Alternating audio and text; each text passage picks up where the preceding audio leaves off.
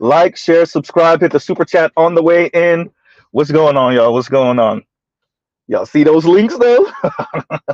So some of the links in my description box aren't exactly recent. Some of them are a bit old. Some of them are recent. Um, some of them are not necessarily black centered. Um, but the conversation remains the same. Men, particularly young men, starving the machine, right? Um, not dating, not approaching women, not um, asking women out, not asking women for their numbers, not making themselves available, becoming a recluse, not going to mixers. And I need to find those clips too. And if anybody remembers a clip that they think that should be in the description box that I don't have, of particularly the ones where the women are going to these mixers and they're like, men, why aren't you going to the mixers? Why aren't you going to the matchmaking events, right? So yes, to the speed dating events, right? And I am Waffle says Detro is hilarious, isn't he? Isn't he? Um, and so yeah, we're speaking about starving the machine, starving the beast. Um,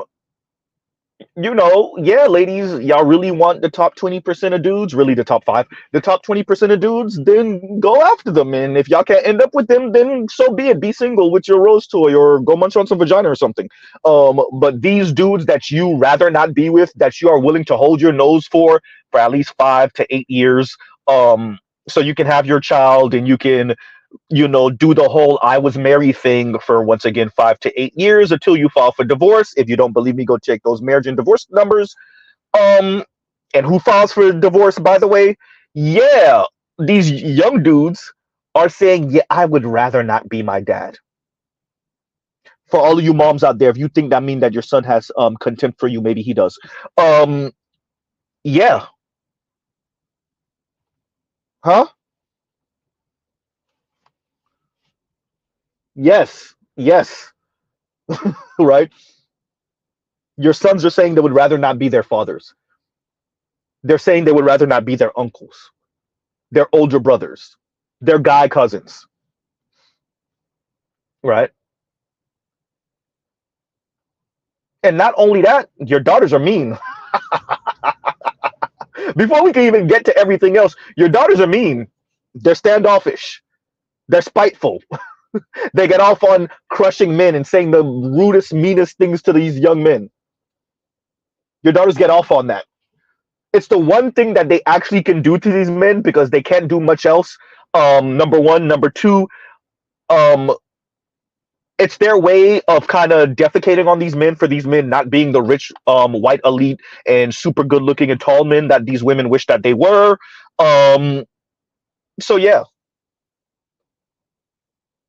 So all you see is everyone from Jeannie Mai to random women speaking about the dating scene, speaking about being over 30, over 40, um, and how much men aren't approaching them anymore.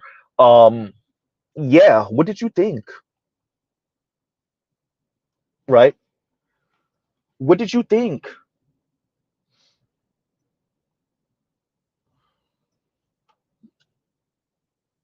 Huh? I'm careful with Lauren Chin. But Saint Cyr says Lauren Chin just told black women they need to take notes from white women if they want black men.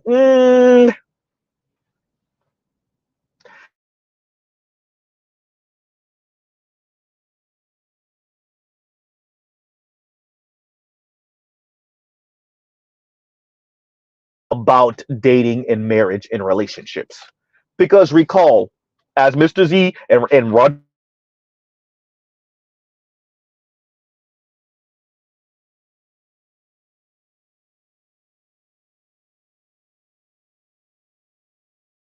black women and what they see as black women's freedom and the gynocracy on the low. They don't want to necessarily be full on gynocrats because they see what it costs black women, but they are cheering on in the background because they like the way it looks, right? So I am iffy and weary about non-black women talking to black women about black women's dating habits, black women's behavior, right?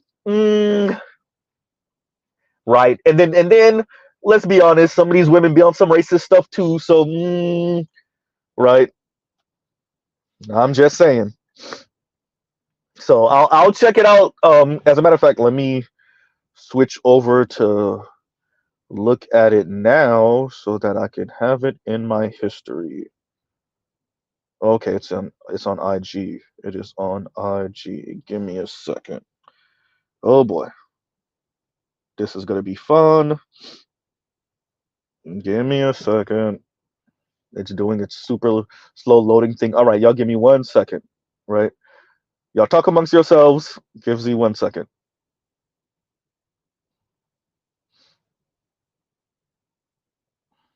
Come on. Hmm. Okay, it's not gonna do its thing. Oh, there we go. Oh boy. Nope.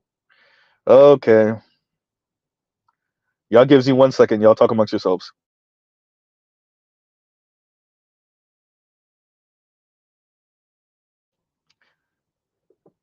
I don't know. Let me see something. Let me see. Actually, as a matter of fact, let's do that. Let's do that. Okay. Wait a minute. Compassionate might have a plan here. Let's do this.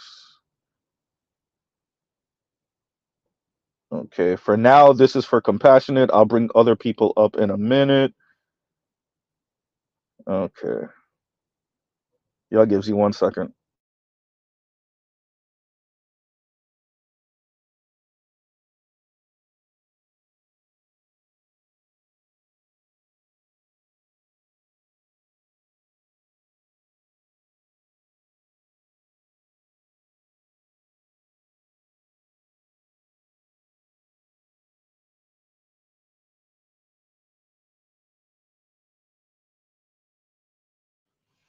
Okay. Compassionate's in the background. Add to stage. All right, compassionate. What do I have to do? You're gonna have to talk to me like I'm 5.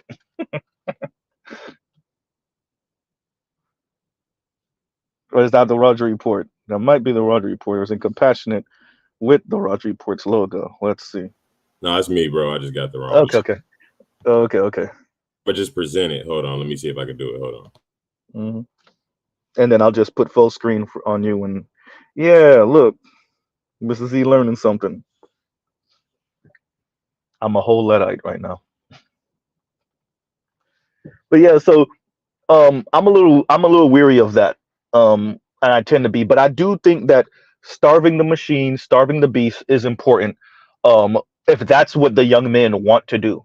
I am not um I am not Skip Coons. I am not FD Signifier. I am not Diallo. I'm not gonna tell young men under the age of 30, under the age of 35 to no matter what women do, no matter what black women do, you got to be part of community and you got to ignore it and you got to kiss their ass.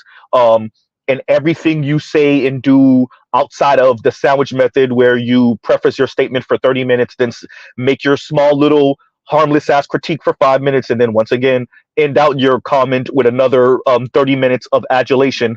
Um, Anything short of that is sexist. Yeah, I'm just not about it. I'm not about telling young men that this is the way. Hey, Right? Z, can you see that video backstage that or that screen I'm sharing? Yes. Can you, do you have to present it? Because it doesn't give me an option. Okay. Okay. I put add stage. Boom. There you go. Yep. There we go. All right, yo. Compassion found a way. We went to an event and there were about 1,000 people there. And of the couples that were there, about 95% of them were black men with non-black women. The person leading the event was a black man that was married to a white woman. I'd be lying if I said that seeing all of this at the same time was not triggering. This is pretty much what the dating scene looks like overall in LA. I've said it before, I'll say it again. I think you are allowed to have whatever dating preferences you want. However, simultaneously, this is not the first black woman we've seen complaining that black men aren't dating black women. They're preferring non-black women. So if I were a black woman, I would want to know why exactly exactly this is. I would want to sit down with some Black men and ask them specifically, what is it about Black women you're not as interested in, or what is it about non-Black women you are interested in, and maybe use it as some cause for self-reflection. But all I ever see these Black women do talking about the issue is complaining about it and hating on Black men for having preferences. I see, and to Lauren Chin, I will say, number one, Black women think they already have the answer. They think it's just straight up Black men's anti-Blackness. They refuse to accept that it's their behavior.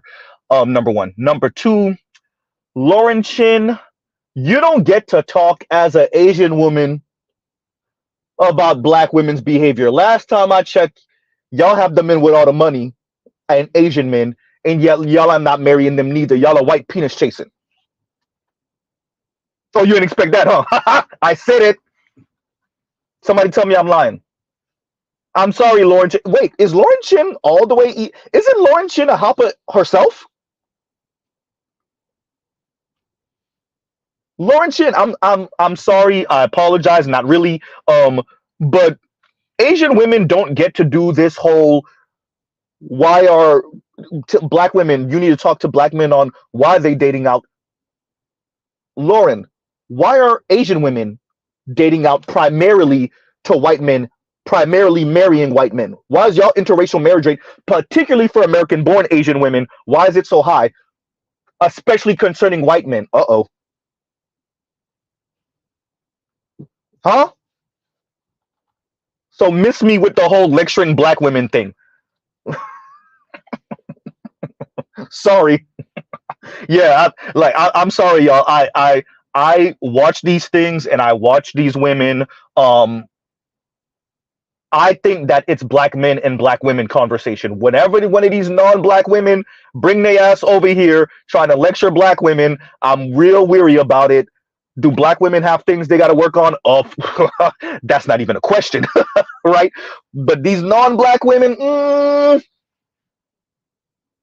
but you can't be on the white penis chase. Your group can be known to be white penis chasing. Mr. Z, you got to be so vulgar. Yes, yes, absolutely. Do you have to call it the white penis chase? Why can't you just say they're chasing after white men? It doesn't sound crude enough. It doesn't sound harsh enough. Call it what it is. Racial hypergamy. No, Asian women.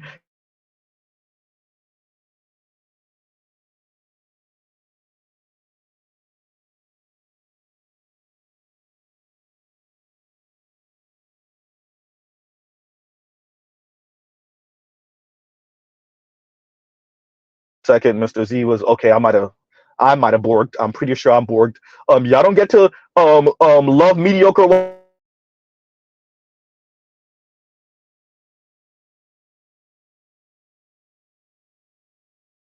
Right. There we go.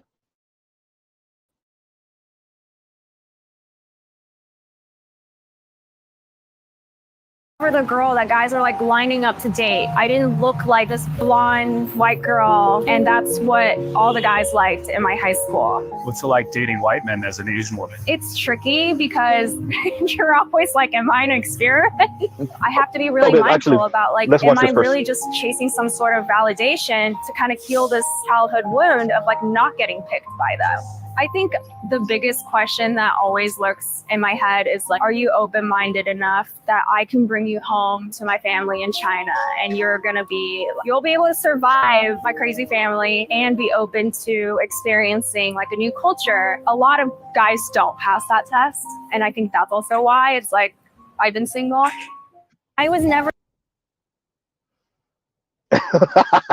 Y'all heard that? Okay, so, and this looks like a solidly middle class, possibly upper middle class, but probably solidly middle class Asian woman. So this don't got nothing to do with prolonged exposure to poverty, Sarge Willie Pete. Sarge Willie Pete, this to have nothing to do with prolonged exposure to poverty. Y'all got it, dear Black men.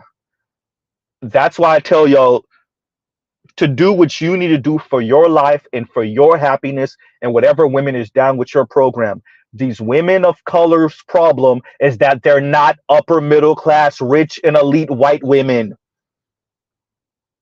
Right? Sarge Willie Pete, you are right. They want their race of man to win a collective race war against white men before they really feel like quote unquote women. You can go through the litany of women of color. It's about being white. Right? That's their issue. If you doubt me, go talk to the Asian women. That's both South and East Asian women. Mindy Kaling, anyone? Right?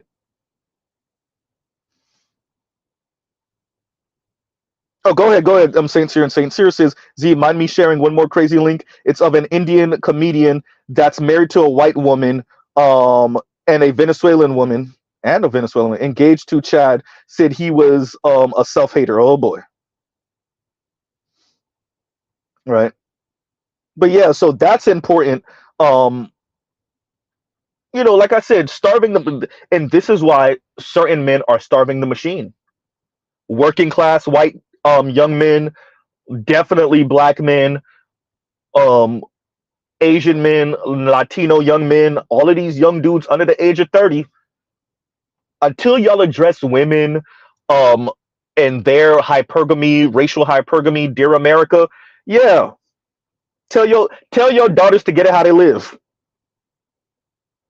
Right? Yeah, most of them are cowards when it comes to them. Indian men hate white men, but they don't have heart to face them. Everybody got the heart when it comes to black men, right? And when I say that, I mean like talking crap to black men. They don't really got the heart outside of weaponry. If they don't have some type of arms on them, ain't nobody trying to run up on Mike Tyson, right? John Jones. But when it comes to your average white dude, God forbid small hat white dude, yeah, everybody turned real cowardly real fast, right? Yeah, Compassionate, if you don't mind, let's try to play this link that Saint Cyr just put up, the second link, if you don't mind. Compassionate said, look, you need some help, Z. Right? Oh man. But yeah, so I think that the starving of the machine, and for those of you that saw the last link, where the young lady went over the stat from Goldman Sachs, well, not Goldman Sachs, Morgan Stanley, that I reference all the time, that as the years progress, there's going to be more and more single women, but of course, right? And all they're going to have is some nice things for those of them that got the money to buy the nice things. No man, no kids, and a couple of nice things. Wow. Sacrifice the man and the kids for a couple of baubles. Alrighty then. Right? You could go ahead and play it and unmute it. I'll be quiet now. Yeah, go ahead. Right? Oh no, not playing. Huh, sorry, we're having trouble. Uh-oh. Saint Cyr, it ain't playing. I don't know what happened. Right? Oh wait, maybe again. Oh, nope, not playing. Huh. Well, thank you. Time to learn something says racial aggression and economic warfare. Right? Man. Lithium said censored, dropping too much truth, possibly. Right? Oh man. Oh, for those of you that don't know what hypergamy is, I don't know how you occupy spaces in the Black manosphere and don't know what hypergamy is, but here's a chart of what hypergamy look like. Right? This does not mean it's the end of the world. That does not mean that you can't have fun time. That does not mean that if you're one of the brothers further down that you can have fun time. Right? This is about women's preferences. This is about women's delusion. Right? That's what it's really about.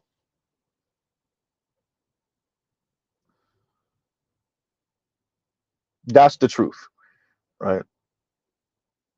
And Compassionate, they saying to open it up on the app, not the website. That's on what Jake is saying. Right. But yeah, hypergamy, also known as monkey branching. Say that again. Oh, he says I'm on PC. Okay.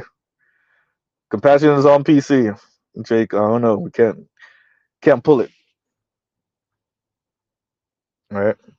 But well, if we're doing that, compassionate, we might as well go through the rest of those links, especially the first, I want to say 3 or 4 links, but they're all shorts that I have up in my description box.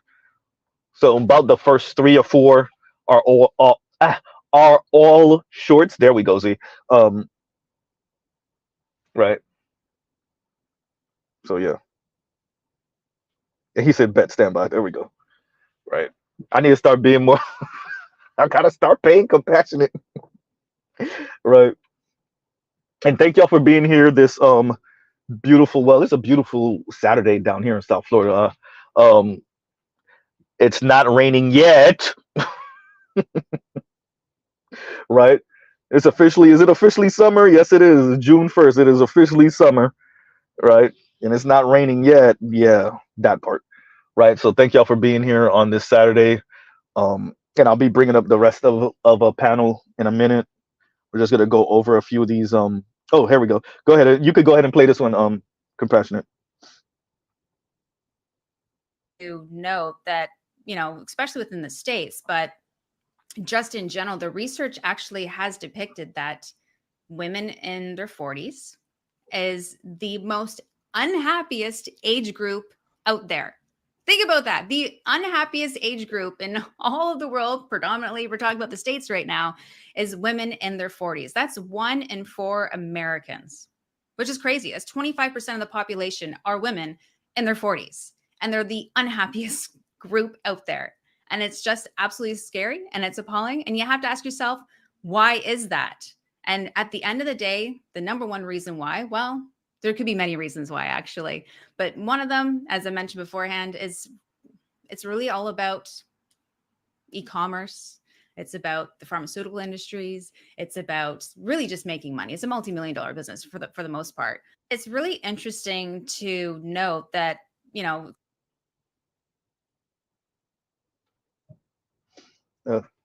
So to this, I say simply, first, moment of silence.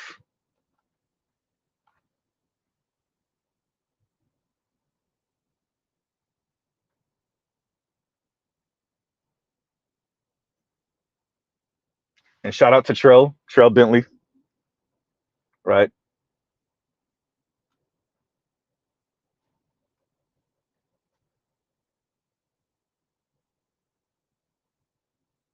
Okay. To this comment, I say to the lady that's speaking about 40, isn't 40 just about when you finally realize you really not the young cute chick in the club? You could maybe pull it in your 30s, depending, possibly. That's the last call for alcohol, right? But officially in your 40s is when you really realize, and right when you turn 40, that's when you really realize that, yeah, it's a wrap, it's over, right? And y'all gives you a second. I know I might be going through a dead zone. Y'all gives you a second.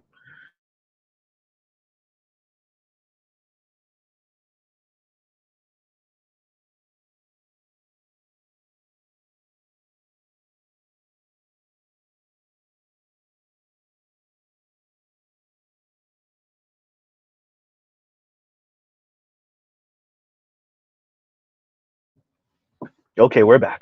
But yeah, no, 40 is about that time. One of the brothers said what he said. Lithium said, I have female relatives on antidepressants around their 40s. True. Good careers, but no rings. Well, you believed the hype.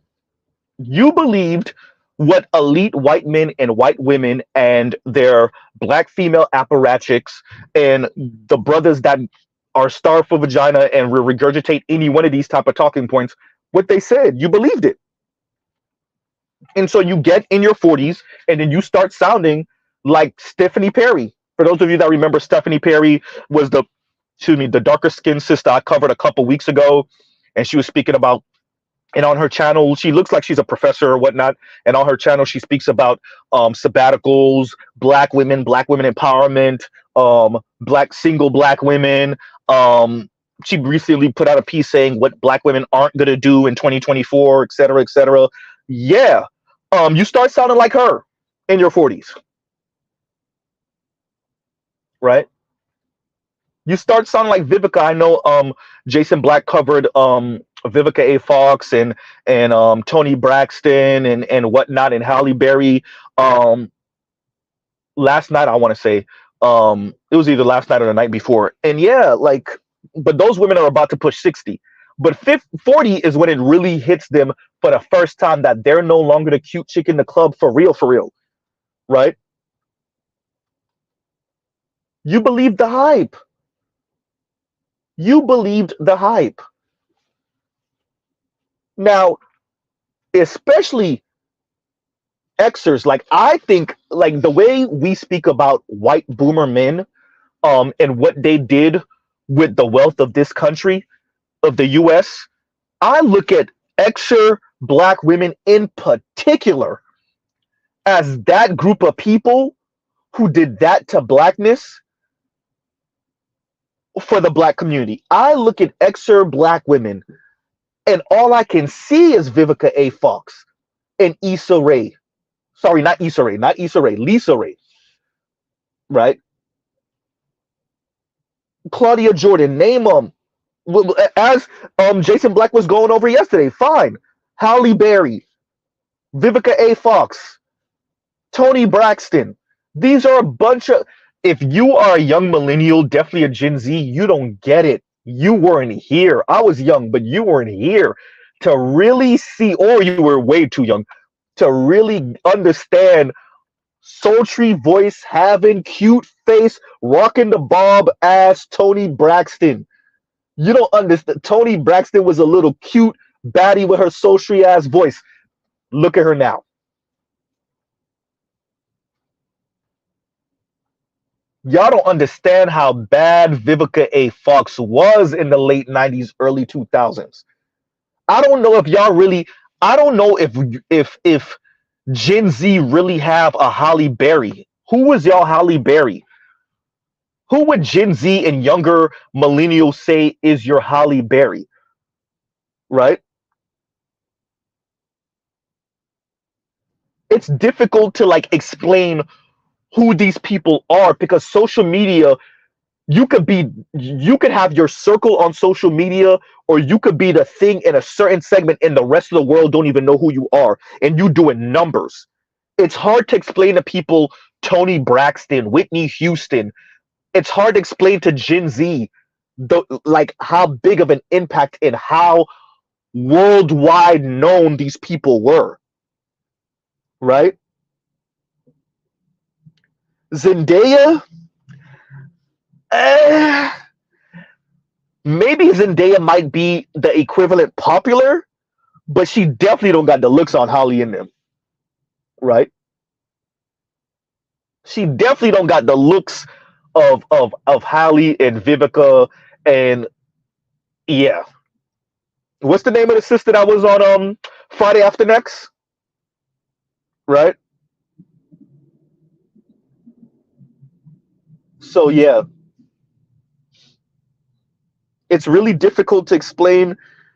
Yeah, it's difficult to explain that. So when you look at these Xer women and they're now single, it's, I don't know how to, like, I saw Jason trying to explain it, and he's an Xer, and it's hard for me as a millennial to explain to y'all chili and T-balls, right? Like, it's hard to explain to y'all like TLC because yeah, y'all have Beyonce and y'all have Kelly Rowland in them, but it's hard to explain to y'all TLC, like who Chili was, who T-balls was, right? Like millennials, especially us older millennials and Xers especially, understand like for these women to be single is a travesty because they had everything. They had Janet is another one. They had everything, right? They had the money, they had the fame, they dated the famous dudes, right? They had everything, and to see them squander it and then talking crap about the dating scene and black men, right? If y'all recall watching K Michelle be on that radio show with Derek Jackson talking about men are not good people, shut your ass up. Y'all had the ballers. They were in your hands. Earth said, no, not T-balls. You meant left eye. No, I said T-balls. I said T-balls. Don't do that to T-balls. Oh, man. Of course, left eye. But left eye's no longer with us. That's why I mentioned her. Don't do that to T-balls. All right. Oh, man. Go ahead and play that clip, Compassionate. Oh, man. That's messed up, y'all. That's messed up, Earth. Looking for casual dates and our relationships is down 50%, 50, since 2019. Not since 1970, since 2019, right before the pandemic, down 50%. They're not looking, which means if you're a woman looking, I'm giving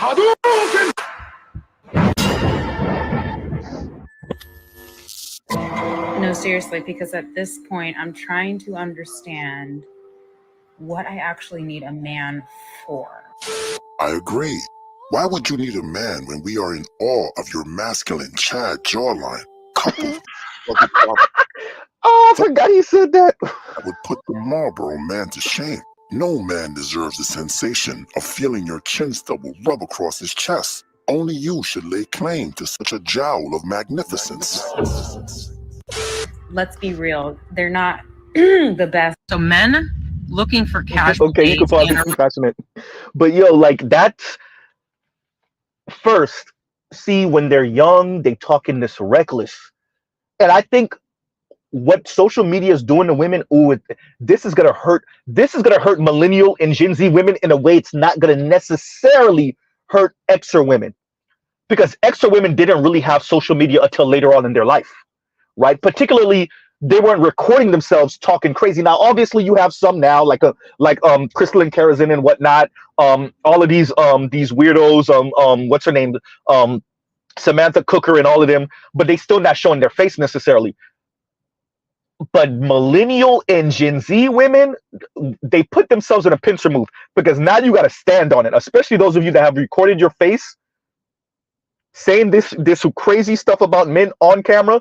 Now you got to stand on it.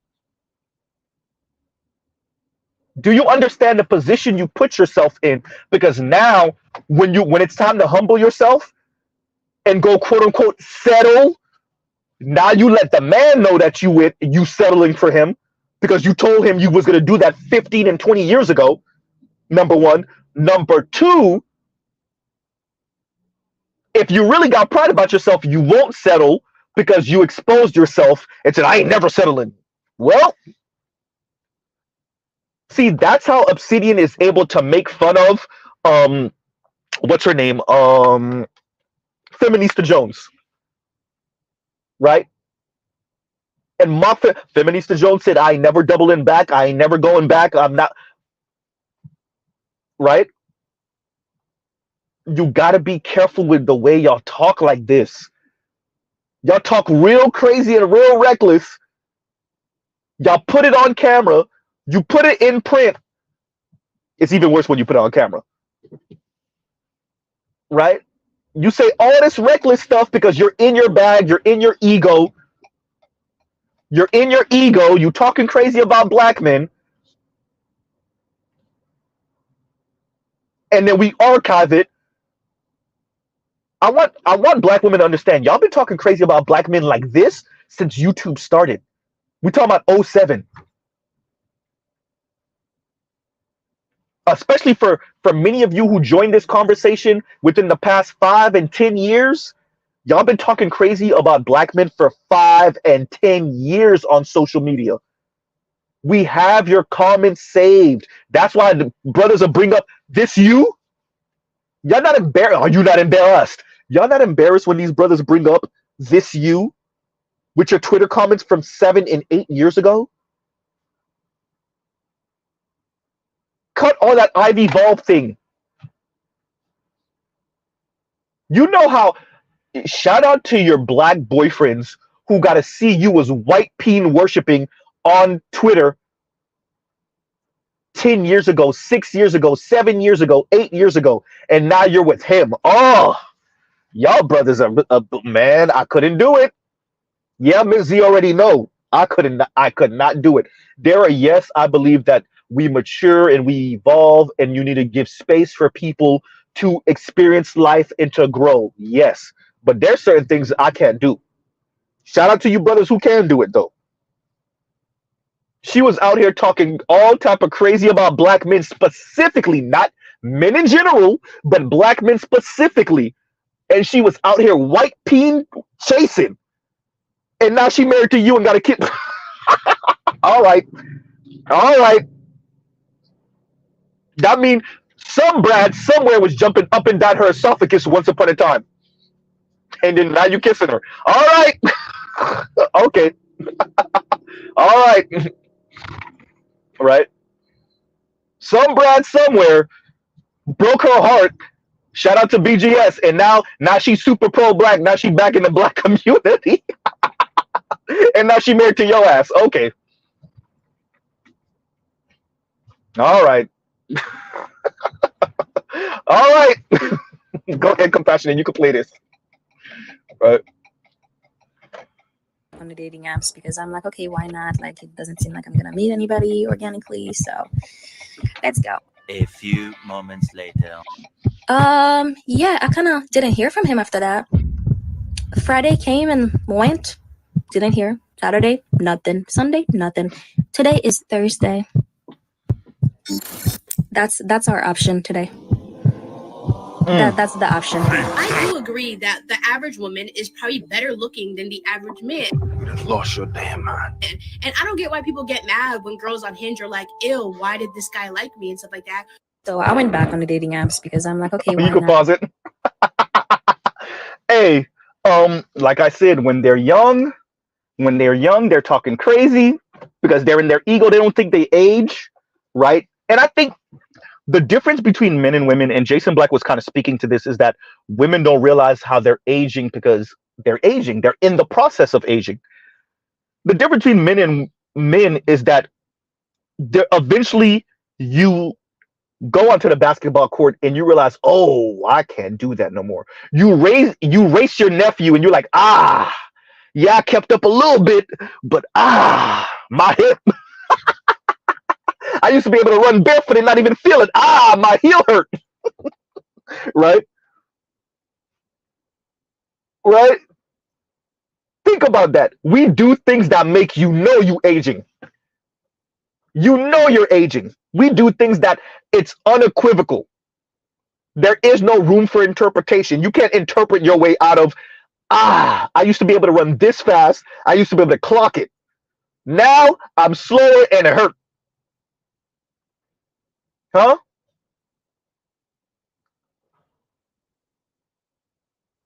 I used to be able to lift this much. Now I can't lift this much. Or I can, but it's a little bit harder.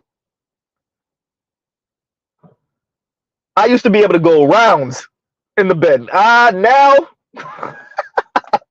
right? The wind blowing, I used to get an erection. Now, we do things. There are things out there. Life makes sure you know you aging as a man. Right? Life makes sure you know.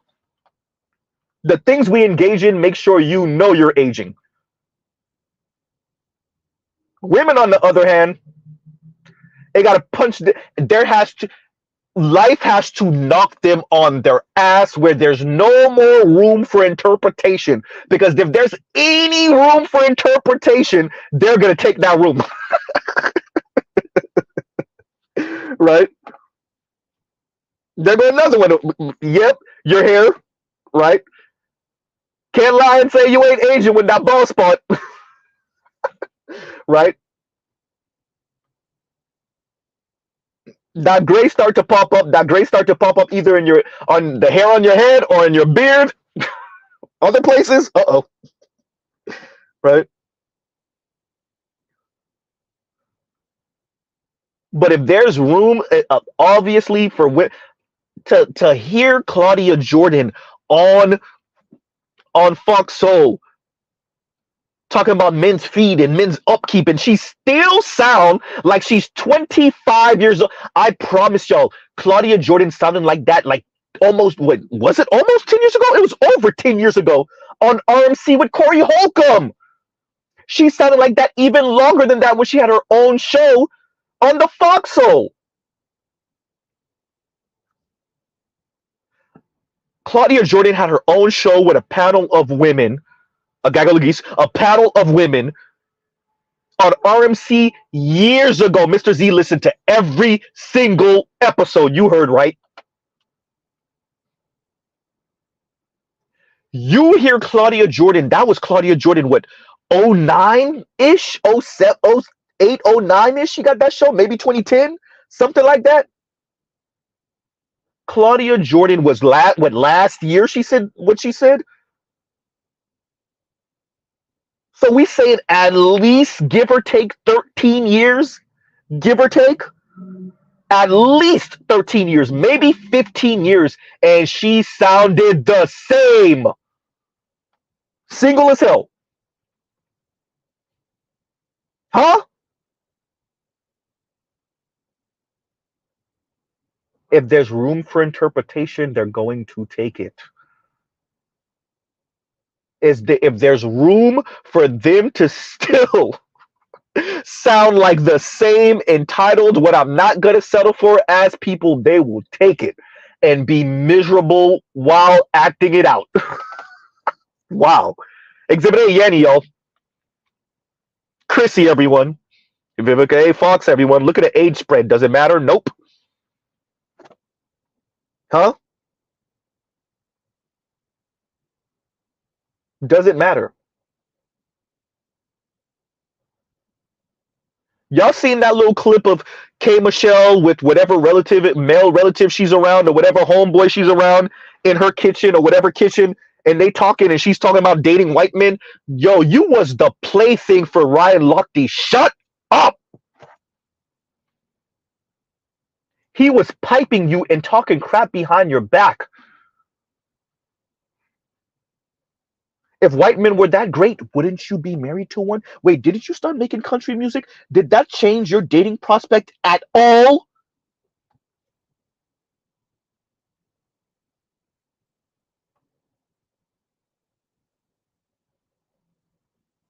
Huh? You were the plaything for Ryan Lochte. How long ago was that? You ain't got the white husband yet? Oops.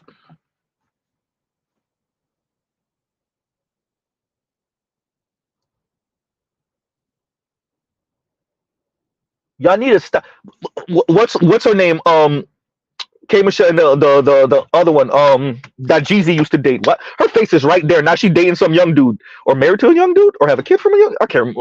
Her face is right there. Y'all know her. Oh, what is her name? Her name? Yes, yes. Ryan Lochte, the swimmer. Yes, yeah. Oh, y'all didn't know. Y'all didn't know. Yes, yes. Keisha Cole. Thank you, Excalibur. Keisha Cole. Keisha Cole. Huh? Look, yo, young Xers, but definitely millennial and Gen Z. Oh, the horrors of the internet is that we will not forget.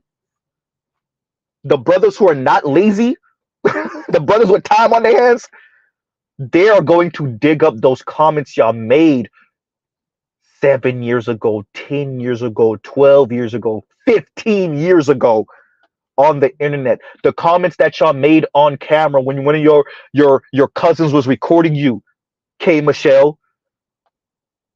They're going to save those videos.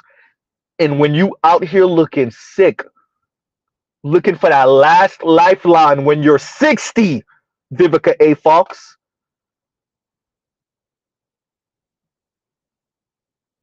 huh? Somebody's going to be like, oh, this you? You forgot this was you. This was you 10 years ago and 12 years ago. Thank you, Jake. Excalibur. Ryan did her like Ashton did Rihanna. For those of you that don't know, yeah, Ashton Kutcher had his fun with Rihanna too. All these brothers drooling over Rihanna. Drake, Chris Brown, huh? ASAP Rocky. Meanwhile, Ashton Kutcher piped quietly. And when she tried to put it out there, he damn near slammed the door in her face. Huh?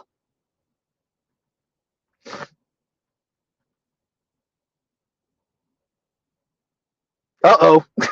Compassionate said, I got the pics, see? I got the pics. Huh? One of the most open kept secrets in the black community, say it again, Z, is how many black women are secretly having sex with white men. Y'all need to stop with this loyalty talk, dear black women. Y'all using old ass talking points. The internet will expose y'all. Y'all better stop with this. We're too loyal to black men. Are you? You calling the white men not claiming you, you being loyal to black men. No, white men are piping. They just not wifing y'all. And sometimes they're not even claiming y'all in public. That doesn't mean you're loyal. That means that the white men are either embarrassed, which is sad and depressing, or they're just not going to claim you. That does not mean you're more loyal than black men. Just because the white girl want to be seen with us in public and the white guy don't want to be seen with you in public does not mean that you're more loyal. Stop it.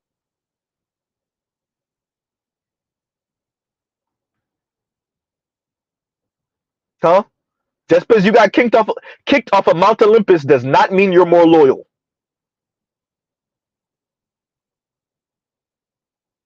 Huh?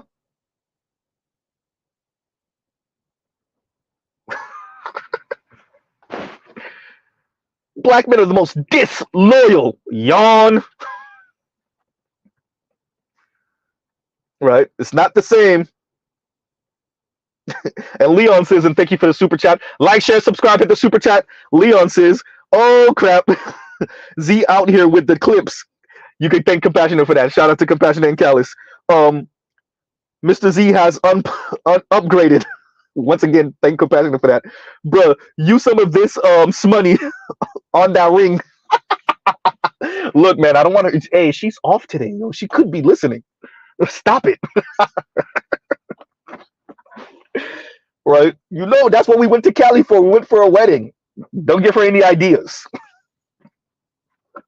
It's happening sooner than later anyway. I don't want her to think it's going to happen even sooner than it's going to happen. Leon trying to put me out there. Leon said, Compassionate's up next. You better be after him, Z. Right? Man.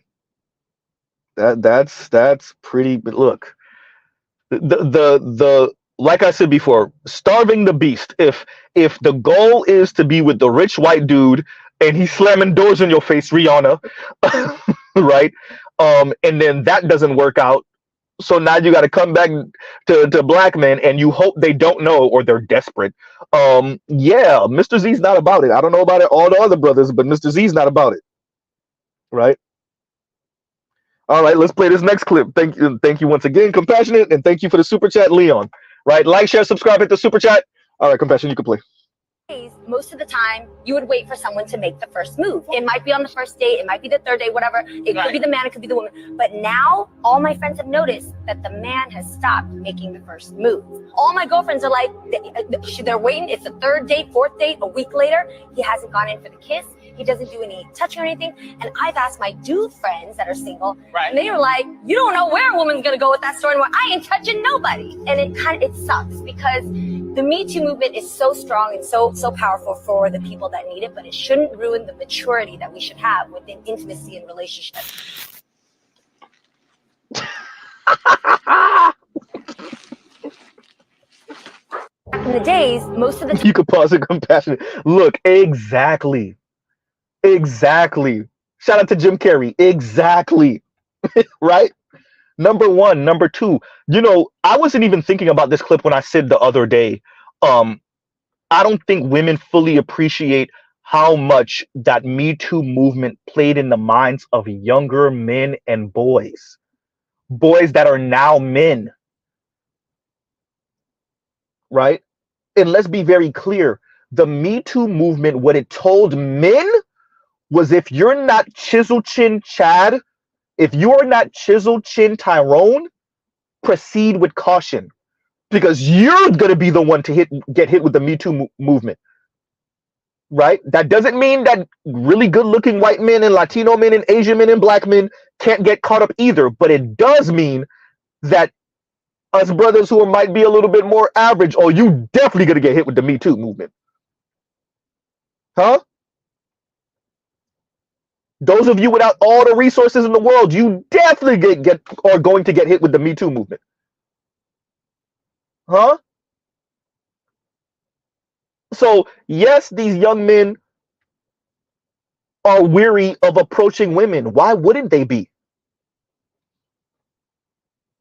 Oh, well, when we stare at you, or when we give you the look, or when we stop with all the ambiguous stuff, dear ladies, put on your big girl panties. I said this before, dear ladies, you want egalitarianism? Fine, you can have it. Guess what, ladies? You're going to have to approach now. Ooh, damn, Z.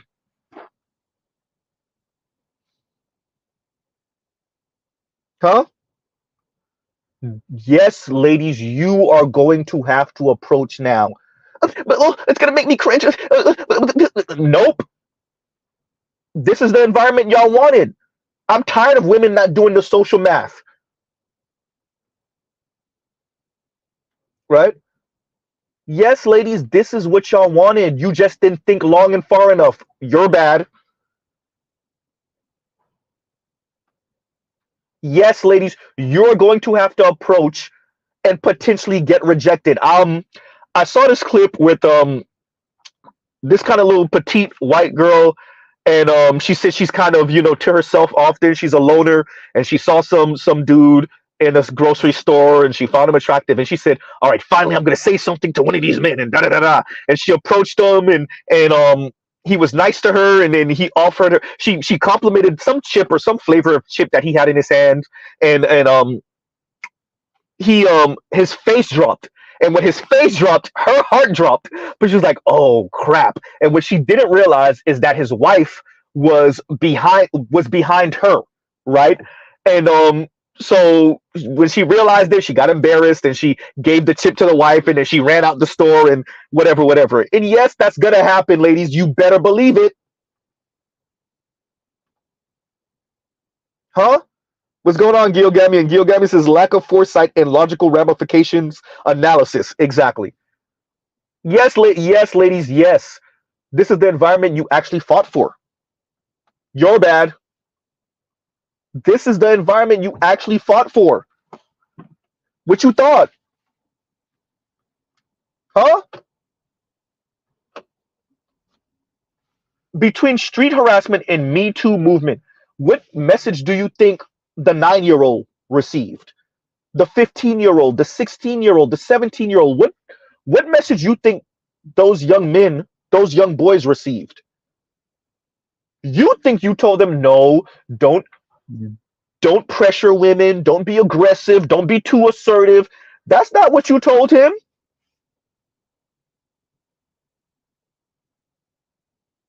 What you told him at best, I mean at absolute best, was proceed with caution. That's being supremely generous.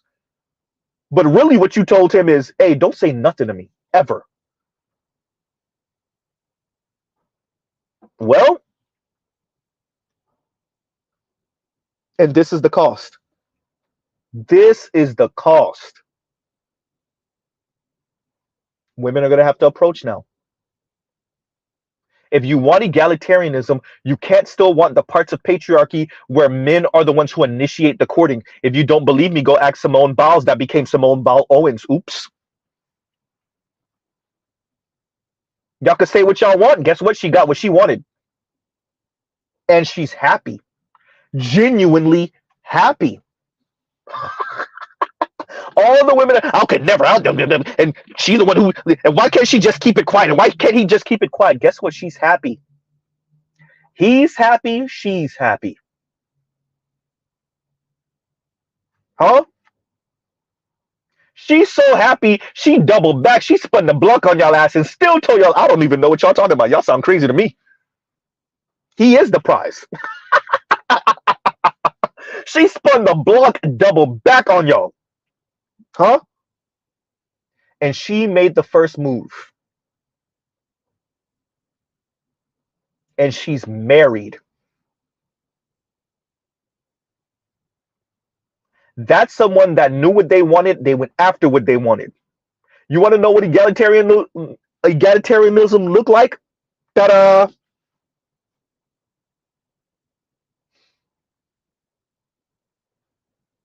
But y'all are so fragile.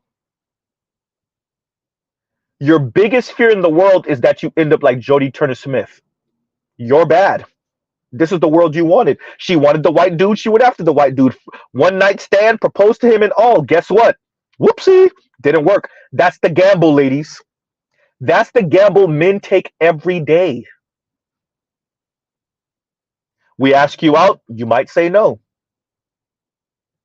You say yes. We take you out. There might not be a second date. There's a second date. There may not be a third date. There's a third date. It may not become a relationship. Oh crap! It became a relationship. It may not be turned into marriage. That might be a bunch of money burned down the drain for the past 2 years. Oh crap! It's marriage. It may not last long. Oh crap! It lasts long. One of us passes. Oh crap! We got married. Oh wait a minute. Year 5. She wants a divorce. Huh?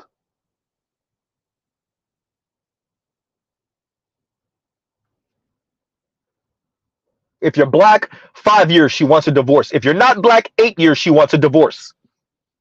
It's the gamble, ladies. And all of that started with his approach. His approach, 10 years later, they're filing for divorce. She's filing for divorce. Yes, ladies, you're going to have to gamble like that. And for those of you that don't want to, be single with your rose toy then.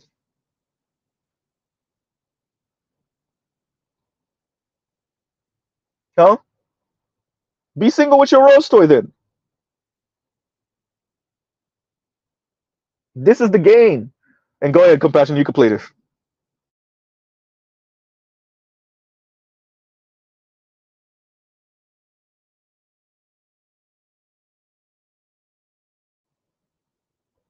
I think Compassion is asleep at the board. Right. Oh, there we go. There we go. Ask a female how old she is. Rule number. What's your age? So your mom should have told you don't ask a female how old she is. Why is that a problem, though? Because I'm old. You're not old. You're seasoned. You're vintage. Okay, I'm 34. And you? 33. Are you ladies single? I'm very much single. Single now.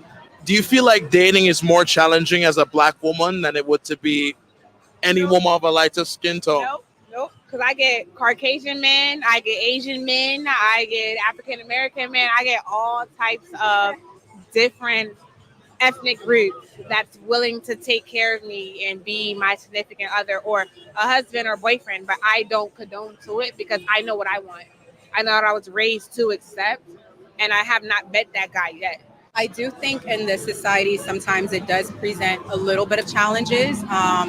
I haven't had many because I have had a very successful, very long marriage at a point. And I love black men. I just don't know if they love. What's your age? So your mom. Oh, thank you, Oliver. Thank you. Oliver said cap like a mug. Cap.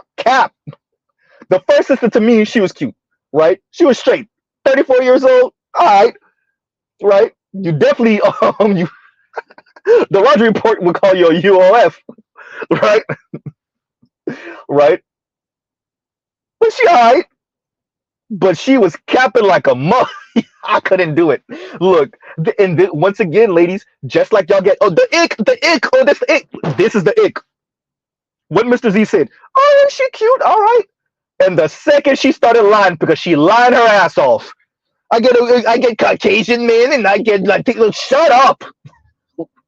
We don't believe you. You need more people. We don't believe you, lady. We don't believe you. We don't believe you. Yawn. Hey, Hey, and then she come back around and say, yeah, but I know what I want, and and I know the man that I'm looking for, and I haven't met that yet. Then, lady, why are you even counting anything else then? What? Wait, so other men are approaching you and pretty much offering to pay your way through life, but they're not offering enough? What? Wait, what are you saying? What? Somebody's lying.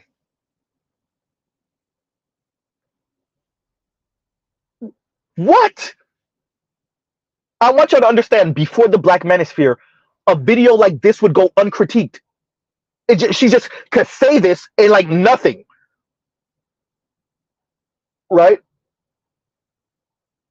Just nothing. Just like, and this is, FD just wants us to leave women like this alone, right? Just let her low-key defecate on men. Don't say anything. Huh? Not Zeus. What you gonna do to laugh? Their laughs be hysterical. Them people be killing me. Right? But hey, I'm sorry, y'all. At first, when I first saw, I'm like, okay, no, that first sister, she kind of cute, right? And then she started capping, and it got, why I gotta be the sisters capping? So let me get this right. All the white women are talking about the struggles of being single, but the Black women don't got no goddamn struggle, huh? No struggle whatsoever. The numbers say Black women are the most single mugs out here, and by the way, have the least amount of wealth. Let's not forget, Black women have the least amount of wealth. So y'all single, for the most part, with not that much money, but this young lady is telling us men are offering her left, right, and center. Different men of different races are offering her left, right, and center the life, right? Offering her the life. She just don't know if she really want to get down with them. Okay, yeah, that's it. Jeez. Cap like a mug. Somebody's lying. This is what passes for Black women conversation. This is what passes for, because once again, before the Black Manosphere, no one would critique this. This would just be another video on the internet, on social media, going uncritiqued. Just nothing. Okay, yeah, that's it. Right? Cap. Right? And why does that matter? It matters because, one, it's a jab at men in general. Two, it's a jab at Black men specifically, by virtue of her being Black.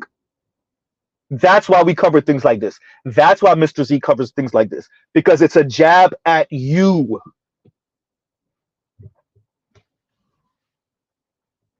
It's a jab at Black men. Right? But give me 1 second, because I want to read this comment real quick. Where did it go? Yeah, Compassion is commenting. Compassion says, every man on earth wants me, but none of them are equally yoked enough. Yes. Right? That's essentially what she was saying. Yawn. And Mr. Meat says, what's going on, Meat? And thank you for the super chat. Like, share, subscribe, hit the super chat. Meat says, nosy, believe all Black queens. Even when they capping, even when it's very clear they're lying out of their teeth. I can have anyone. Somebody is lying. Right? She essentially pulled the video where the sister was like, I can have me a Caucasian, I can have me a white man, I can have me this, when she said I can have a Latino, I can have an Asian. Oh boy.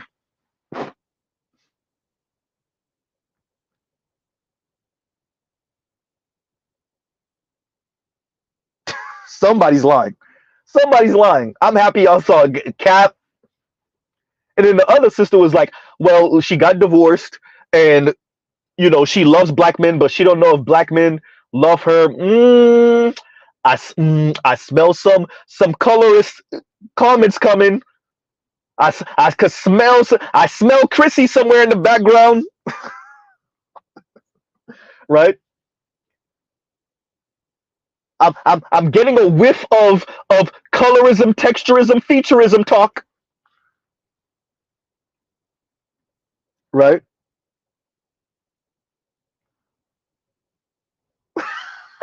Saying seriously, is it the braids? So, somewhere I'm getting a whiff of that colorism talk. Right? Man, but go ahead and play this one because I'm gonna love this one. I'm gonna have fun with. Go ahead and play this one, Compassionate. Women are choosing to be single and dealing with less because y'all sat here and gave us so much on why we should be doormats to your emotions. Come on, Randy. Opposed to taking accountability for the fact that you ain't healed yourself from the up shit your mama did to you. Come on, Randy. Come on, Randy. She said, yo.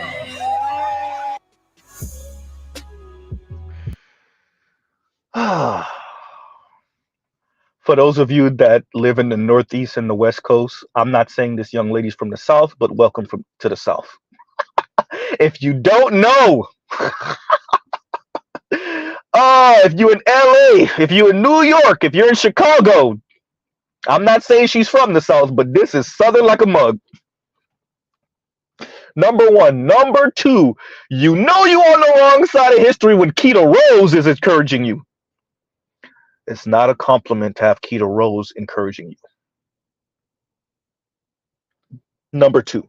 Number three, choosing to be single. Latina and Black women have the least amount of wealth in the U.S. according to Black Enterprise Institute, and they got their numbers from the census. You're choosing to not have no money? So you choosing to not be part of the BS according to you, ma'am, which means you choosing to be single, which means you choosing to have no money. Huh?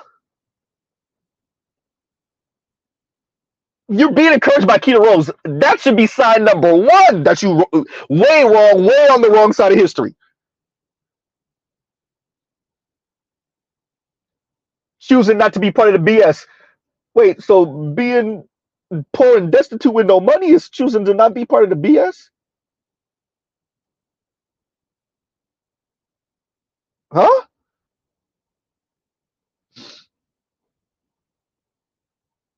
Say what? And then she does the little dance at the end, and Keto Rose is encouraging her. This is not a good sign, ma'am. This is not a good sign. Shout out to you, but look, man, I gotta talk to Black men right now. Who's piping these women?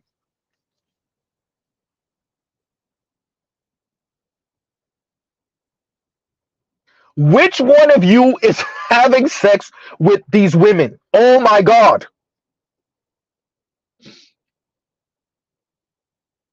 Whenever I see women like this, who in the hell is giving D to her? Who?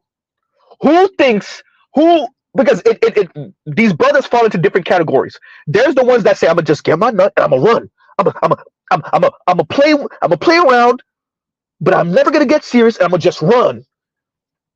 And then y'all get caught up. Then there's the other brothers that said, well, yeah, she act like that with y'all. She's saying that to y'all, but she ain't gonna say that when I put this D to her. Oh boy.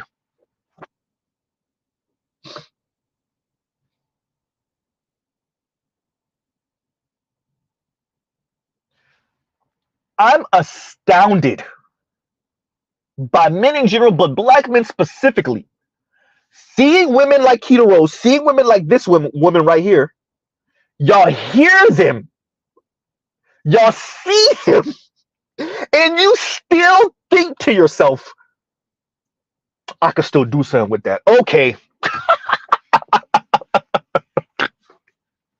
Your ego. You see this and you hear it. And you still say, no, I can make something work. Okay. Huh?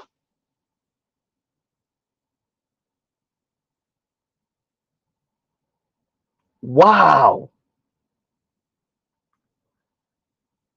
She talked to y'all like that. Y'all niggas is lame, and y'all don't really know how to be real men. Oh, okay. All right.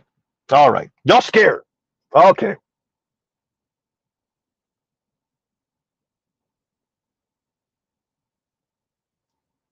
Man. She did the little dance at the little pose at the end. Because she felt like she ate, right? You felt like you ate. You got Keita Rose encouraging you in the background too. Huh? And somewhere back there is a brother that's like, yeah. Right? Hey, y'all know Keita Rose used to be, was she married to that brother? The light-skinned brother? Huh? I bet you he thought he could tame her too. I bet you he thought everything was fine too. I seen that video when she was okay.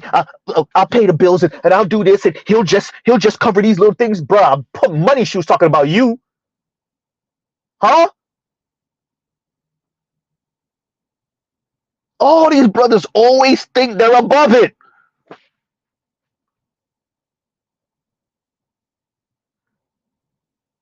Thank you. This pose right here, exactly. Look at the pose. You can't tell her nothing. She ate.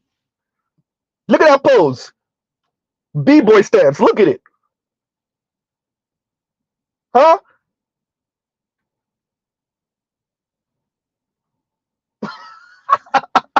And one of you would risk what? Not just date, not just pipe. One of you would try to marry if she's not married already.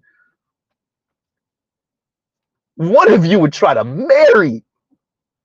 You would hear her say this and still ask her out. Ask her out enough for y'all to start piping. And eventually you would propose, thinking that she didn't tell you what she thinks about men in general. And your effed up mamas, by the way.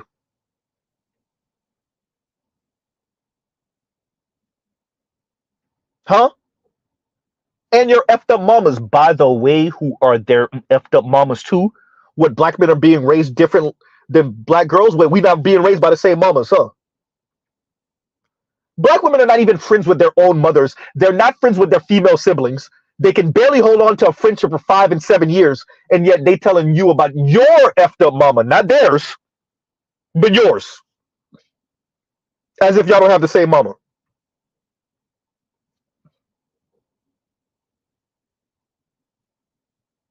Huh?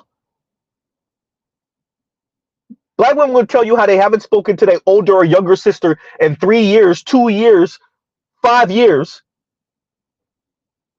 You'll hear her talking to one homegirl about the other homegirl. You listen to Amanda Seales talk about her situation with her mother. You hear Ole talk about her situation with her mother. Yes, those are two Caribbean black women, but still.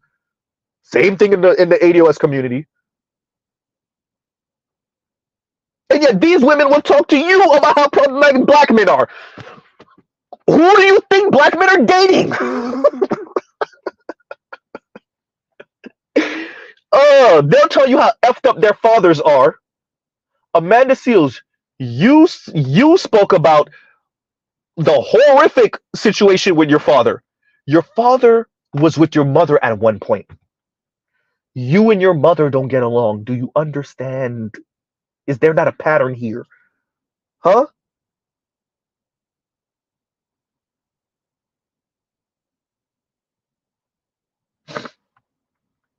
And Lion said, Yo, Z, they really aren't. I'm telling you, I have lost count of how many women I've talked to that do not get along with their own mothers. Bruh. They don't get along with their own mothers.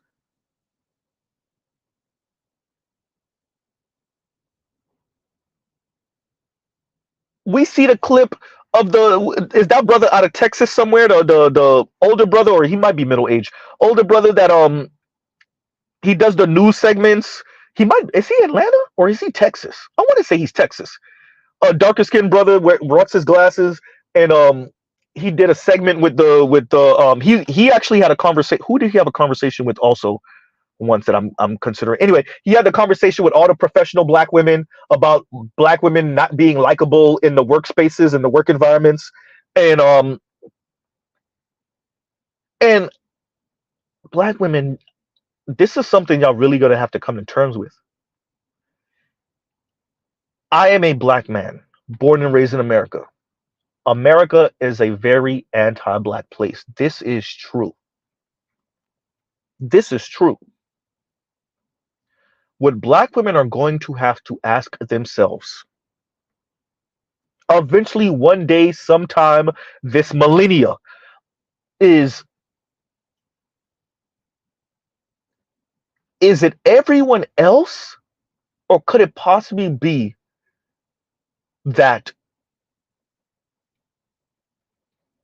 Western and Black American women have put themselves into a pincer move? Is it possible? Huh? Is it possible that they have put themselves into a pincer move? If corporate environments are saying that you're not likable, and I do think that has a tinge of anti-blackness and racism. If you want to talk about intersectionality, Kimberly Crenshaw, this is when you're supposed to talk about it. I'm just saying. Instead of weaponizing it against black men. Okay, fine. You're not getting married to black men. Okay, fine. Non-black men are not scooping you up. Okay, fine.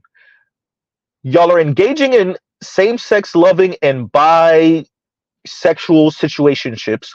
Black women, same-sex loving situationships have among, if not the highest DV rate. So y'all can't even get along with each other when y'all are in intimate situations with each other. Black women. The question then becomes, stop telling us about the low divorce rate with the white man. That's if and when y'all get married. If and when. The question then becomes, black women, who do you get along with? Y'all knew I was priming for this question. Y'all knew it was coming. To black, Western, and black American women, who do you get along with? You got the sister, where was she, in Abu Dhabi or Dubai? Who got arrested and then got kicked out the country, the truck driver. Huh? But she was barking on one of the security men or whatever the hell because she don't realize she's not in America. So he gets to talk to me like that and I can't talk to him back? Yes! Oh, you thought your concepts of equality you could take over there. Yeah, no. Huh? The question is, who do you get along with? We watched Tia Mowry torpedo a perfectly good marriage. Whoopsie. Detroit said her name is Sassy Trucker. Her name is Sassy Trucker. Oh boy. Huh? Man. I'm sorry, y'all. You can't make this up.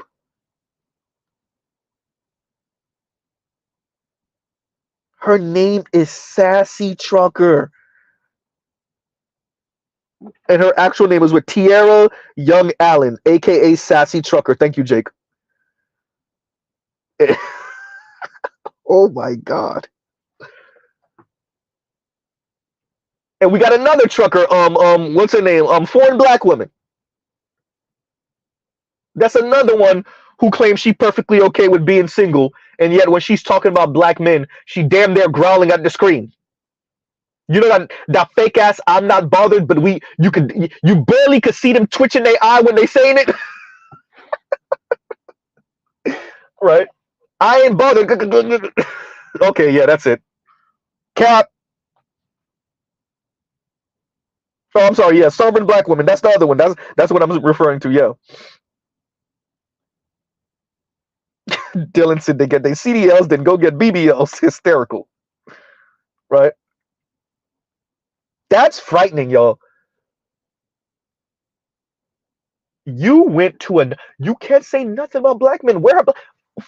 Even, let's go further than that. Where are even white men in this situation? White racist society, white women.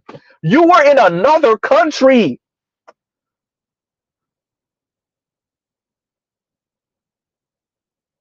Now, do these spaces practice anti-blackness too? Yes. But let's be very clear. This is a man in the Middle East. He's not used to being barked at, definitely by no damn woman. A black woman on top of it?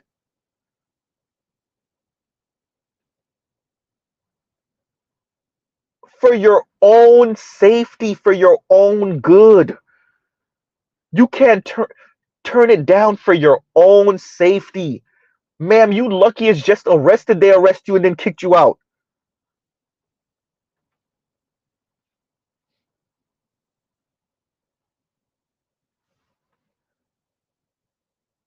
You were barking at a Middle East man in the Middle East. Right?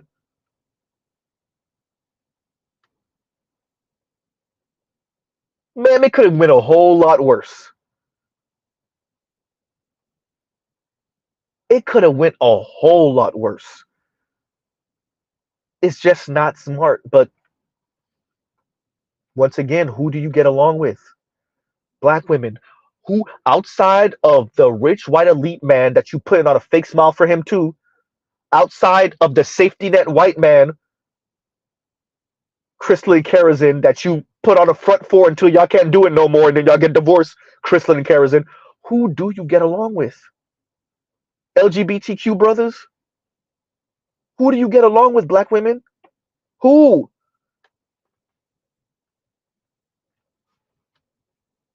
Can't be around white women? Okay, fine, understandable. Mr. Z don't like him and Karen either. Can't be around black men because they're not rich white men. Can't be around other black women. Who? Can't be around too many Latinas or Latinos. No wonder Stephanie Perry talking about meeting with all these black women in Africa and y'all having that's it. Black women can only be around other black women, and even that they can't be around each other for too long. Maybe the Company River Collective was on to something. Shout out to Dr. Green Gorilla. He said they can't make it work for too long anyway. But maybe for short spurts, maybe that's what we need is just black women moving around other black women for 6 months at a time. That's about as long as y'all could be around each other before y'all start ripping each other heads off. So maybe we need to find some type of like Chitlin Circuit style community moving around black women thing for black women.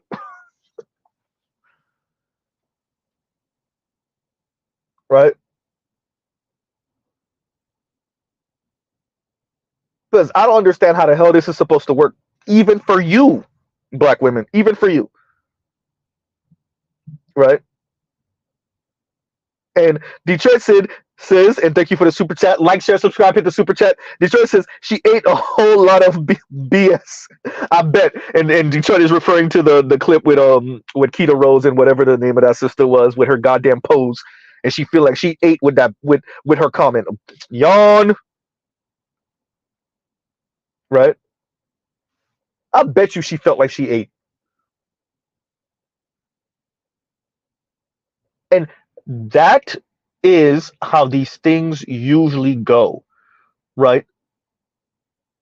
So being a millennial and being privy to millennial war councils, and shout out to Dr. T. Hassan Johnson.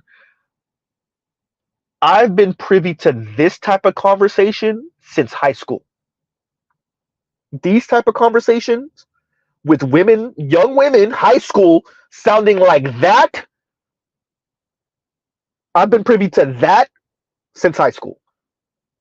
Sounding just like Keita Rose, encouraging her to sound just like that. Right? And these are the Keita Rose, Real Talk with Yanny, this young lady, that type of vibe. Where they low-key try to one-up each other in their sassiness and how crazy they can talk about black men. I've been privy to that since, 16 years old? Something like 15, 16? Right? I'm not even referring to college age. Oh, boy.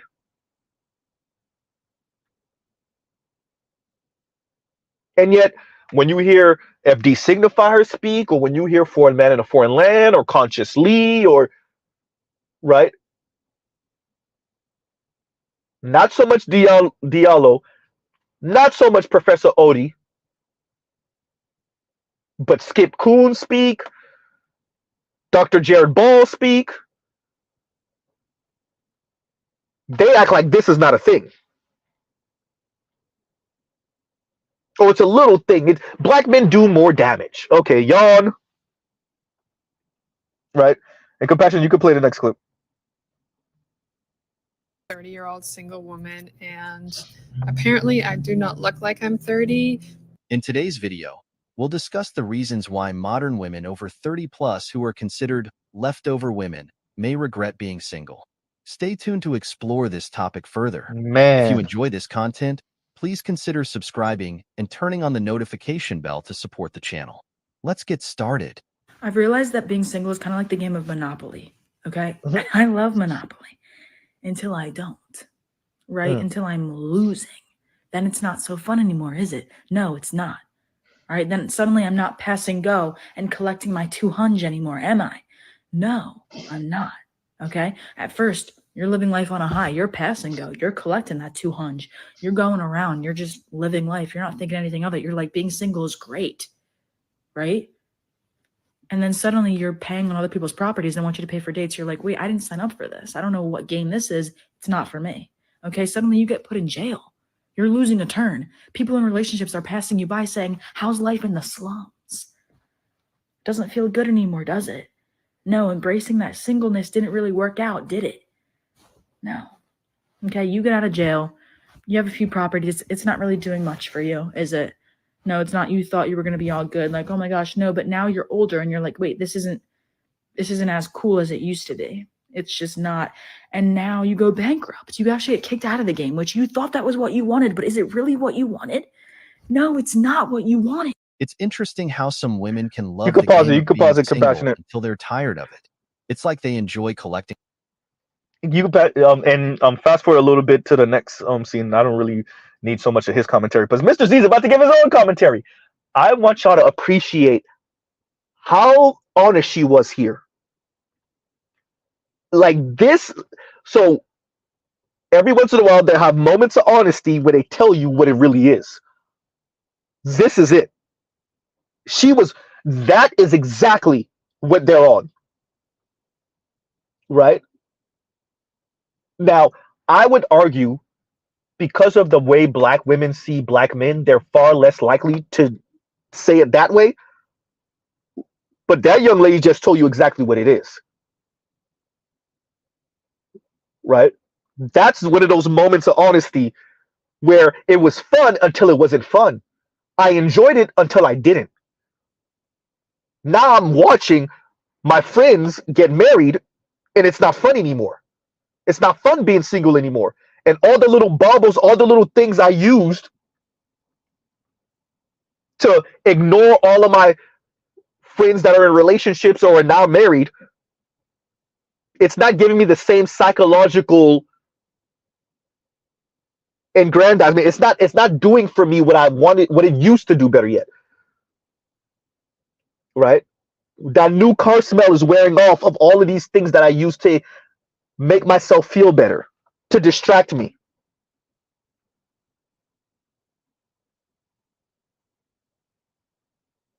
Right? Trip. That's hysterical, and it's true. And Trell says she looks like she calls dude bruh. Oh, it's funny because it's true.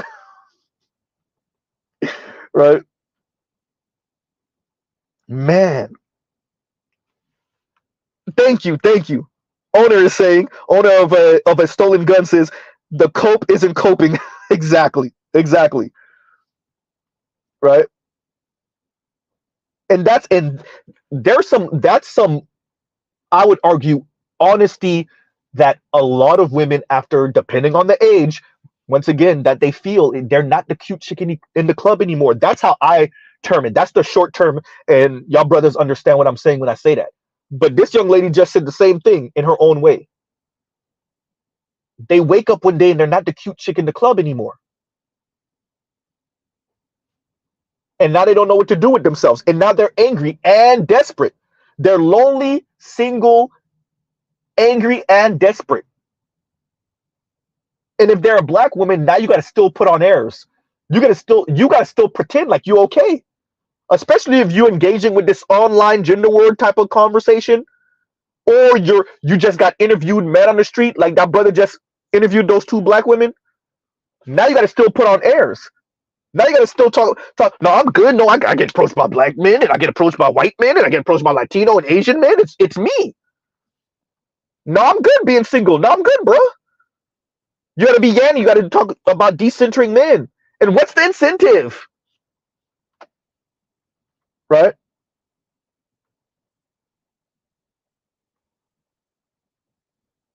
Oh, you're compassionate. You could give it to him. You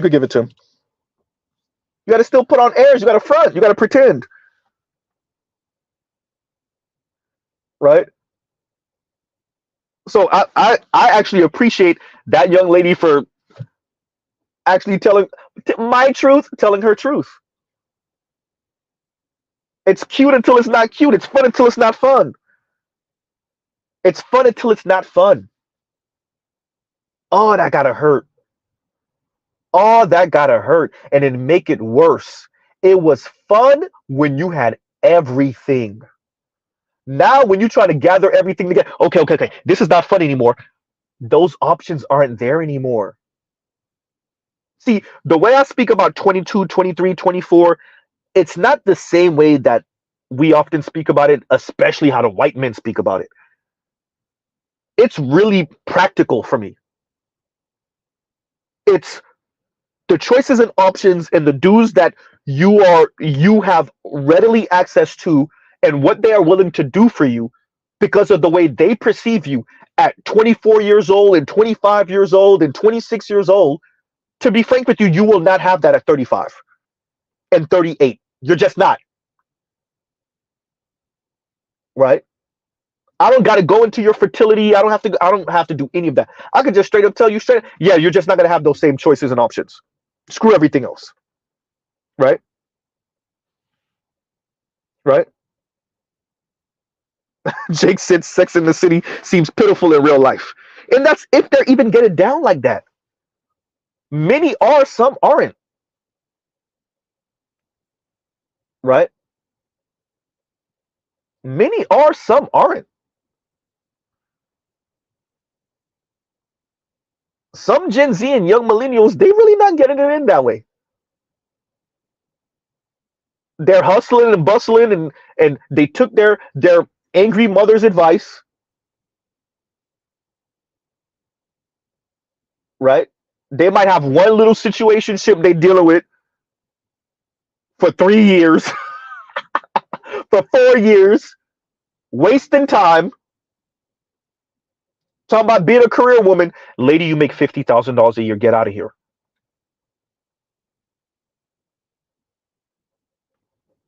Huh? Then they wake up at 34 years old, angry at the world. Sounded like this young lady. Huh? And Eric Deadman says, and thank you for the super chat. Like, share, subscribe, hit the super chat. And Eric Deadman says, Z, you want to know who's piping these women? The Daquan Whistler types. Well, I'm sorry, Daquan Wiltshire type.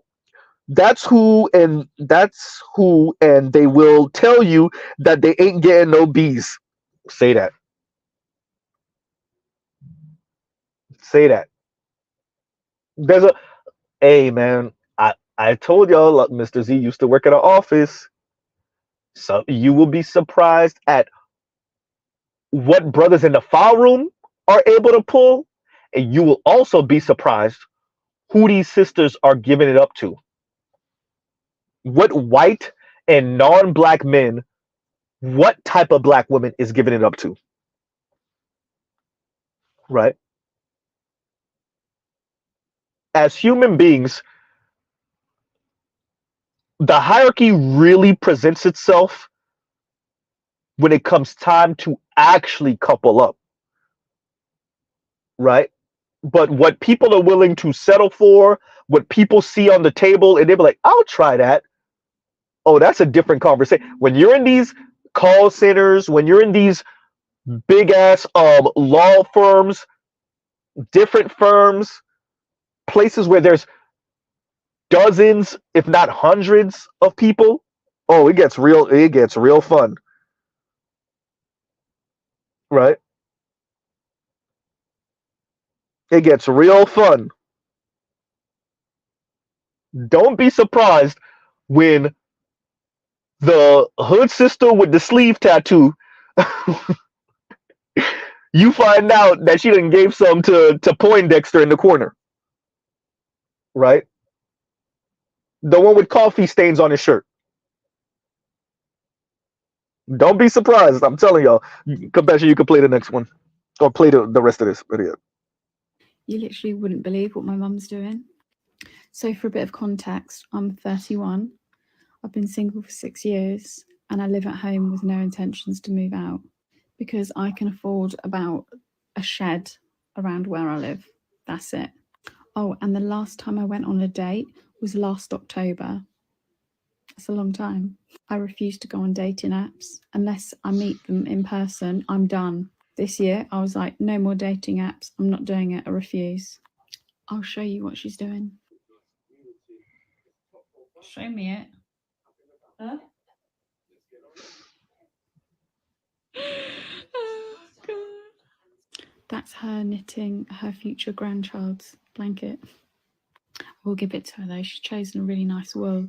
It's like cashmere and merino wool blend. But she's going to be waiting a while to use that blanket. It's frustrating when women show. You can pause it. You can pause it. Yeah, you move on to the next. Bruh. I tell y'all they be living with their parents. Look, once again, I am Haitian descent. I'm not even judging that too tough. Too tough. But, and she's British, right? Or somewhere in the UK. I heard a UK accent. But, and shout out to Trell. Trell said it's giving broke hysterical, right?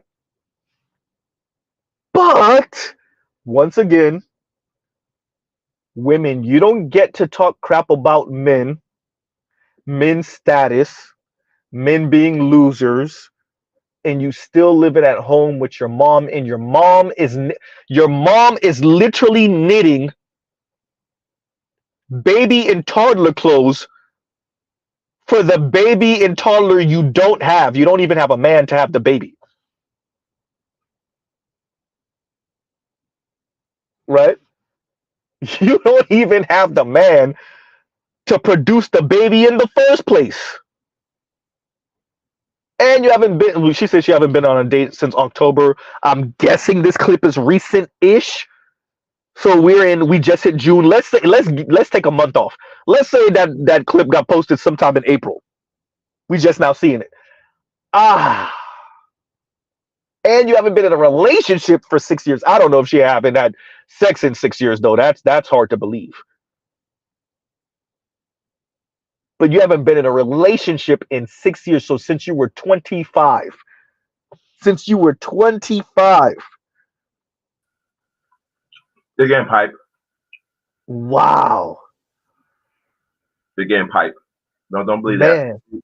Yeah, they play with No, I'm not saying that she's not. I'm not saying that she's not. All right. What I am saying is not being in a relationship for 6 years at 31 years old and living at home with your mom. And she's literally knitting baby clothes.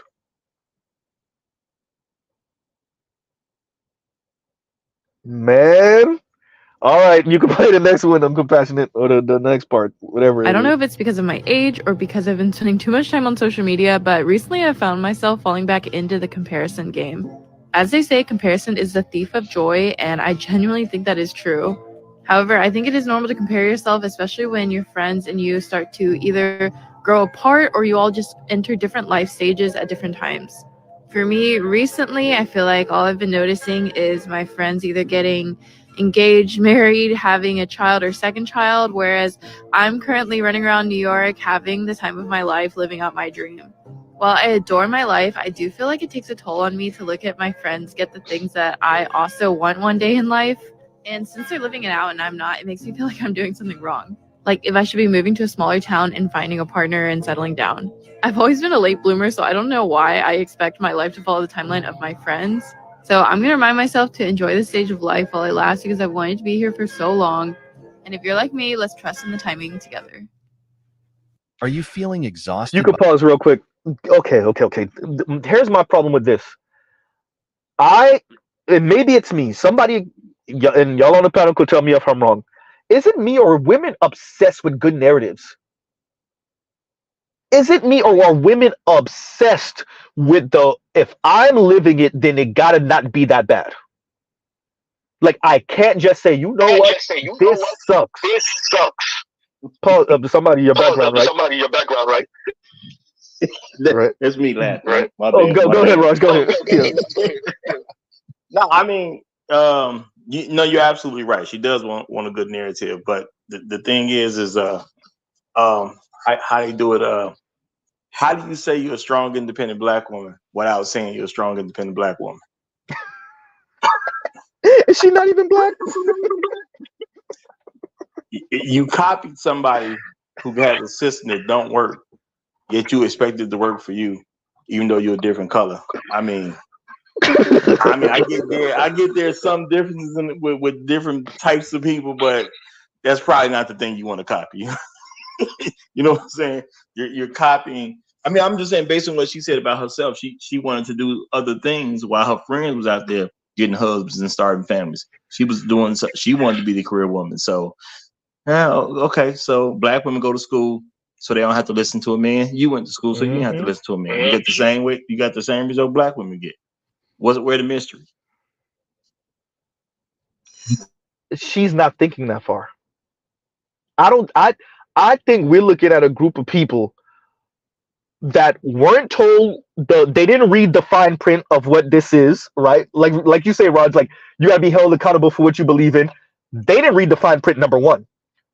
Number two, when they're living the consequences of whatever they're living, it almost damn near seemed to be innate in women to try to find a way to spin it into something that feel good. I can't sit in the muck of this, right? And own that this is depressing. Like, okay, so this is what I did all of this for? Okay, I have the nice stuff, but I'm missing the man piece. This sucks. Instead of owning that and sitting in that, and especially because I guess for some Gen Z and for some millennials, they really have this thing about looking desperate or looking needy or looking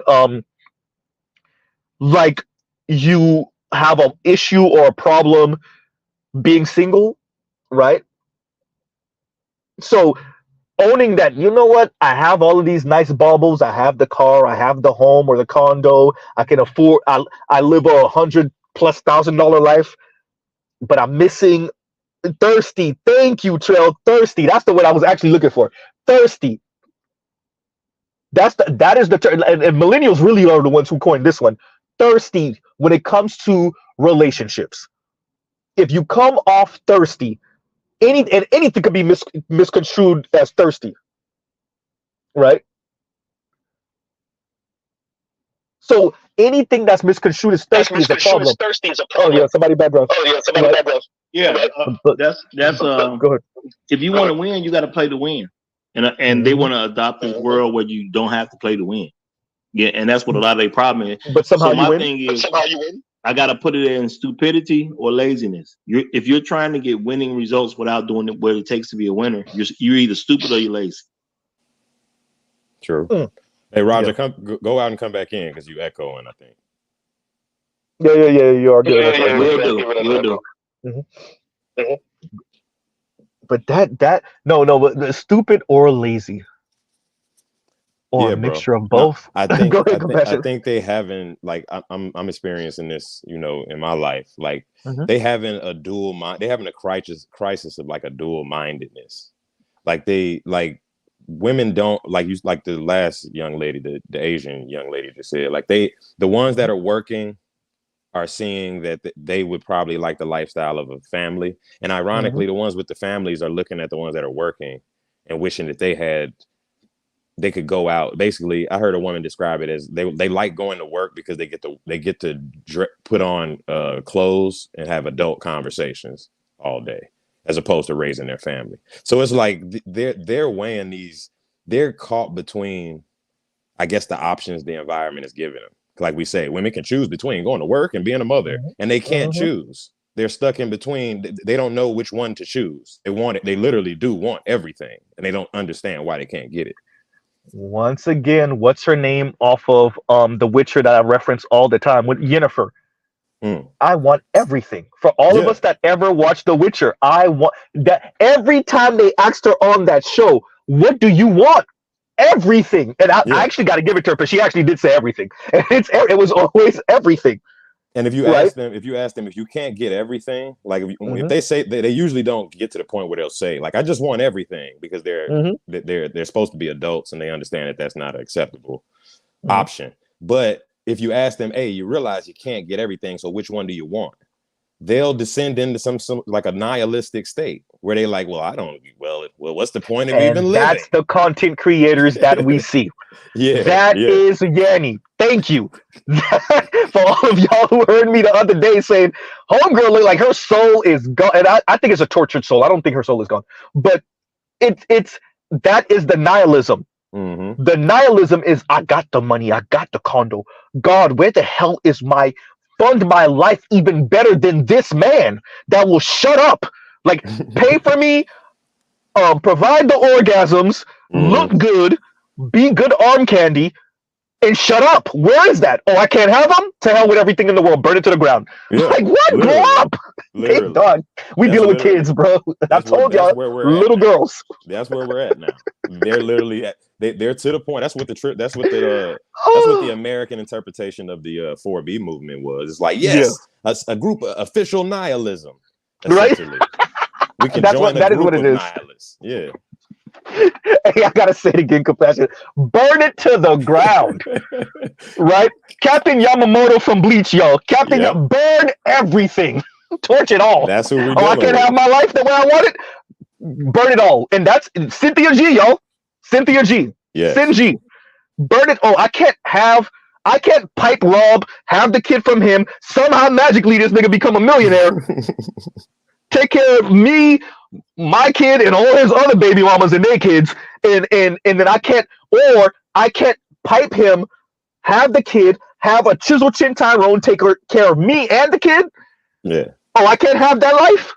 Oh no, burn it to the ground then. Burn the black bell babies then. You guys don't want to do Africana kinship? All right. Thank you. Then it's not worth it. Then nothing's worth it. Yeah, burn it to the ground. Yeah, that's the group of women we're dealing with. I told y'all, little girls. I said, that was sometime last year. Little girls in grown women's bodies, throwing temper tantrums and being mad that the world can't be the way they want it to be, which is them pretty much being shocked. They think rich white women get that. A couple of them do. So it really is. I can't be her, then burn it to the ground. If I can't be her, then burn it to the ground. Right. And crazy. And once this becomes like, it's becoming mainstream, generally, like you played a couple clips, like 50% of men since the pandemic aren't even engaging in dating. As these things become more mainstream, men in society itself is just gonna get back to like a 1950s. Now they're girl, because we're gonna realize there's nothing of value women actually have to say. It all boils down to essentially they want everything. They want an impossible environment. They don't care how they get it.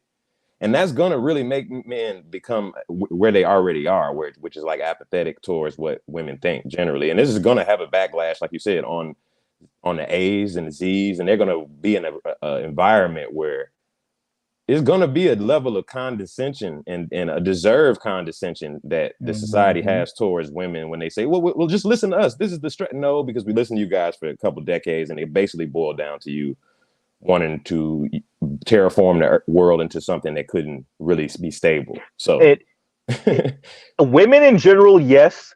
Black women specifically, all of the ill-gotten gains of white men and all of the privileges of white women.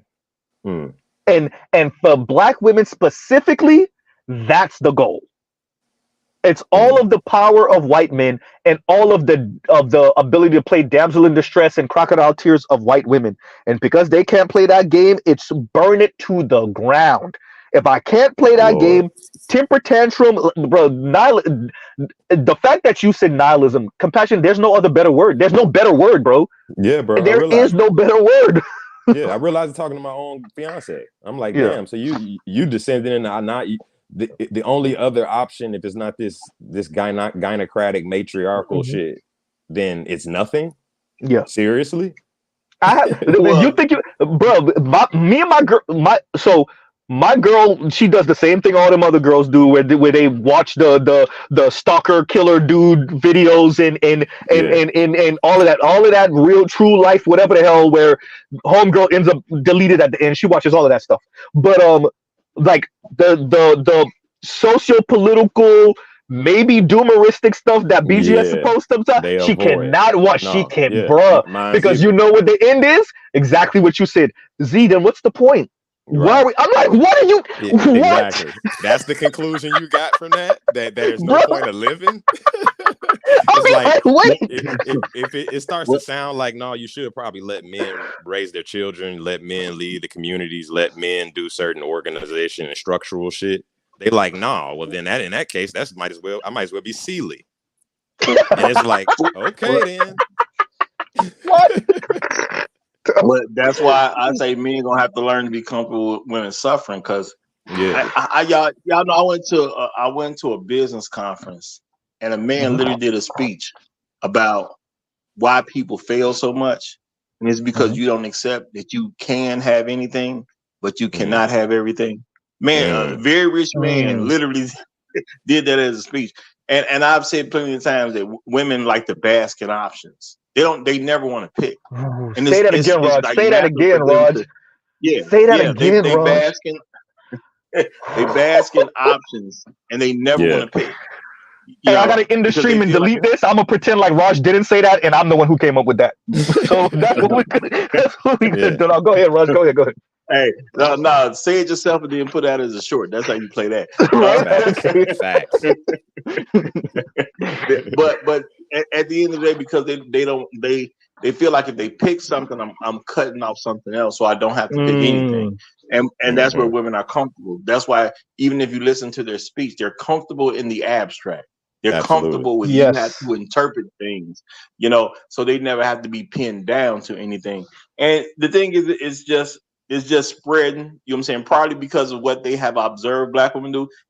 And a lot of people don't acknowledge that there's a jealousy amongst other women for Black women's perceived freedom. Raj, you heard me say know it. Black women jealous of them. Yeah, we know Black women jealous of them, but they are jealous of the perceived freedom Black women have. So and Roger, too much food on the pot.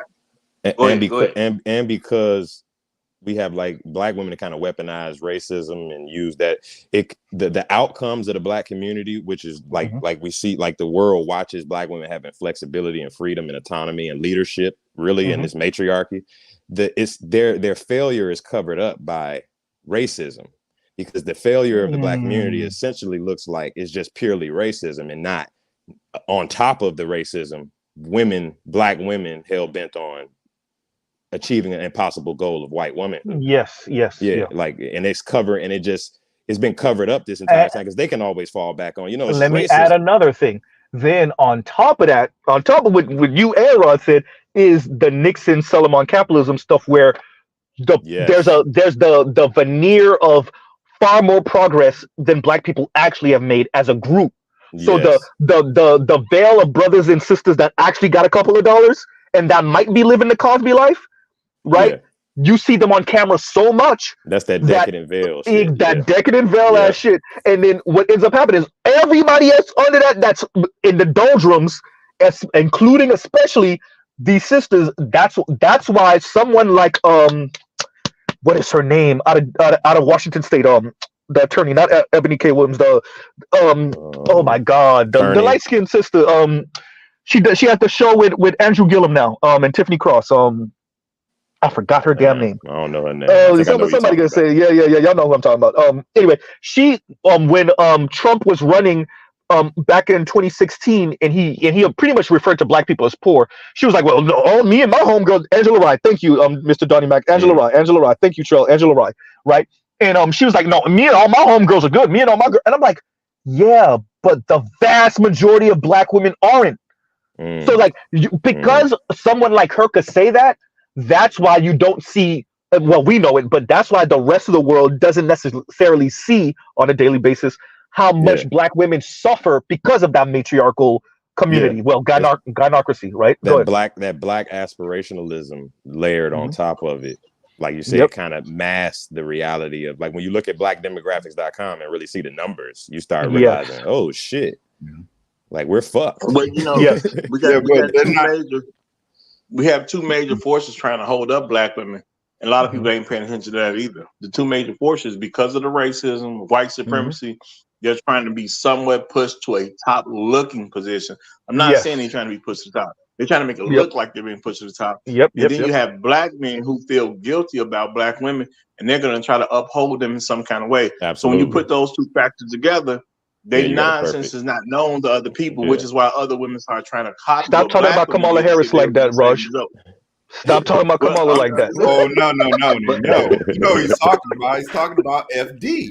That's what he's talking about. No, he's talking about, but FD would be the one propping up. I'm saying Kamala is the inner result. Yeah. Oh, yeah. Well, that's true. But women are not going to be regardless of it. It makes it comfortable. Go ahead, Raj, and then Lion, and then we'll get Black Uru in. Go ahead. Yeah, well, it just makes other women comfortable in chasing something that they believe exists when it comes to this perceived freedom Black women have, because they're presented as they can get freedom and success at the same time. That's what's presented. Yeah. The nature of women is flexibility, like y'all was just saying. Like they want a status or a stasis of flexibility. That's the option they want. But the problem is what they're running into. Hence, you see all these females in these videos crying because you don't account for men's nature.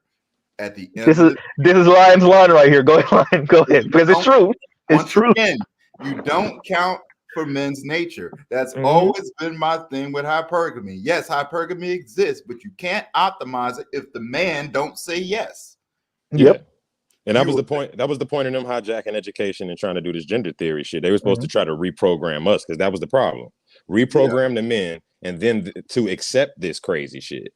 And it just didn't work because nature. Because nature. Like, but the thing is, like, these women ain't gonna be satisfied. They're not gonna be scared till shit. Ever. Till shit starts looking like The Dark Knight Rises. Like, that's when till it start looking like The Purge. That's when they get their mind right. Like The Dark Knight Rises is probably the most accurate depiction of what this shit looks like. Let women run. If you decide to let women run this shit. Even though it'll never happen. That's the sad part. The part is, like, you're hoping, like BGS was saying in his video yesterday, like you are pushing for something that has already proven in other countries that it doesn't work. Yes. It's not going to work. Hence, I think we as men, we underestimate just how dumb women are. And I'm not saying they're just generally dumb. I'm saying about this.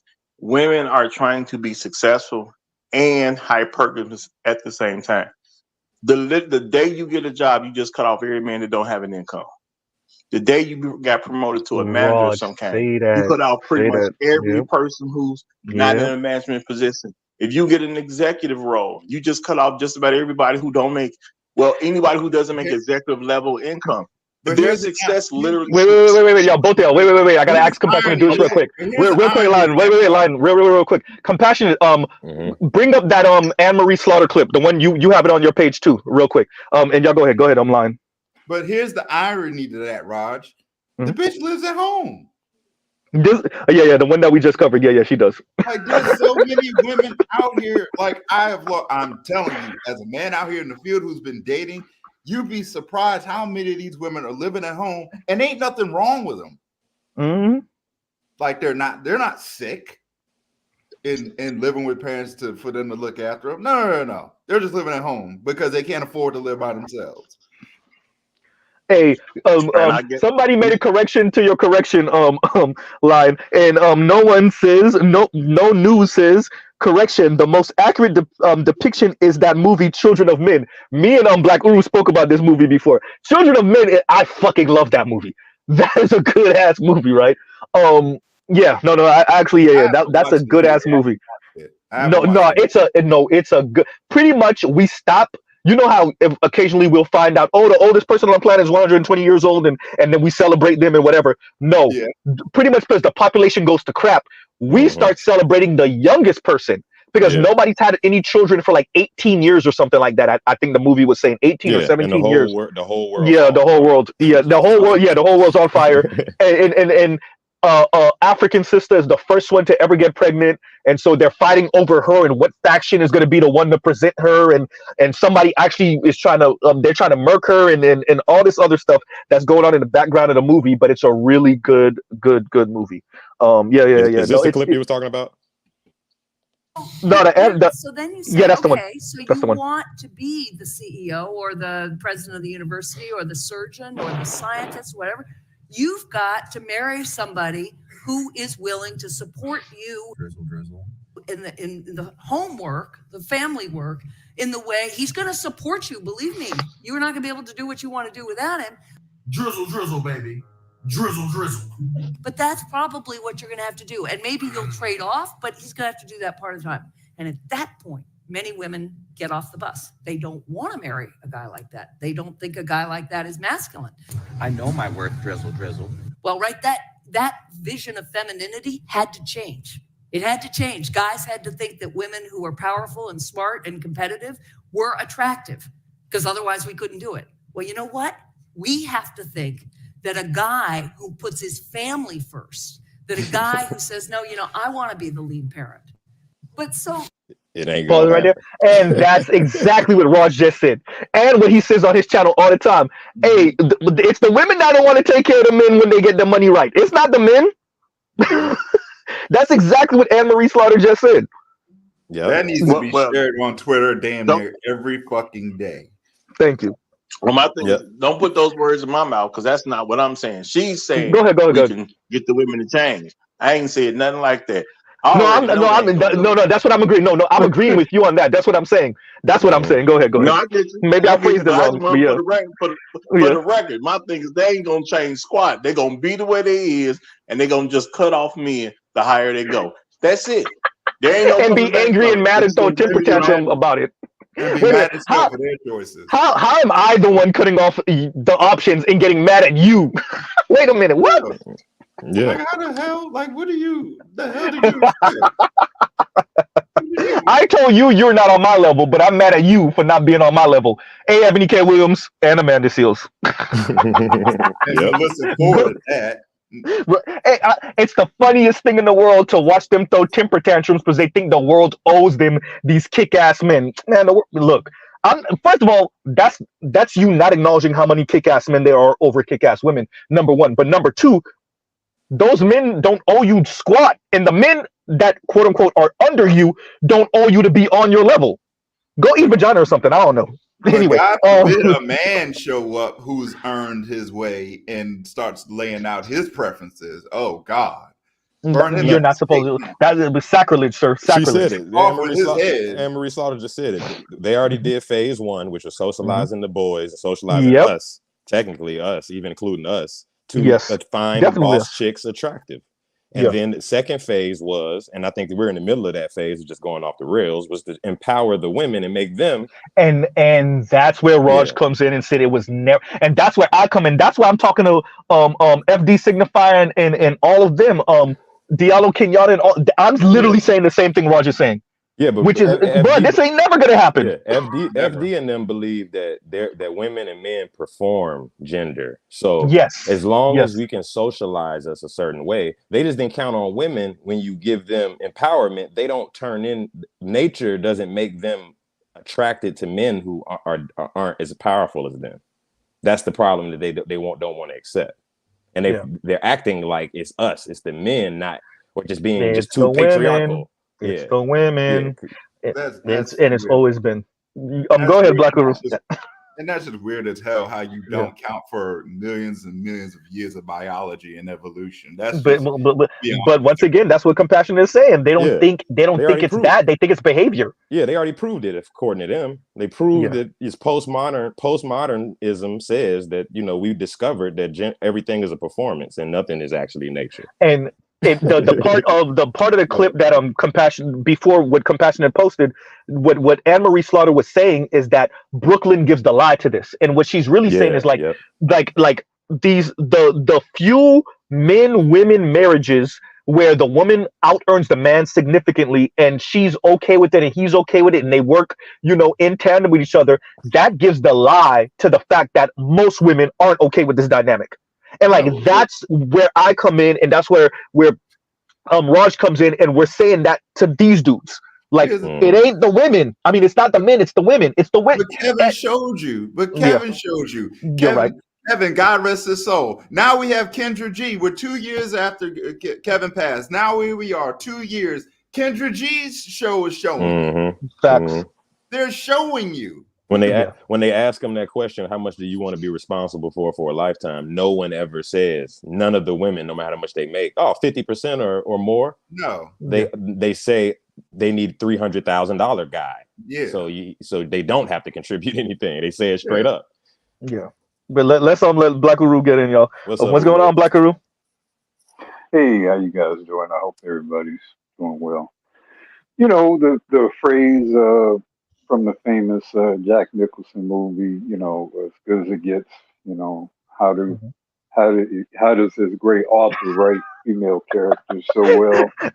Think of a man, and I remove all and I remove all reason and accountability. Basically. Reason and accountability.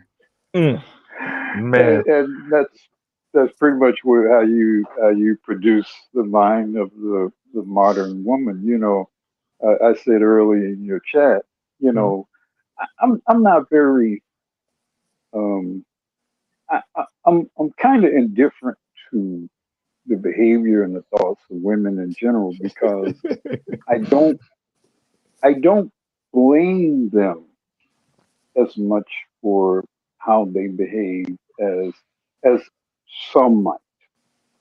I just look at what happens when you have anybody who, man or woman, like imagine if men were left to their own devices, could do whatever they want and blame whatever resulted from it on other people and almost never be incarcerated for what they do.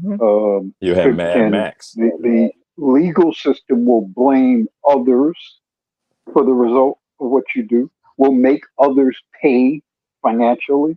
I mean, imagine if men lived in the world, what sort of chaos it would be. Yeah. So when I observe the behavior of the women, I don't really think as much about blaming them for it as much as I think of how this society or people in charge of this society constructed this madness largely for their own reasons, their own reasons and purposes.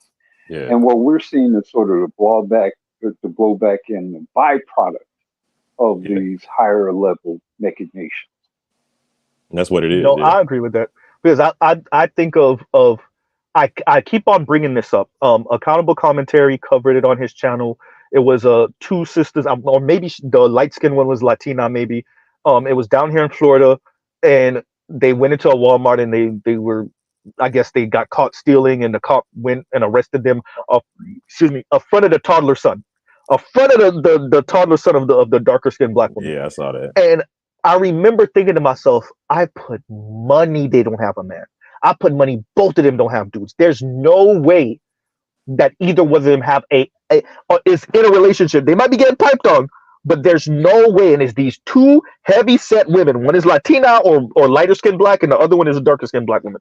And I just remember there's no way. And that was the first thing to come on my mind, is that I doubt either one of them is in a relationship. And you're not in a relationship, so that's extra income that's not coming in. And that extra income that's not coming in, you try to make up for it on the back end through stealing at Walmart. Yeah. It's prolonged deprivation of masculine leadership and authority. Yeah. That's what we're seeing in society. Yeah. Women have just been, like Uru said, essentially just been making this shit up as they go along and being allowed to. The state and, like you said, the structure, the overall struggle, the Leviathan, essentially obviously has benefits from this in some capacity. And the men now that's the purpose of the red pill, I would suppose, is the men have to now accept that and do something about it, obviously. I'll add on to what you're... Go ahead, Black. I mean, that's why I've said there's no resolution to it that won't be bloody, because if there's ever any effort to correct it, it won't be against the women. It'll be against the powers and the forces that be that will mightily smite those who attempt to take on this. So Uru, let me ask you a question. Let me ask you this question then. What do you think FD would be willing to do to keep this structure? Well, you think he'd be willing to pick up? He'd be willing to go that far? To keep his wealth and keep his position. I mean, I probably, because if the presumption is that he's being, relatively speaking, he's being handsomely rewarded for it. I would think then the status quo would require him to do what is necessary to preserve the status quo. So I mean, if something goes down, FD is the first throat you're going to have to cut. So I mean, real talk, and look, I'm not suggesting this. I'm just saying if this thing. How many FDs or what? How many are in the ranks? Within our ranks that we don't even know about? Oh, I mean, they're legion. They're everywhere, and they're in all. They're in the academy. They're in police departments. I mean, that's why I said, if there's ever any serious effort to resolve this, it's going to be very taxing. I mean, look, they're already putting the quote manosphere. They're already putting it on watch lists and Homeland Security. Those are preludes to violence. If you all don't know, putting you on a list, on a Homeland Security list, is sanctioning law enforcement, sanctioning government to take potentially take extreme measures against you. They've already set up the scenario and the justification for such when they do that. So, I mean, perhaps I sound a little extreme. No, you don't. I just have observed too much of history to know this is how they start to do this kind of thing. But Uru, I think we're dealing with a different. It's going to be interesting to look back in history on this period, because I'm not sure what state the majority of the male fighting age population is in terms of, like you said, if the prelude to the state putting the control measures in place to quell any uprising. This is a different type of this is a different generation of men, disease and millennials. Like, I'm not sure what type of pushback we would even offer. History has dealt with this beforehand. What a lot of people don't know about history is you basically get a group of men to a point where they will no longer defend the women.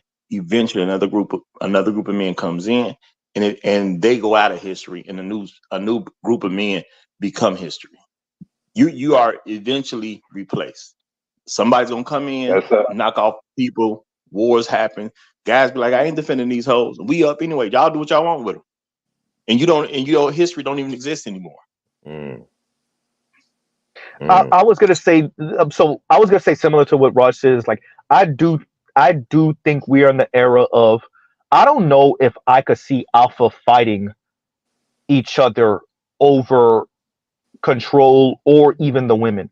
I think Generation Alpha men will say, all you niggas don't want to do with it, what y'all want to do with them, have them. But I'm going to, especially with the advancement of technology, I'm going to do, whether it's plane, whether it's SYSBM, you're dealing with a group of people who are not really, caring about having children in the first place. They have adopted the weird different type of family models, or just being single, or just freestyling and doing whatever, however. So I do think, like I'm saying what Roger's saying just a little differently, which I do think you're gonna have Gen Alpha and the generation after them just pretty much walk around with their hands up. Women do whatever you want to do. If you want to run it. If you don't want to run it. I'm freestyling, do whatever I want to do myself. And I would think the social designers, if they wanted to put the fighting age men in any state they could, that would be the state you would want them in, because then you got free reign. The men aren't even going to fight for control. They're not even going to fight you, technically. Yeah, that's why so much stuff is being pushed through the school system, because you want them to come up as little boys, not even expecting to fight, not even thinking it's their job to fight, not even having an inclination. And that's where we're at. Fight is even necessary. But I would say that I mean, when it come down to it, you know what I'm saying, we as men, we have to accept that this is what's supposed to happen. See, we look at women suffering and we say something is wrong. Ain't nothing wrong. This is what's supposed to happen. You got a bunch of old bras complaining because they ain't got no husband. That's what it really come down to at the end of the day. These hoes should be complaining. Why shouldn't she live with her mama? Where should she live? She don't want to work hard enough to provide her own. Shouldn't she live with her mama? But Rod, you know what I'm saying? Like the only problem with that is they pulling the whole ship down with them. Let me read this actually to wait, Raj, before you go, because I got to read this to what you're saying. And he says, this sassy trucker, that's what's her name? What is her name? The sassy trucker. Oh, I'm mistaken for the other trucker chick. The sassy trucker was spewing out the racist slur against black men in Puerto Rico or somewhere. One of her friends exposed her on Angry Man's channel. Once again, to what Raj is saying, of course she's gonna do that. What else can she do? This is K Michelle all over again. Y'all just loser women throwing temper tantrums. That's what you see across the board. Rest in peace, Kevin. And when I brought up Vivica A. Fox, when she damn near urinated on Kevin's grave, it's just I'm mad because he brought me up in a conversation and used me as an example to show other men and other women what it looks like when women like me exist. And here temper you are, tantrum stuff. And here you temper are, 2.5 tantrum. years later, proving him right. Temper I was tantrum, wondering man. if I can get in real quick because I got to get back. Go ahead, Leon, and then Raj finish up. Go ahead, Leon. I truly agree, because I already said the women are nihilistic far a long time ago, but I truly agree with FD Signifier that we have to do something with these women. And my thing is, like, you didn't sign up to be no one's wife or really be a mother. Your priorities was education and being in the work market. Great. Now you're into this late stage, and I'm gonna use language that y'all like to make it entertaining, these fucking leftover women. And my thing is, we know that white man or Asian man isn't working out for him. My solution is simple, ladies. Accept your position, and the reality is, throughout time, that all women and men had kids. Be a rich auntie. Be a caretaker for these future kids. Be a caretaker for Leon these being future Joker kids. over here. I see you. Oh no, but I'm fucking serious. Be a caretaker. I know. Joker was serious too. But they I know what I'm saying. I just said. Go ahead. I want them to be the rich auntie or the not so rich auntie that hangs out and takes some kids to the park so I can chill with my lady and she can be a woman and wear a dress and have time to get 8 hours of sleep. Hey, now Raj, my bad. Leon said, we got a position for you. Don't worry about it. You don't have to have the kids. We got something for you to do. We got something for you. Be part of the tribe. not every woman in the tribe had kids, just like not every man in the kid. And I think due to women having less kids, that means you can prioritize the education of these kids that we do have and be a good tribe and produce educated Black boys and educated Black women that can work together. Look, sacrifice that internal need for patriarchy and sacrifice that internal need for a male income and live with your sister. And when I want to dig down my woman and I want her to be, be in touch with her femininity, she can just drop the kids off to you in grandma's house and she can get that rest and come out in that dress with her hair done, fully sleep. What does Cardi B say when she's talking about the internal cavity dripping and shit? I want that level of femininity. I'm trying to give you the position to help me have that. Wait, Leon, wait. Let me say this real quick. Jake, you better give me my credit. Leon got that from me. Barely making money, auntie, that was me. Leon got that shit from me. Thank you very much, Jake. You gotta give me my props, goddamn. Go ahead, y'all. But here's the thing, Leon. That chick's still single, so don't get mad if she cancel on you because I'm coming by. Right? Y'all both smashing the thing. Hey, y'all better play. Y'all better play rock paper scissors. Go ahead, Rush. Yeah, this is the thing. What he described, they're absolutely against. That's exactly what they're trying to stop from happening. They're trying to stop people from being happy in marriages. They're trying to stop they're not part of the tribe. They are a whole different tribe on something else, and their tribe is about family destruction. They're not gonna help you have a good time with your lady. That's exactly what they don't want to happen. If you have a good time with your lady, that's patriarchy in their mindset, and that's exactly what they're fighting against. So they ain't gonna be cool with that at the end of the day. The thing is, we got to be okay with them dying off and struggling and working till they die. It's not going to be a pretty thing. No, I'm serious. But Leo said that part too. I heard him say that too before, the working till you die part. I want to remind people, if you happen to have the privilege of knowing your grandparents, it wasn't all that cool when they was old for real. And think about how you saw your grandparents. What if your grandparents had to get up and keep working till they actually died?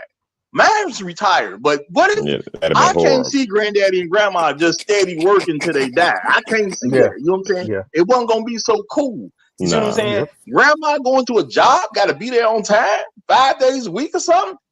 She ain't gonna be able to do all that. She worked in the house, but when you work in the house, you just prepare granddaddy meal. That's only happening 3 times a day.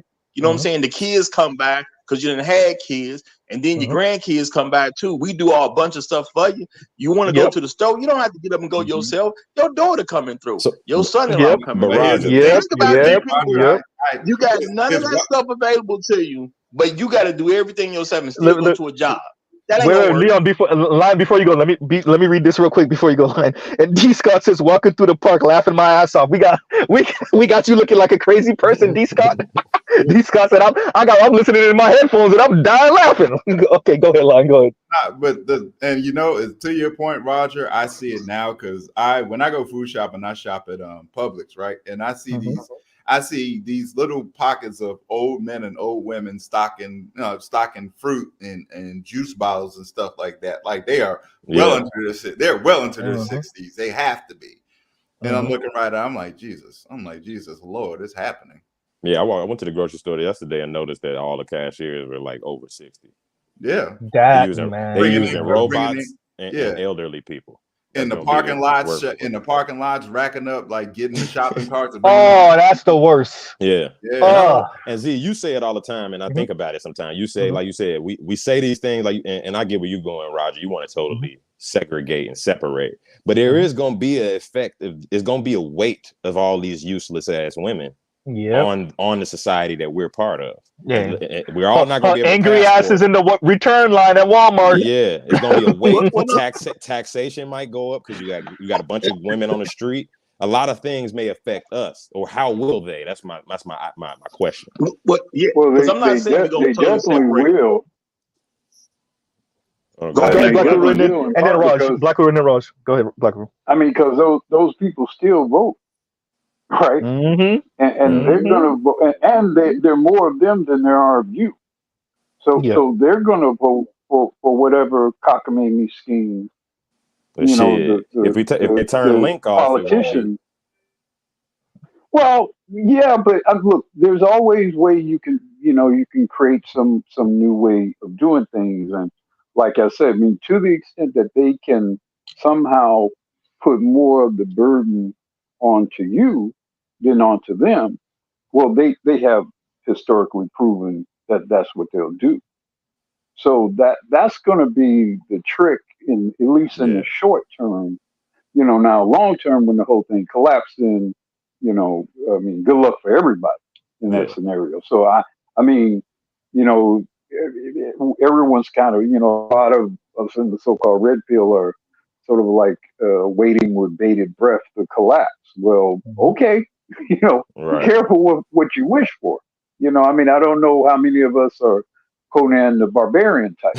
So, I mean, to some extent, we're in a weird sort of place where you want things to be better, but the road of getting there is very precarious, and there's no option in which you're not going to end up with bloody knuckles. I think. Yeah.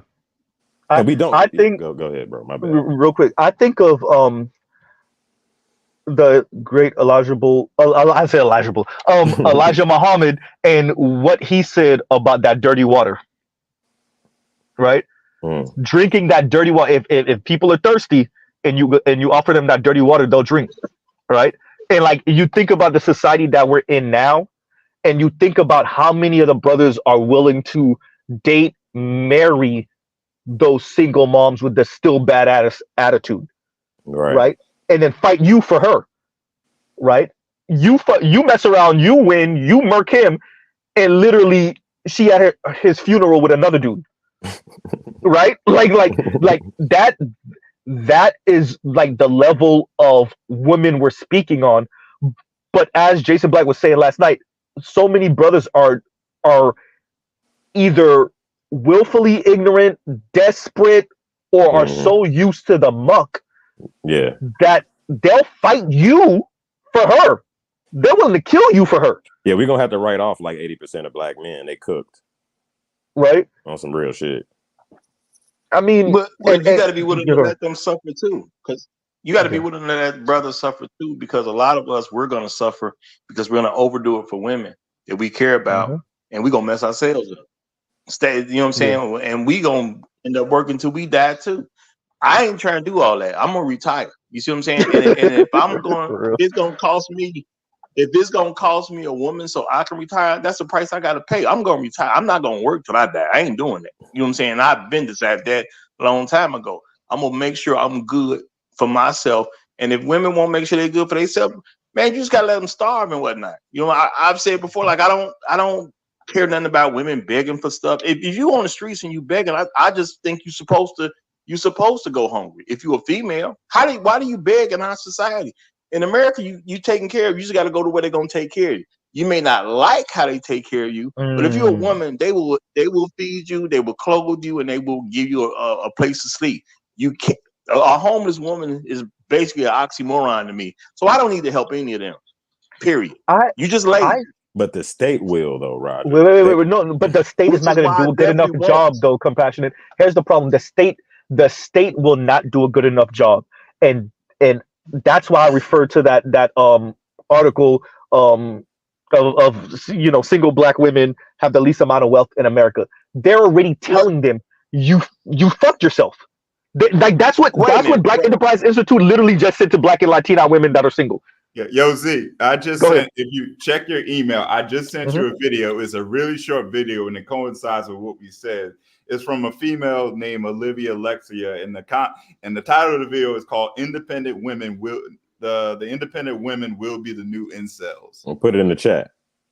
I can put it in the chat. Put the link in the chat. Yeah. So Compassion can bring it up. Yeah. How we say stuff to me matters. My thing is the state do take care of them good enough. The state giving you money you didn't earn. Whatever they give you is good enough. If you don't like the provisions that the state give you, you can go get a job and take care of it yourself, or you can go start a business and take care of it yourself. How do you have your hand out and not be good enough? Well, guess what? Yeah, go beg in the street then. I'm not giving you anything, but And go I get- beg in the street if you and don't I- and like I what hear- they say to give you. And I hear you, Roger, but the state is willing to, like, they got programs in Atlanta where they basically pilot in like a universal basic income for single mothers. Yep. The state is prepared to go as far as we'll let them. They'll go as far as, because all they care about is having bodies for the system. No, They no, really I- don't care about brother, no I get quality of life. I'm not even talking about that. I'm saying just for the fact that we won't walk past a homeless woman. If she homeless, you know good and well the state you done will messed up. take care of her. So why are you giving her anything? Yeah, I get what Roger's saying. You got to be next level messed up as a woman to be homeless when the state will give you, and you're begging me. Like what is going on with your life where you're that on the bottom? My thing is they already taking the money from us. We already paying these taxes that provided all this stuff in the first place. I already gave you something. If you want to accept, if you hungry and you want to accept the food I give you, you're supposed to die of starvation. Yeah. Play this video, Z. It's really Go, short. It's like 2 minutes. Go ahead, compassion. Fair use. I should have said that like 2 hours ago. Women Go in ahead. our society have been sold an illusion. It's the lie that marriage and commitment can simply be put on hold while they're busy climbing the career ladder, and that there's always still going to be a king at the end ready to swoop them right up. But things that sound too good to be true. Compassion, put it on usually 1.25 aren't. speed. That women can have the best of both worlds in career and relationship hardly even works as a life template for men, let alone women. And it's a track that's leading a lot of successful women to a miserable dating life in their later years. Here's the deal. A successful woman is not the same as a successful man, at least from the point of view of dating and relationships. I know you guys hear the term hypergamy a lot, and I know you guys wonder sometimes if women truly are naturally hypergamous. Women are naturally hypergamous, which means that they desire a man that's higher up in social status, money, and stature than themselves. Naturally, the higher up the ladder these women go, the fewer men they'll find they're at the top to date. And what they find after a decade or so at their career is that men don't really care about a woman's career success much anyway. In fact, it's been shown in surveys that for men, a woman that's really ambitious or career oriented doesn't factor above traits like beauty, loyalty, and youth. On the flip side, though, being resourceful and ambitious is one of the most important traits that women look for in any man. And if you look at this discrepancy, it's clear why over 45% of women are expected to be single career women in the US by 2030. However, the number will be higher than that, mark my words. So why do I call these successful women the new incels? It's simple. Just as there's a class of lonely men today that have no women wanting to sleep with them, there will be a new class of women that are lonely just because there's no man good enough to be in a relationship with them. These are the career women working at high-end law firms or company boards who will yearn for a man that can match up and commit to them. But the twist is they will never find him and they will end up settling. Now add this to the fact that these career women aren't just Ebony K. trashy women Williams. have meaningless sex with random guys. They actually desire a relationship. You may even find this class of women to be the most sexually deprived as well. It's said that women hold the card to sex and men hold the card to relationships and commitment. In that case, women that have become too successful for their own good may be stuck in between, not wanting to give up the card to sex before finding a worthy man that can actually give her the commitment that she's seeking. As the workforce steals more and more of their most exciting years for a relationship, a woman like this will usually also become increasingly desperate and frustrated, stuck in between as victims of their own success. And as expected, many of these successful women will at some point find themselves attracted to certain men in their lives, convinced by the hope that he could indeed be the one. And that's also what's likely to become their greatest source of heartbreak and regret, either by finding out what he truly wanted was to capitalize on her desperation, or that he's not the kind of man she imagined him to be. Either way, most career-oriented women today who live their life as if there's a pause button on their ability to have children, attract quality men, and build lasting relationships are soon to realize that there isn't one. There's no pause. Man, let me read this real quick, y'all. And Joe says, I'm not letting congressional sin eaters try to force me to feel guilty of my nature. Good. I don't got nothing else to say. That exactly. Good. Because that seems to be the goal here. But see, they got something to explain out of. That's what the whole FD signifier shit is. They got something to explain that position away with. You're just an antiquated troglodyte.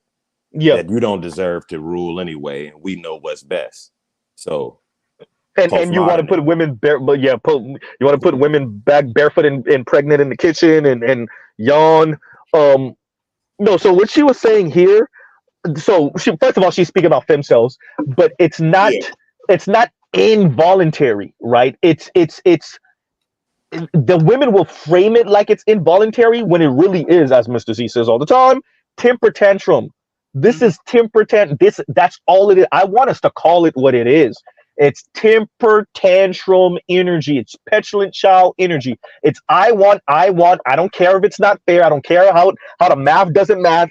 Look. I went to school. I got this degree. Where's the man? And what's like worse is I don't have to do anything for it. That's the worst part about that whole shit. Let me take a step further. I think the worst women aren't the women that aren't doing anything. I think the ones that feel like they did enough are even worse. Even worse. I think the ones that feel like I did enough are even worse. I put myself in the spaces where they are. I occasionally give up the vagina to the ones I find attractive. Like, I feel like, why don't I have the marriage to the ballerific man that pays for everything and shut the hell up? I.e., my presence should be enough. Yeah. Oh, absolutely. Absolutely. Absolutely. And I think those women are the worst, angriest, most bitter women probably on the planet, to be honest with you. Because Anne-Marie Slaughter told them that phase one was successful. We successfully socialized the males to perceive women be attracted to boss women. Mm-hmm. So those women grow up with that logic. Okay, bet. So me being a boss can only make me better. So, and I'm in these rooms with these guys. Why aren't they clamoring? And it was just a false premise. You got sent off. That was just really what it is. They couldn't socialize men being attracted to women out of men. You're trying to socialize men to be attracted to men. That's not going to happen. And the thing is, I'm gonna say videos like this hurt women because this is dumb. I get people don't perceive how dumb it is. She's talking like this stuff is off into the future. The women she's talking about aren't wanted now. You can look at the marriage rates and tell they're not wanted. Yeah. Okay, they've been pushing this stuff for so long and so many decades at this point, and the marriage rate has done nothing but go down, down, down, down. So they're clearly not wanted. And at the end of the day, they can't even get into agreement with men. If you have a man that's willing to accept them, she gonna argue with the dude about what she want to have done, and she's not gonna submit at the end of the day. And at the end of the day, even though men are scared of it, in every scenario, somebody got to submit to somebody else. If you get two men pulled over at a traffic stop, you have to submit to the cop, or the cop gonna have to submit to you. One of them gonna happen. Submission is a part of life. Women are just trying to avoid it. So ain't gonna be no fix, and it's not a nice thing, and it's not like what she talking about, man. Them women ain't want it now, because at the end of the day, what man gonna submit to you and you gonna be okay with it? Women are not okay with a man submitting to them. Period. Hence the part about nature. Hence the part about their nature at the end, because that's the thing. Like with FD, it's like, how are you arguing for a dynamic that women deep down in their nature they can't respect? Once again, they think you could socialize them out of it. That's the most. So if y'all remember me, early Mr. Z days, I was saying this. This is going to be the hard part. The easy part was getting kowtowing men into accepting the environment because they desperate for some vagina. That was the easy part. The hard part is getting women to budge. And once again, Exhibit A. But they never really attempted to train the women to assume the role. In fact, if you have been around long enough, what you actually saw and heard was women saying, I can have it all, that I can bring home the bacon, fry it up in the pan, and never let you forget you're a man, right? Mm-hmm. I mean, so actually they have really trained the women to think that they were supposed to have everything, that they were supposed to have Thor who likes to cook. That's what they trained the women to actually believe. They basically gave them like a trans mentality. Well, I mean, you got guys now. Be able to have anything and everything they want. They should be able to shop wherever they want. They should, if they want to have children, fine. If they don't want to have children, fine. If they want to be CEO, fine. If they don't want to be CEO, fine. If they want to be a police officer, fine. If they want to be, I mean, what have they really do? The only thing that they really, to some degree, attempted to to dissuade women from being exclusively homemakers. That's the only thing that they really have made an argument, like a traditional wife. That's the only thing they really made an argument against. But everything else is, it's fair game. Yeah. Could I let me say this real quick? I said this is once again why FD jumped on my channel the first time. As I was saying, it's as if y'all are stripping men of this role and no one's having a conversation with the women about what's happening. And so they're throwing a temper tantrum, but nobody's saying, oh, by the way, we're doing this on purpose and you're supposed to move in this direction now. You're supposed to adopt this new thing. So the women are throwing a temper tantrum. That's what we see in all over the place. They're angry at the world, but because they thought, like Black Hoover was saying, they could have had everything. No one's telling them, oh, no, that's not what this is. You're supposed to, we're making him move right. You're supposed to move left. Nobody's telling them you're supposed to move left part. Go ahead. But there's always been a butter biscuit brigade out there. They're gonna do anything for the butter biscuits. Okay. I'm not gonna make this. I'm not gonna make this personal to anybody because y'all keep mentioning a certain name. I ain't making it personal, but I'm just saying when it comes to the butter biscuit brigade, y'all don't understand how willing they are to push whatever scenario. Because they'll get some type of relative handsome reward. Y'all think the people he answered to can't have sex with his wife? You think he tell them to stop? Hey, and I'm not talking about him. I'm saying whoever that him happens to be. Y'all think they can't tell them dudes to send your wife to my room? I'm gonna be in room 1132. You know what I'm saying? I'll be at the ward off historian. Send your wife over. But Raj, it's a high value man you're talking about. What about the high value man status? Oh Lord, I don't know about no verified high value man. I don't know about it. That arrangement is easy to accommodate when maybe he himself is in the fruitcake variety. You have a fairly high frequency of that sort of phenomenon happening amongst. Put it this way: the man who is more adaptable to that kind of situation is a man who is kind of free willing in that department to begin with. And that's just what it is. So the thing is, the butter biscuit brigade is going to be there. We think the women ain't gonna get this certain type of mindset. That's why you got them. They're heavy in the schools. They're heavy on mainstream media, and they also heavy in social media. And a lot of guys who think they not on the same side, they on their side too. Look how many black men gravitate toward high value men just to hide the fact that they scared to tell a woman what to do.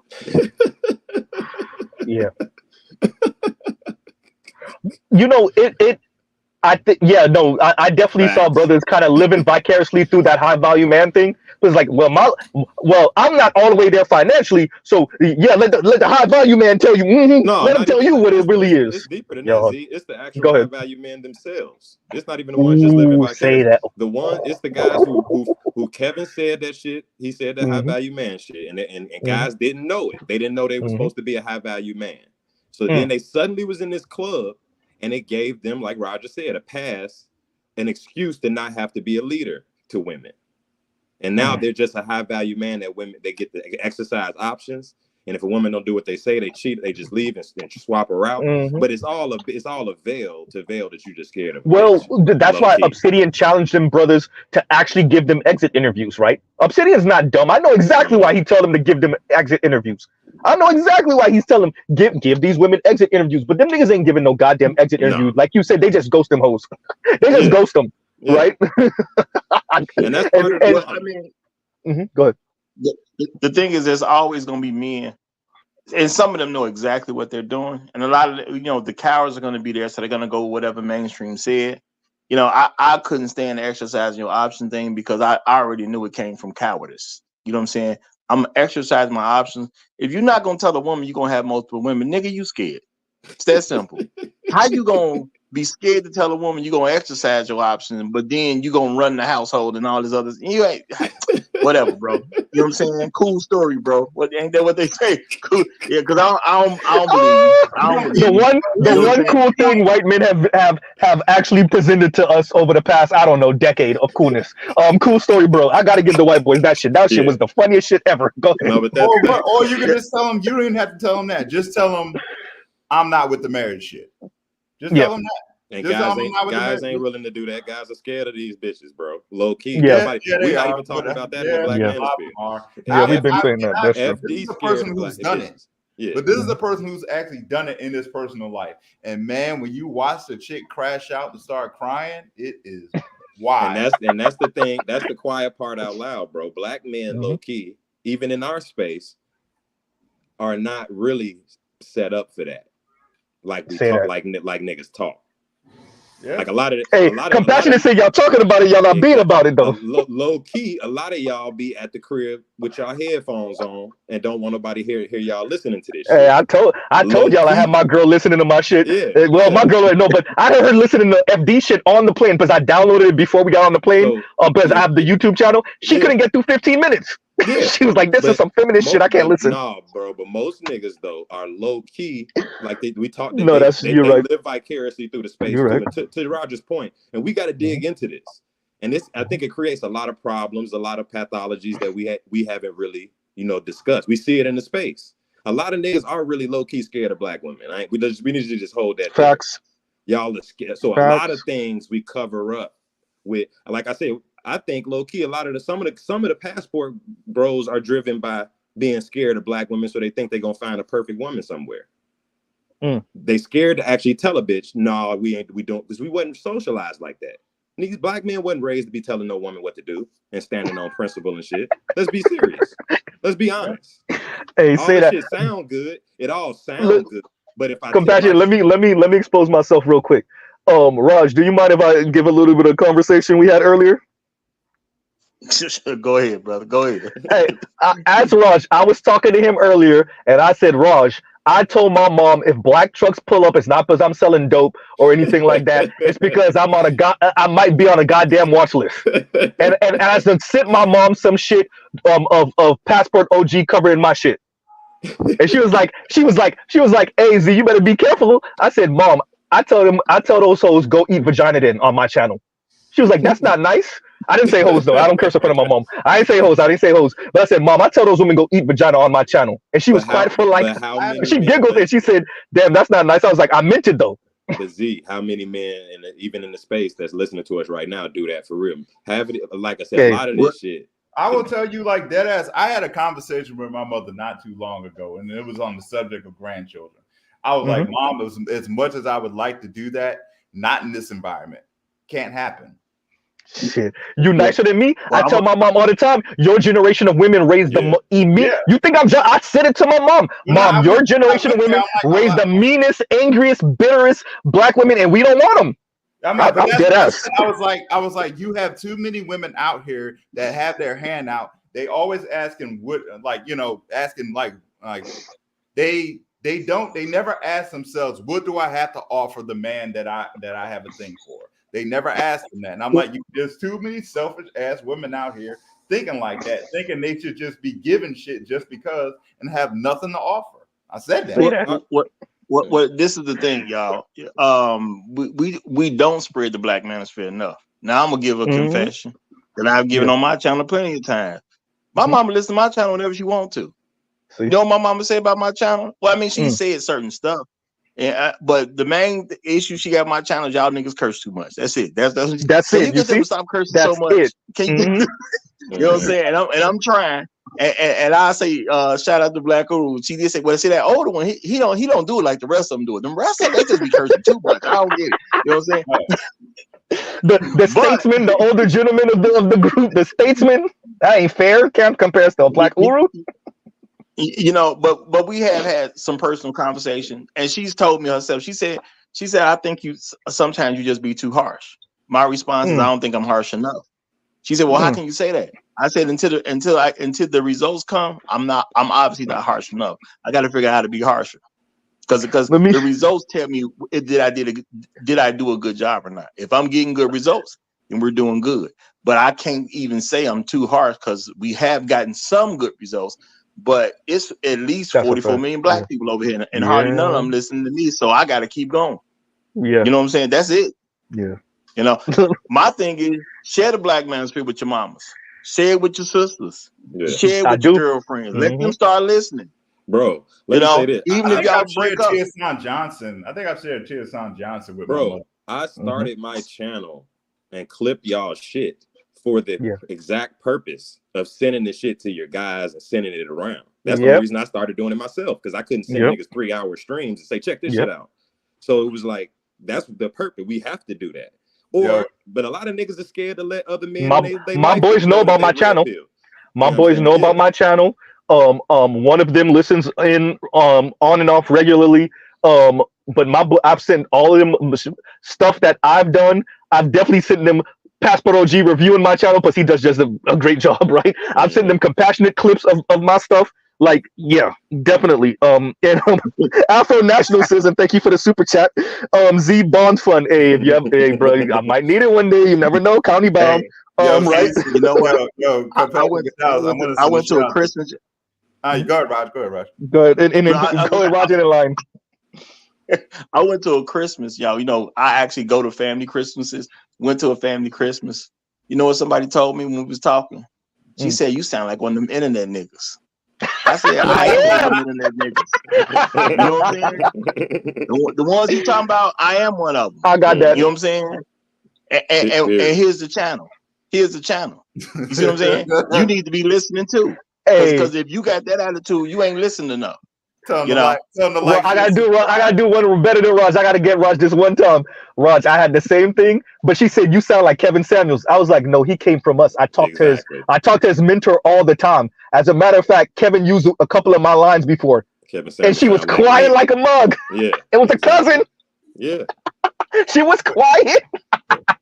That's what you get. Like, shout out to you for making that short of Ed when he was talking about Keisha's list. That shit is hilarious. Bro, I love that. Bro.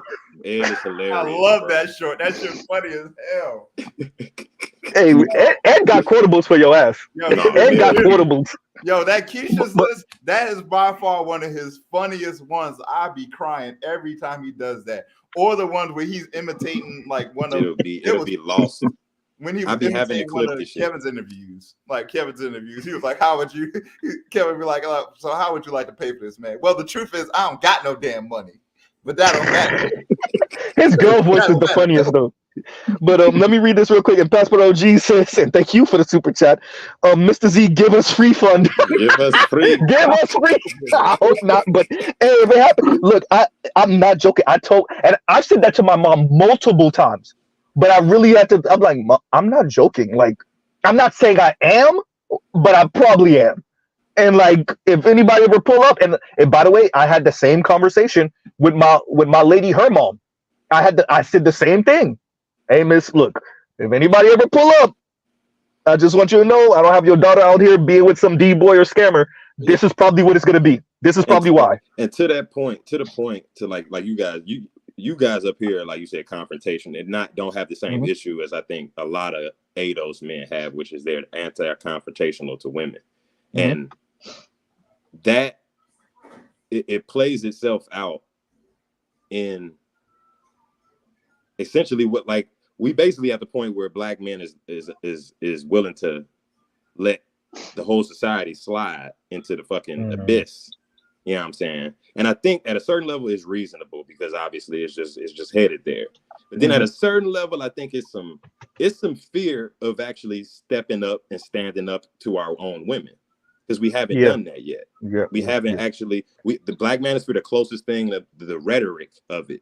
But can I give you something to consider, Compassionate? I don't think it's Black men that truly fear Black. I'm thinking about it because we've said it and I've considered it. I don't know if Black men really fear Black women, or if Black men fear the state behind Black women.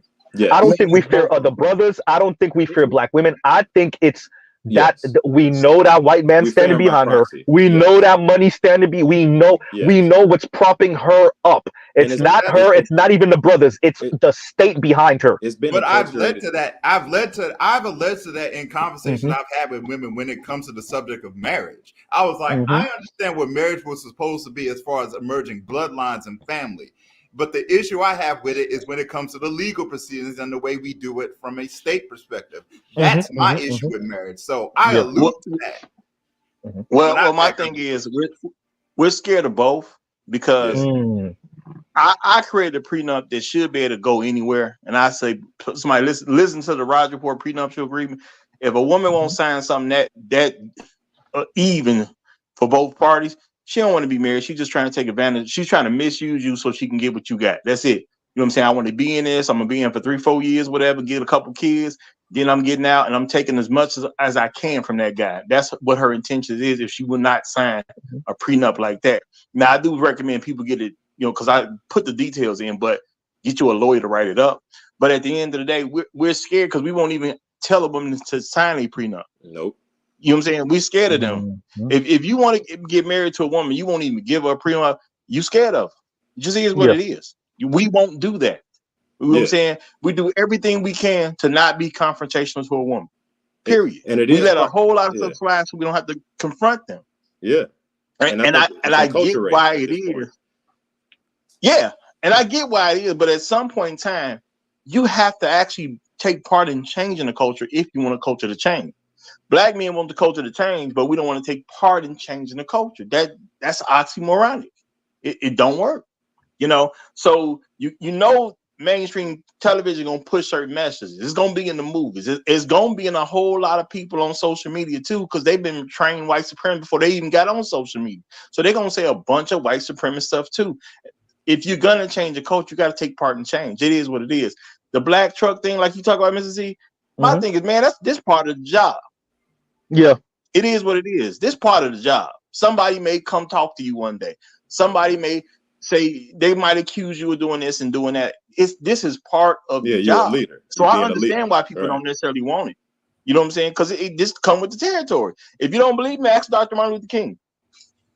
Yeah, and if you ain't, and black men being scared to put boundaries and put standards and enforce them, not just have them, but enforce them. You can't scale that to any other woman. I don't care what culture she come from or what background she was trained up in or socialized in, and she know how to treat a man, respect. Ain't no such thing as an autopilot wife where you just gonna plug in and not have to enforce none of the rules. You come from a culture where you never enforce the rule on no bitch, never, ever, ever, and you damn near you're used to it.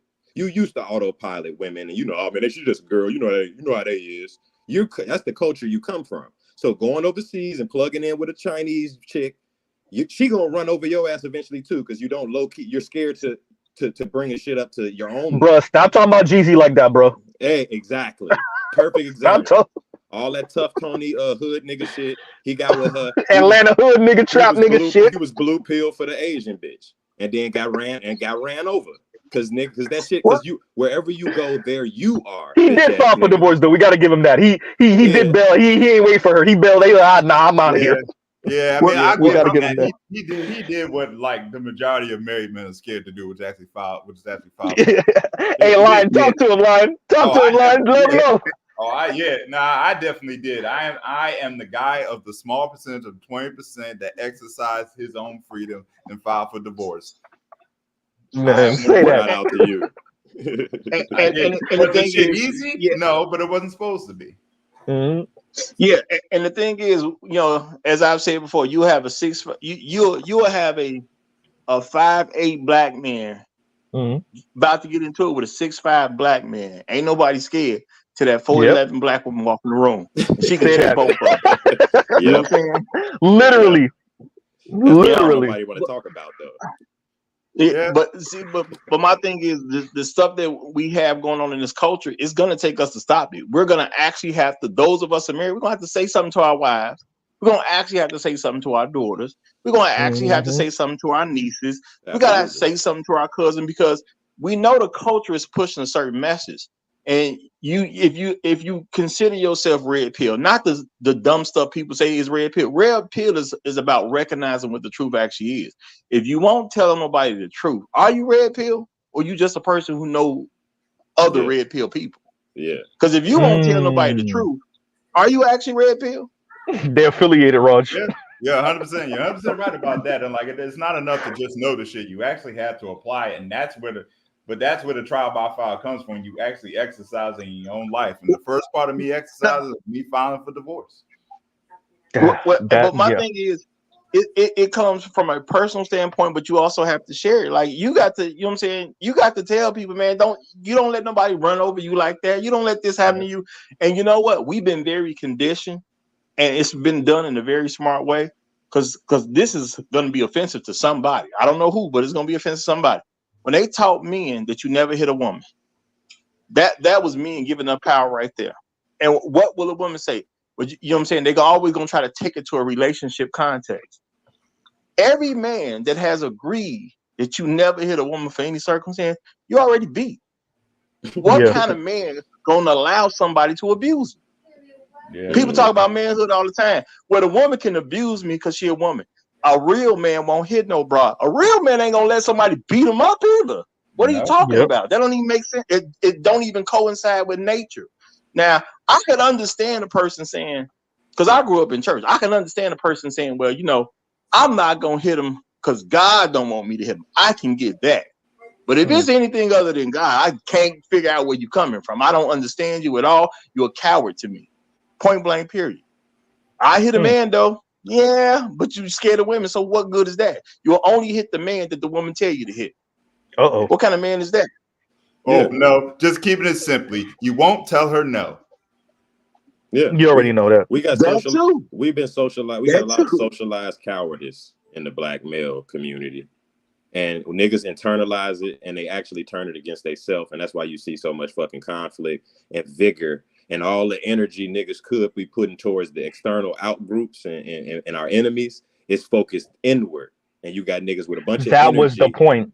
Yeah, that was the point. Niggas have been internalized that cowardice, and they know they being cowards when it comes to women and black women specifically. Well, see, they call it chivalry over here. Exactly. If you would take on the woman, and see, and this may sound foreign to people, if you would take on the woman, you might take on the state. Exactly. Louis said this is therapy for him. He said, I need therapy listening to all that clubhouse bullshit. Yeah. Hey, bro, you need a detox. Come over here and get your detox. Go ahead. Said something the other night that was real shit. He said, what black women don't understand is how y'all so hell bent on not being dominated by black men, or being led by black men, or being subdued, or your chaos being put to order by black men. How those same men, how are those men supposed to go out into the world and compete against and subdue and dominate other men? They can't even do it to their own. My thing is, I don't even think that's a real issue, because at the end of the day, the women don't want to deal with a man that will do anything to her. That's why you have a lot of good men who have had a divorce. They don't like dealing with men who gonna actually enforce order. You know what I'm saying? Facts. Brothers like myself who just wouldn't let a woman run over him. You know what I'm saying? I'm not, granted, I did get rid of them. They didn't get rid of me. You know what I'm saying? I know that's abnormal in the black community, but why abnormal like a they wouldn't be in enough order. You got to be in order when I'm in the room, but you got to be in order when I'm out the room. I understand nobody's gonna be perfect. You're gonna make a mistake here or there, but it can't be constantly happening. You got to be in order most of the time. Period. Yeah. Or I can't mess with you like that, which is why I've never bought a ring for a chick. You know what I'm saying? I be trying to figure out why men are buying rings, because somebody convinced us that them being out of order is okay. It's all right. I'm serious. It's not from a hate standpoint or being scared of women. It's about the ring was supposed to be this thing that you got for this woman that was great, and she was supposed to be above the rest, at least to you. And you know, we marry women that we can't really say is above the rest, at least for us, because we don't want so to why yeah. And then, you know, people, well, you know, men don't want to get married because of the state. Yeah, that's true, because of what the rules are. That's why you need to start doing your own prenups. But also, I don't want to get married because I ain't seen nobody worth buying a ring for. How about that? We got to deal with that. I don't have to deal with the rules of a marriage until I at least want to marry somebody. Raj, let me say this because this goes along with what you saying. And the Revelator says these chicks made their choice. Their suffering has only just begun. It really has, though. Yeah. In the Jetro voice. For real. And my thing is somebody got to die now for. It's just gonna be somebody gonna be 83 years old shopping, and they gonna croak over now for. Hey, while I'm laughing though, no, but for real, no, I think that's really. I foresee that in our future a lot. And what I also add on to that, and for those of us kind of Japanese files, what you see in Japan, where these elderly single people get married and bro, they pass in public or they pass in their apartments, and then nobody really notice until the bodies start to stink.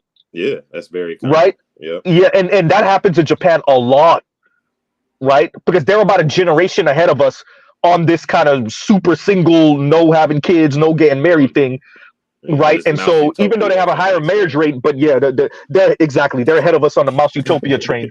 And so yeah, no, you're right, Raj. It's until I don't even know if we're gonna fix it. Even then, when you see 83-year-olds passing in the milk aisle. I don't know. Well, I'm gonna say this though. I'm gonna say this. Over there, it's such a big thing to have a son. So you got a lot of these men that being born is not gonna necessarily work out because everybody want to have that son so they can pass down their last name and all this other cultural stuff. But the men are not just accepting of nonsense because the women are saying stuff like, we're not gonna do this and we're not gonna do that. And Japan has this term. I'm gonna deal with this term on Monday. It just happens to be the case. I'm gonna deal with this term on Monday. But they got a term called leftover women. What's a leftover woman? Japan, China, and South Korea all got that. Pretty much got that term. Yeah. Right. Yep. Yeah, it's called Shimyu. It's It's the dude says screw her. She don't even exist to me. Yeah. After It's not an 26, actual Raj, problem. they took it. You said 30. Them niggas said after 25. Yawn. No. I said women are losers at 30 because I know in the black community this is a newer thing and it's going to be hard to people accept. See, some of us, we try to push a concept at the very end, right at the beginning, and all you do is lose people because they've been too culturally, they're too culturally distant from even the concept. I can't even introduce concepts the way I want to because I know culturally we're just too far from it. I got to drop little seeds here and there, get people used to saying something. If you can, it's hard right now to get black men to even consider that a black woman is a loser, period. But she can get to 30. She done had 12 years on the market, but she can do what she want to do because at 18, she can do what she want to do. And nobody married her, yet we don't consider them losers. What else is she if nobody wanted her? 100% of the men that got around her said no. What's that other than a loser? Roger, you said that. I heard you say that. I've been listening to you for a while. So you said it about a year or two ago. Now every time I'm on the dating app and I look at these black women, I'll be like, UOF. The first time I heard Ross say UOF, I was like, come again? UFO? What? What are you talking about? That UOF, boy, that killed me. It is so true. They be 30-something years old, and they in their damn bio talking about green flags they look for. Oh, someone who's funny, smart, and all this other shit. I'd be like, but you're 30-something years old on here looking. But doesn't that speak to you about delusion? You don't really appreciate where you are on the spectrum, on the scale. Like, this is in case of emergency break. You lost the game. Let me just put that out there. You already lost. But at the best, you should be all hands on deck. In case of emergency, break glass, the first man that can breathe and that has a job worth a damn, maybe even not, he's up for serious consideration. But they're still, now they're saying, okay, it's about time to settle down. Bitch, you're 32. Right? They're doing it. But here's the thing, though, as a guy who's out here dating, and it's like they're on that. It's like you can smell the desperation with them, but they're still trying to play poker with it. Like exactly. Women do have a good poker face. Like, as a guy who's been out here dating, yes, they do have a good poker face. But as time wears on, it starts to wear away. And especially when you get to the conversation, like I've had enough times where it's easy when you talk about the marriage and you tell them where you're at with the marriage thing, and you watch their poker face wither away. And it's not even funny. It's actually tragic just looking at it, because it's like Because then I'll ask the question, well, how long have you wanted to be married? Meanwhile, the chick's 30-something. One chick said, all my life. And in my mind, I'm like, so you've been wanting to be married all your life, and you just now want to be serious about it? Right. They're being sent. It was just supposed to happen. They were never supposed to be proactive about it whatsoever. Yeah. You were supposed to be Prince Charming, land in her life at the exact perfect time, right? Right when the first time she goes sigh at her job, and she's like, oh, okay, I think I'm about, and you're supposed to land out of nowhere, break through the damn ceiling, land out of nowhere, and you're supposed to be the perfect guy at the perfect time, right? And because they don't, because she's not proactive, because life is supposed to just happen, right? They don't think they have to be proactive. Not about this. They understand they have to be proactive about school. They understand we're talking about grown ass adults. Yeah, we're talking about people that wake up in the morning when the buzzer goes off. They go to school. They did enough at school at least to pass. Yes, they were being pushed along, but they at least did enough to pass. They're actually waking up for work on time enough to make it to work, to not be fired. These are people that know how to put gas in their car. They're at least, we know about their debt, but they're at least paying their bills, not to be destitute, probably, right? So they're adults, but this one thing in life, they don't think they should have to be proactive because white women don't have to do it. Oh my God, right? So like, and they're being told go ahead. They're being told by elder black women constantly that live your life, girl. Is perfectly normal to angry have children boomers at 40 and older Xers. They have boomers telling them it's perfectly normal to have kids at 40, not telling them that, well, you should have your first kid in your 20s though. Then you can keep having kids throughout your. They just and so they're operating on false premises. They're literally, and then when we bump up to they run into us and we say, hey, you kind of old, shit, you're 30. It doesn't compute the same because they've been going off their auntie's logic. The auntie told them just live your life and then settle down after 30, after you've been ran through. It's fine. Or worse, you're 38 and they're trying to flip that old stuff on you. And I'd be like, actually, no, I'm supposed to be like this. Yeah. Or they spin it, they explain it away by, I've been in relationships, black men are just playing and, they wasted my time. Let me bring up everybody's favorite. They'd be like, unintentional. Let me bring up everybody's favorite. But I've been engaged. Exactly. I've been engaged, but he wasn't ready. And it's, they give us stories and narratives and shit. They hear that shit. He wasn't ready. But I'm like, even if you meet this guy who is ready, why should he marry you? Even if he is. That does not automatically mean you are going to get the ring just because he might want to be married too. That don't mean shit. Like they said, they're not reading the room. Like as we speak this week, all the rage was Vivica Fox saying she's ready to be married at 60. Yep. And like we last month it was, look how fine Nia Long still is, and she's 50.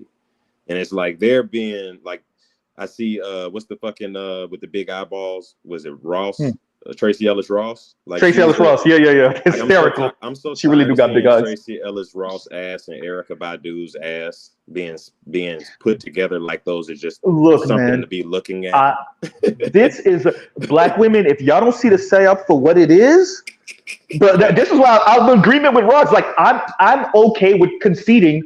Yeah, they are fucking with y'all psychologically. Yes, they are. Oh, yeah, they are. But we gotta blame you for believing it. Exactly. You're black in America. You don't understand what these white folks are. Yeah, they're gonna tell you, hey, look, Tracy Ellis Ross. Now, never mind that you could see that she's fucking in pain and is torturing her. Don't mind that part. Just look at the freedom part and the she still look good for her age part. Just pay attention to that. Right? Don't pay attention to don't pay attention to Taraji P. Henson crying her eyes out up on the what's her face, right? About being single and go taking that trip to Bali or wherever the fuck she went. Don't pay attention to the part that she was crying, and we all know why she was crying, her lonely ass.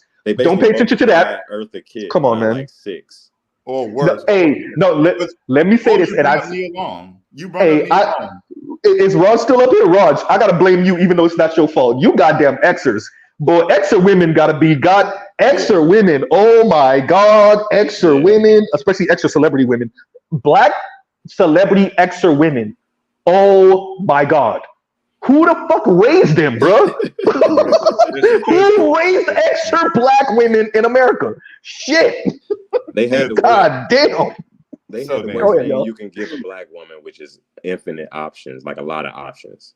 So they the illusion of them. Yeah, they were bad. They were super bad black women in the 90s and had Super a lot bad. of options, and that's the worst thing you can Super give them bad. because they And can't pick. I think we do a disservice by not explaining why black men are talking about Vivica the way they are. Because, and that's what I was trying to explain to young millennials and Gen Z earlier. Y'all don't understand what Vivica was in the 90s, in the early 2000s, bro. I don't know if y'all don't have, it's messed up, and maybe because I'm being biased and it's my age, that's possible.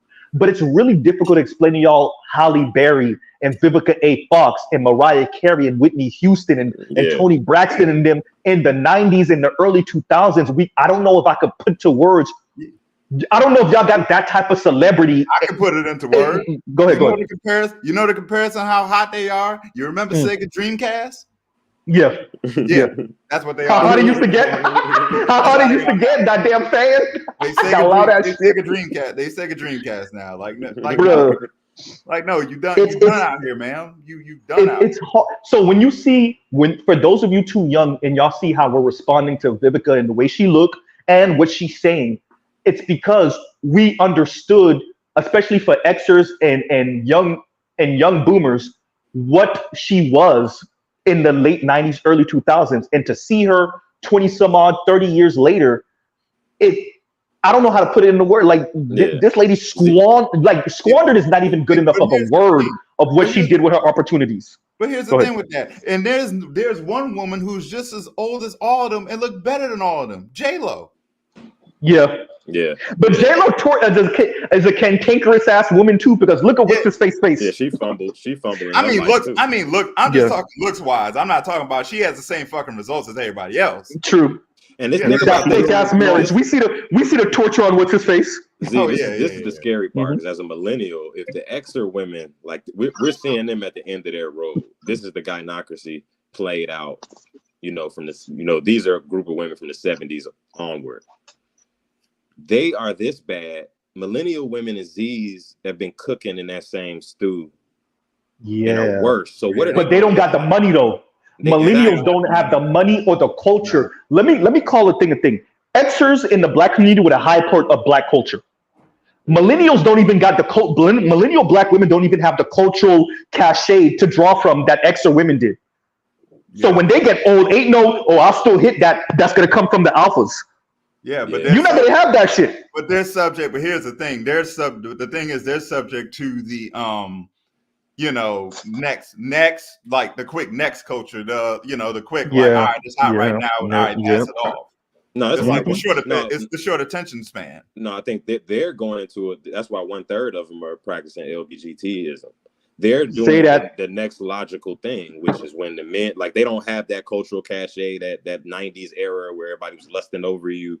They're just going switch teams essentially. As much of them as possibly can. I think they're gonna have to make certain adjustments like that for a while until they catch a clue. And I had to step away for a minute. But y'all was saying something about dating apps. No, I was blaming you, Raj, and your Xer male cohort for Vivica A. Fox and all the Xer women, even though it's not your fault. I was blaming you anyway. No, I get you, but I'm saying dating apps was mentioned earlier. A lot of brothers ain't figured out who are dating apps for. Dating apps are for loser women. Loser women, yeah. No, they're for loser women. If you are an attractive, fun, sexy, good character, you good company, guys like being around you and stuff like that, you don't need no dating app. You only need a dating app because you're a loser. Yeah. Why would you go on a dating app when I got 30 dudes who are all trying to get my phone number, and they got all types of careers, good jobs, good this, good that. This guy got a home, he trying to talk to me. This guy driving a Mercedes, he trying to talk to me. I can't even get out into the street where I can't hardly make it to my car when I leave the house in the morning without some dude trying to holler at me. Parker. You're 100%. No, you're 100% right, Raj. I came to that realization a while ago. You're right. I'm like, when I make the assessments of these females, I'm like, but the problem is that. But that's the thing. It's not even a problem. That's the part I mean about the damn poker face. They're even on the dating apps playing the poker face. So I'm like, man, the fact that you're here is already a telltale sign that maybe you don't rank as high as you think you do. Well, my thing is it's fine for them to be on there. The issue is that the men don't understand that's where the losers go. That is the issue. Yeah. We need that message. Yeah, once the men figure out that that's where the losers go, what's the point? Unless you just finding somebody to put your dick into. You know what I'm saying? What's the point of a dating app if it ain't for that? But the thing about I think the thing about that though, because unfortunately it is true that dating apps are the #1 way people meet now when they do meet, and that does come with that's the cost as far as social is concerned. Because I was saying this before in a conversation with other friends, I'm like, when people tell you, I don't like the concept of touch grass and go outside, because the thing about that is that the person who does do those things, what you notice when you go outside is that people are not all that social even when they're outside. They're like people really not. People are in their own little groups, their own little cliques, and majority of the time they're on their phone anyway. So even when people are outside, they're not social. You make a great point. And as a brother who came up without doing all that stuff, why do I want to talk to the woman that I got to go through the dating app to talk to? She's not going to be good for me. Period. If I can't walk up to a woman and start a conversation and get any type of level of good response, why would I assume? Raj, I got to cut you off because somebody asked me to. Come on. Oh shit, I did it. Y'all got it. It come with the territory though. I'm gonna get y'all later. Yeah, of course it's King seeing red at that. Of course it's him. but yeah, my thing is if you're not personable, why would you make a good wife? You're not. Just is what it is. Yeah. That's a solid point. But that's the one thing I've always thought, like, that always irked me about the whole like go outside and touch grass. I'm like, I notice people who say that don't really go outside, because if you go outside, you can see a lot of people outside are not all that sociable. They're really not. No, I agree with that. My thing is, for men though, what's good for us? It's not good for us to be susceptible to we gotta meet these chicks through a dating app. That don't work for me. I don't want to do it. If it don't work for me, I just ain't doing it. And I understand that completely, because I'm a guy who also, like, I would still prefer, yes, I do dating apps, but I still prefer to go outside and approach too. So I'm a millennial as well. I guess I'm 38. So I guess you could say an older millennial, I suppose. Yeah.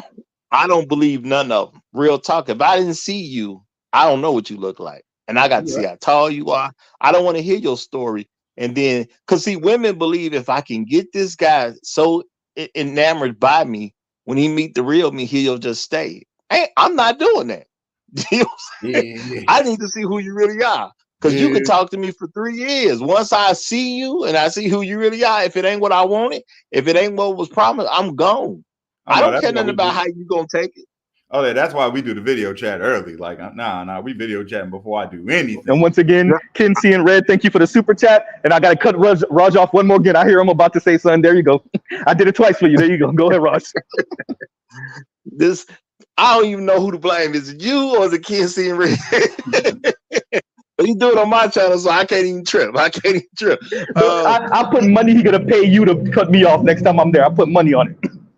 Yeah, he paid me to cut off a couple people here and there, so you know it's all so it's all good. But my thing is this: video chatting and all that is. I'm not saying all that stuff ain't cool.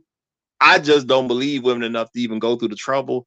And why do I need to meet you on a date now? The only reason I believe I need to meet you on a date, unless it's like a premium thing where you pay like extra money to get certain people. If it ain't something premium, the only reason you own this dating app is because you're a loser. I can't see why you would be, as a female, be on a dating app if you're not a loser. Because if you young and you pretty, what you need a dating app for? Yo, oh shit, Raj. No, I'm just laughing because every time when I look at these chicks online, I'm no bullshit. Your voice has gone off in my head. Like, yo, Lion, wasn't it you that when I was reviewing somebody's stream? No, I was reviewing Kim Foster or somebody, no, Yanni, and you were like, let me go on her page, and you was just going through her her followers on Instagram, and you were like, bro, none of these chicks is where he was just looking at all her subscribers and followers. Yeah, I went to her comment section. I looked at these chicks. I'm like, yo, ain't none of these chicks, like y'all all like four, y'all all threes and fours. What the fuck y'all talking about? A man gotta do that. You lucky if you get your pipes cleaned. Like, what are you talking about? As far as you optimizing, you like, yeah, you're gonna do to get your pipes clean, but as far as I hypergamy in the relationship part, good luck. And you know what? That's another good thing that I ain't even thought about. So now, if the woman is going on date naps, she going out there for some pipe work, which means, you know what I'm saying? I mean, it's all hoe stuff at the end of the day. To me, it just breaks down to just another way to be a hoe. The only thing that's really good from this whole feminist stuff is that you getting hoes at a cheaper price, because we don't think about it that way. You'll get a hoe who gets to mess with you, and you possibly can get her at a cheaper price because now she want to brag about how she can do this and do that, and you didn't necessarily have to spend so much money on her, so you just got a little bit cheaper maybe. That's about it. But you know what I'm saying? Because you don't have to do the dance, because she out there for dick anyway. But if you a female, you get on a date nap. Oh, go ahead. My bad. Go ahead. The problem with the dating apps is it makes the women less. It makes the women more antisociable, and it makes them nastier, particularly the homely women. You know, say that back in the day, old man speak. Back in the day, when a woman was a 3 or a 4, you know, that meant she was going to work a little harder to get and keep the man. She was going to be nicer. She was definitely going to learn how to cook. She was definitely going to put out, obviously. She was going to do the things to make herself competitive, to make up for the fact that she was not aesthetically competitive. Well, what the dating app has done, and that's because she could not be available or potentially a prospect of 1,000 men in the greater whatever area. You know, she knew, a homelier woman knew that if I fuck this up, I might be lonely for the next 3 to 6 months. But what the dating app has done is it has basically created, you know, heightened the simp sucker factor to such a degree where, you know, you have X number of desperate guys and some guys who just want to fuck or just are screwed up in some kind of way. They are eligible prospects for the 3s and the 4s. So it makes the women more delusional, and the more delusional the women are, the nastier and the less sociable they're gonna be. Yep. But to your point, that's why I noticed that's also part of that as being one, you know, being a guy. I noticed that women that whole socially awkward thing is not just one way on men. It's really yes. Let me read this real quick. The Revelator says these, and this is going to what Raj was speaking about earlier, and what you're kind of speaking on too, Line. These chicks are our only recreational tools now, as far as I see it. I sure as hell accepted that reality. So should they. Say what were you saying again, Raj? I think the Revelator agree with you. Go ahead, Line. Yeah. Well, I think he does too, and my thing is, guys, we fall for a lot of stuff because we fall for that. Guys are socially awkward. A person who does not have to approach, a person who doesn't have to engage in good conversation. You don't have to be charming. You don't have to be dressed no particular way. You don't have to be very well informed about anything. And you're gonna tell me the guy that approached her is the socially awkward one? Damn it, Roger! I knew you were gonna say that. I mean, bro, women are hey, Raj and Black Uru are good for saying you right when you're about to say the shit. Here comes Black Uru or Raj, and they're gonna say the shit better than you, and you go, God damn it. Go ahead. Well, my thing is, when you lay it all like that, you're 100% right. Yeah, a guy's got, but see, we believe women lies so much, and you know, as Black Rule has said, we want to believe them. And the thing is, I've never fell into that stuff about men being socially awkward. I have seen a socially awkward guy a couple times in my life. I've seen guys who are real people who I believe are truly socially awkward. I know who both of those guys are. Both He of said those too. guys. All He the men said I too. see, I know who both of those guys are. Women are socially awkward in general. They are. That's why they don't want to approach. They don't know how to approach. If you force them to approach, they don't even know what to do. Hence the It's just bubble. that Hence simple. the bumble. Hence the whole bumble like catastrophe. And they're mad about it. And the ladies are mad about it. They're mad about the celibacy thing where Bumble called them out about fake celibacy, right? Yep. So they mad about it. It's like, bruh, Bumble's telling y'all, understand. Let's rewind line. Let's remind people what Bumble is. Bumble was started by a woman who used to work for which one of the matchmaking websites she used to work for, I think and it she was. go ahead. I don't remember, but yeah, she's one of the young, and she was like one of the youngest, like Yeah, billionaires, right? So she started Bumble, but she used to work for one of the other matchmaking websites, and she wanted to start one where women had the power in their hands. Yeah. Understand what Bumble is. Bumble is started by a woman who was the youngest billionaire at the time, or the youngest self-made billionaire, something like that. Yeah. She started it for women, to put the power in women's hands, so women could feel more comfortable. They're the ones who initiate. And understand what this thing with Bumble is. This is saying vote of no confidence. In other words, women, we put the power in your hands, and y'all are worse than the men at approaching and starting and turning this into a date. Yeah, that's what they're saying. Yep, and they're how the fuck are you awkward through a dating app? And the thing is, the men the men in general have not recognized that women are socially awkward in general. What do they ask for men to be? I want him to be this thing physically, but I want him to be charming. I need him with the ability to carry a conversation because I cannot. Because I cannot. Exactly. And then when you ask them a conversation, they can't even fucking answer it. Now I'm speaking from experience from that. You ask them an honest conversation, they can't even fucking answer it. And by the way, so Louis said, and Louis does have a conversation that I listened to a little bit of it, Louis, and Louis has a conversation of women. I think it was on Clubhouse speaking on the whole Bumble fiasco, and they were going into some weird ass Handmaid's Tale type of thing and grape and all this other stuff. I'm like, bro, y'all. I need to send Louis a bottle or something because bro, he gonna need it. We can't send him too many balls. He gonna be drunk after listening to all this crap. Bro, I have sent you the videos like Jesus Christ. Like people stand to be around y'all. Hey, bro, if it wasn't for the vagina, why would men be around women? No, yeah, you are 100%. Well, you know that's what? just the possibility of it. When I was kind of newer to the space, I heard people say that it was guys in the black manosphere that's socially awkward. And I'm sitting here trying to figure out how can a socially awkward individual get on a platform, talk to any other stranger who happens to show up, or actually carry a show for 45 hours, 2 hours, as long as he gonna do it. And he 7 hours, Mr. Z. Anybody talking to No, I'm saying he can talk. I know, Raj. I know. I'm just saying it. No, yeah, I mean, I heard about that, but but how can the guy who can express himself and articulate his message to strangers without an issue, without being nervous, and I'm supposed to believe that these are the socially awkward people, the guy who can stand to the stage and speak on whatever particular subject he wants to speak on for as long as he wants to, and I'm supposed to ascertain that that's the socially awkward person. Say that. And actually have conversations like we're having right now, conversations among other men.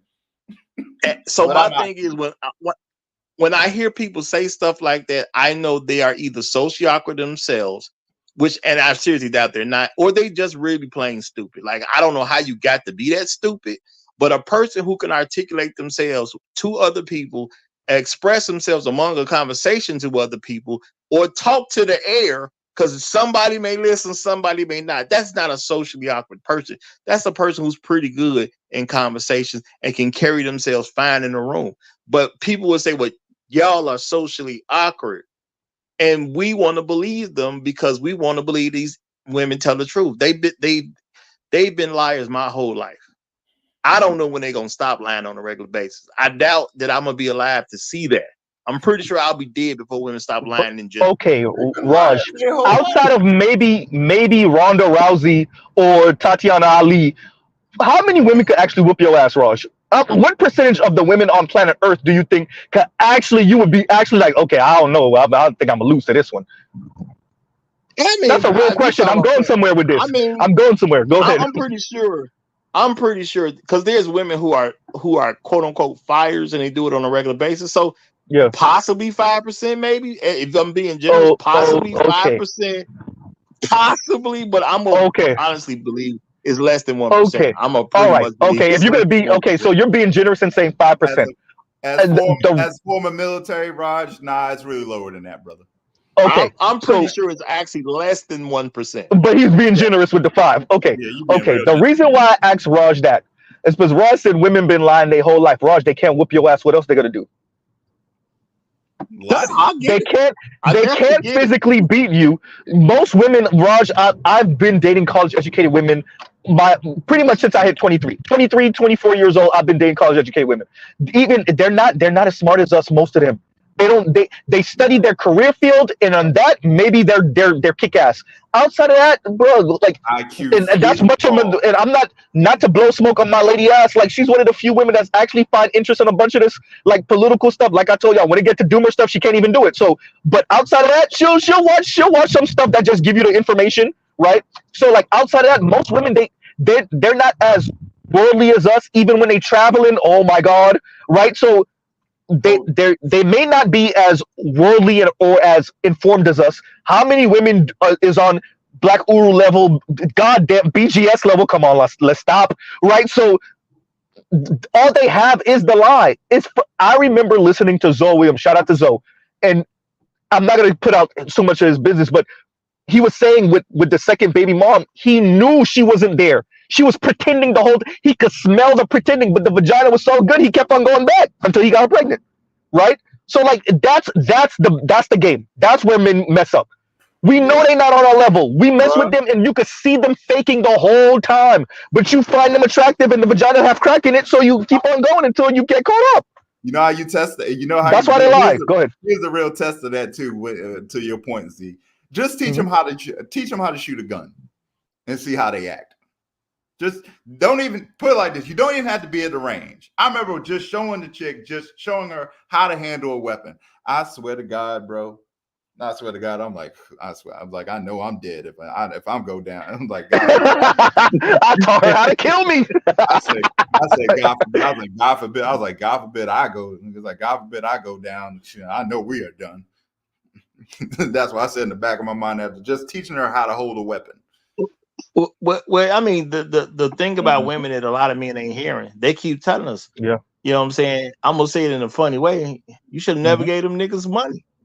Yeah. A lot of women literally say that because I now earn money, I ain't doing squat with no man. I ain't got to listen to no man. It ain't gonna be this. I ain't got to respect no man. Why? Because and then my grandmothers, my foremothers couldn't earn, but I can. So therefore, screw men. Like that is that all it was? You bros was broke, so Raj, you was only nice because you was broke. So and shout out to Louis, and this is what Louis is doing. Shout out to Louis. When Louis is listening to them, it's like peeling a scab. That should get entertaining sometimes because they sound insane, but they drop nuggets of their truth. Let's put it that way. And like I have the short on my channel what a lady is saying, right? And Black Ur actually made a comment on this. The lady is saying like, we date y'all average dudes because the men we actually want, we marry you, we might get the men we actually want make us so neurotic we can't be with him, or he breaks our heart, or we just can't be around him. So we end up with you and you'll do. Women be telling y'all the truth, bro. They'll tell you, they'll mess up and tell you the truth every once in a while, or when they think you think they're not talking about you. They talking about somebody else, then they'll tell you the truth about how they feel about you. Women will tell you. When they come face first to know them, like they're the average chick and they're the last one out. Oh God, watch them crash out. Oh yeah, no, they can't take that the way we can. They can't take that the way we can. The thing is, it needs to be promoted, and the truth needs to be told about this type of stuff. The average man is going to settle. A woman cannot settle. because a woman is gonna take what she can get. So you know what I'm saying? She's gonna settle no matter what. She's not Settles. she's not settling. She's getting what she qualifies for. I mean, at the end of the day, it's all settled to her because a woman's never cool with what she qualifies for. She's always gonna be aspirational. Yeah. So there's a very small amount of people who didn't settle, and those are called high school sweethearts. Yeah, say that. That's it. Because if you ain't my high school sweetheart, you are not what I actually want. I accepted you because you're not what I actually wanted, but you came along and I felt you good enough. You cool, yeah, you good enough, yeah. Yeah, men don't talk to women like that. But and women be talking about, well, we selling for y'all. Y'all ain't selling because y'all ain't doing nothing. You ain't finna take care of no man. You can't settle if you're not gonna take the position of taking care of the other person. I can't settle for a Bentley if I can't afford one. Exactly. I can settle for a Bentley if I take a Bentley. Right, let me say this real quick before that I do want. Go ahead. I'm not to go through a dead zone. I think no. So what you're saying is 100% right. And they talk about emotional labor. What's more emotional labor than having your wife, your girlfriend, who you might have settled for, you make her feel like the most important person on the planet. She can't do the same. Which one of y'all is actually practicing the real emotional labor? You. Definitely you. You make her. You wake up and then make it worse. Make it worse. You're willing to die for her. Make it worse. You yeah. You boys freaking your ass off for her. Emotional labor. Get out of here. Yeah. Well, I mean, that's the true thing, but that's why I say men need to be more honest with women. At the end of the day, any woman, if I get married, I've settled because she ain't the woman I wanted. I already met that woman. That happened years ago. I can't be with that particular woman. Or she doesn't disqualify herself at that particular point. But the man wants his high school sweetheart. And that's just the reality. If you don't get your high school sweetheart, you settle for anybody else. And that's it. You know, but men don't like to talk to women that way and make them be honest. It's hard for them to deal with the truth, and we won't even act like the truth is the truth. We say stuff like, you know, the reason I'm so great is because of my woman. We say stuff like that. Oh, fuck that. No, you was gonna be great. You was gonna be great regardless. Your woman can help you be greater. Hey, stop talking about Steve Harvey like that. He done said it 3 times. I mean, that don't even make sense coming out of his mouth. We know what his woman was doing. That nigga done said the same story 3 times. Nigga, you said that about every wife, Steve. Yeah, I get mad when he calls another dude punk ass. I'm like, you the last dude to call somebody a punk dude. Calling Future a punk ass because Lori Harvey out here. Get your bum ass out of here, Steve. Get the fuck out of here. Get the hell out of here. I'm gonna say this because Steve did take on them kids. The fact that Lori ain't got no husband kind of does reflect on Steve a little bit. And I'm just gonna say a little bit because Lori grown, she can do what she want to do. But I don't know what Steve done did that somebody who looked that good can't come up with a husband and y'all already got money. That don't add up. Tell you what he did. He wrote a book called Think Like a Man, and and now here we are. Bro, the only way I'm gonna understand what Steve is doing if he ends up hitting it himself later on when his wife is when he deems his I done heard old, people say that before, Rush. I've said it before. I missed it. I've said it before. I'm saying that's the only way the Lori Harvey thing makes sense to me. That when Marjorie gets too old and he ain't trying to hit that no more, that he basically just kind of preserved Lori for himself. So when he like really old, you know what I'm saying? If he's trying to keep her free for himself, it would make sense to me. But if that ain't what's going on, then how you couldn't help her figure out how to get a husband? But I think the money makes those situations worse. Yeah. I think you said it, Raj. The money makes their situation worse because the bar goes to the moon. Bro, you were with Michael B. Jordan, lady. But that's ain't no higher than Michael B. Jordan. That's the top of the tippy top of Black America. That's quite frankly, I'm gonna say the Black world. I ain't even gonna say Black America. There's billionaires. Yeah, there's dudes richer than him. But bro, Michael B. That's the tip. That's the top. That's the top. But that's the side. You couldn't make it work with Michael B. And notice when marriage started circling around the conversation, that's when they ended. You left Michael B. Jordan when marriage became the part of the conversation. Lady, there ain't nowhere to go after that. It's done. It's done. It's done. But that's the Well, my thing is, how it works. what do you think Steve said to her in private conversations? Because my thing would be like, look, Sean, I don't even know how you got Michael B. and why this dude even wants you. You need to take this because you'll never get anything better. Y'all think Steve said that to her? You'll never get better. I don't think so. I don't think so. Honestly, I don't think so. I would be fair to Steve. I think he probably did say something along the lines of that.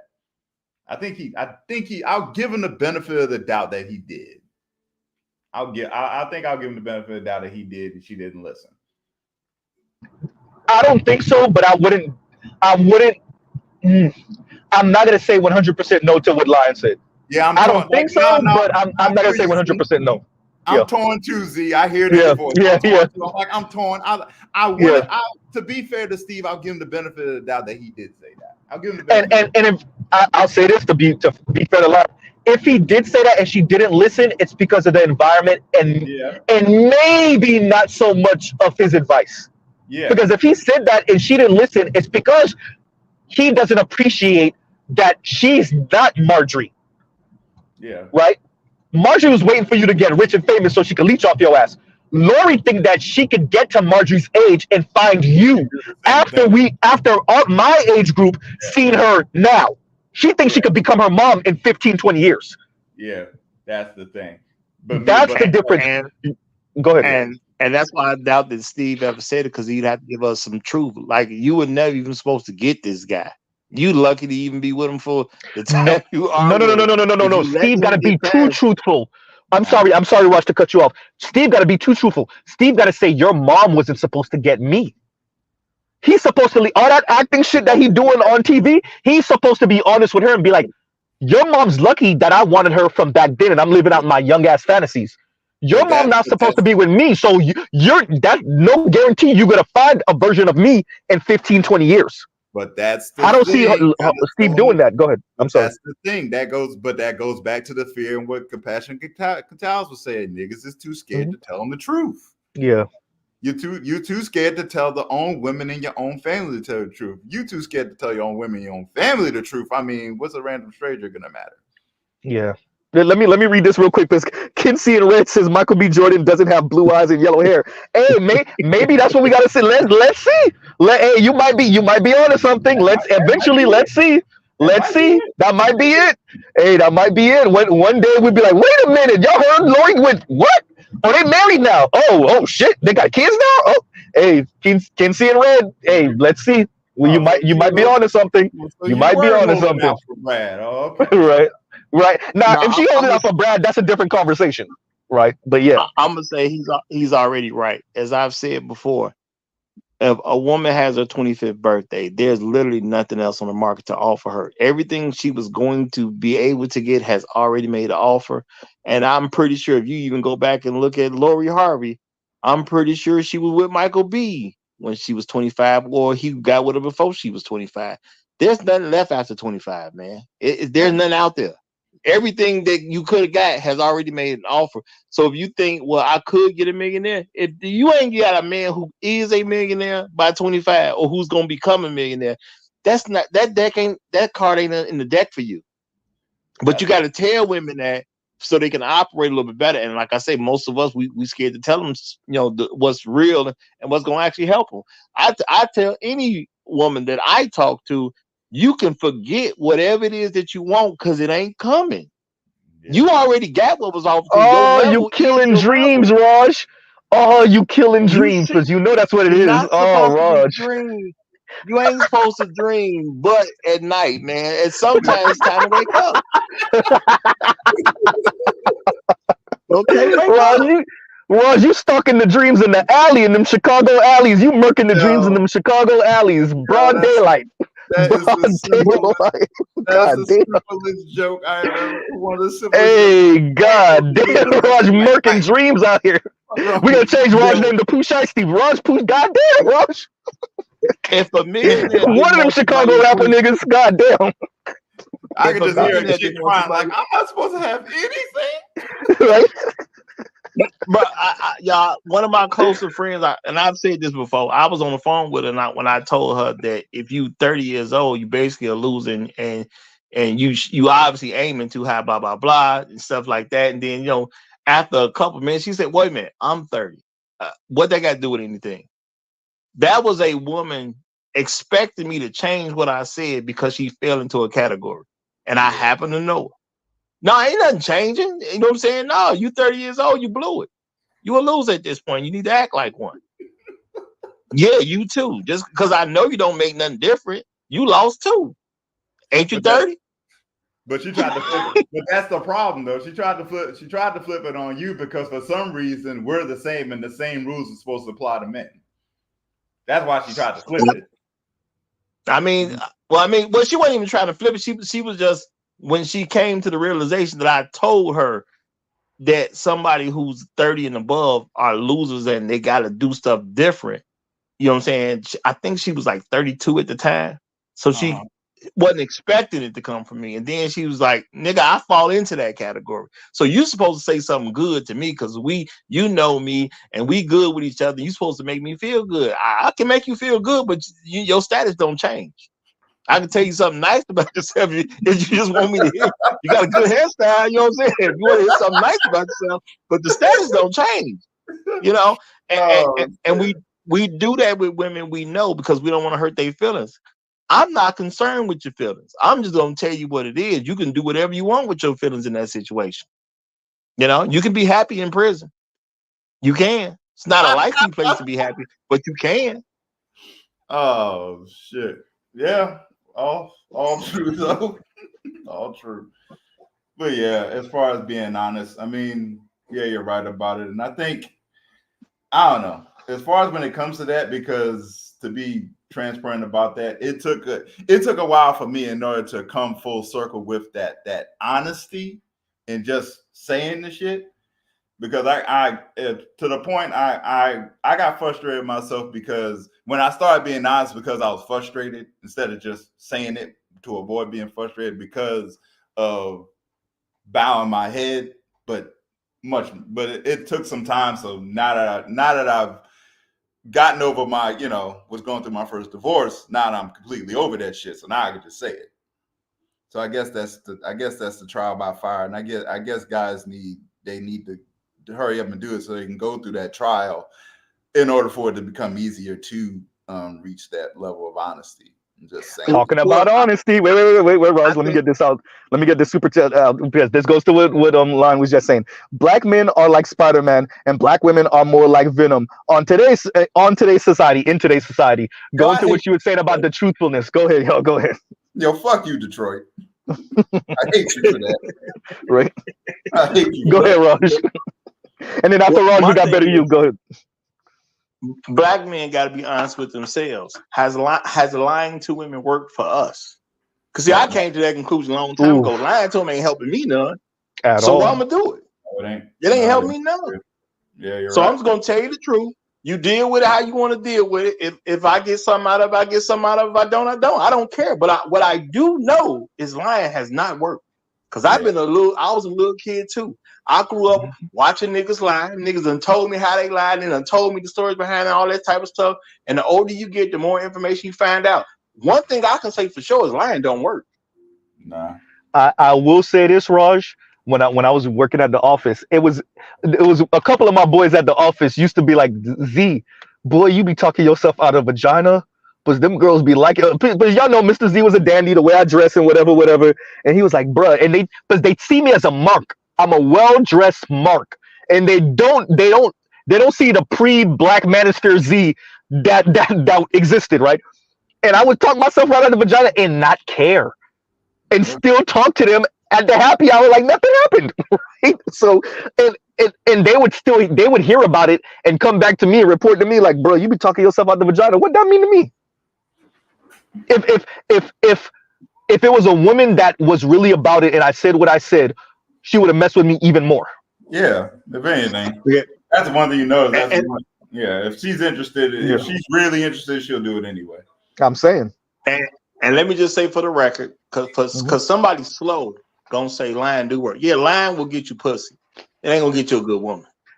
It will get you Thank that you, pussy. Raj. Yeah, Raj, thank you. That's exactly what I'm saying. That's exactly. exactly what I'm saying. Exactly what it will do. Yeah, 100%. Yeah, agreed.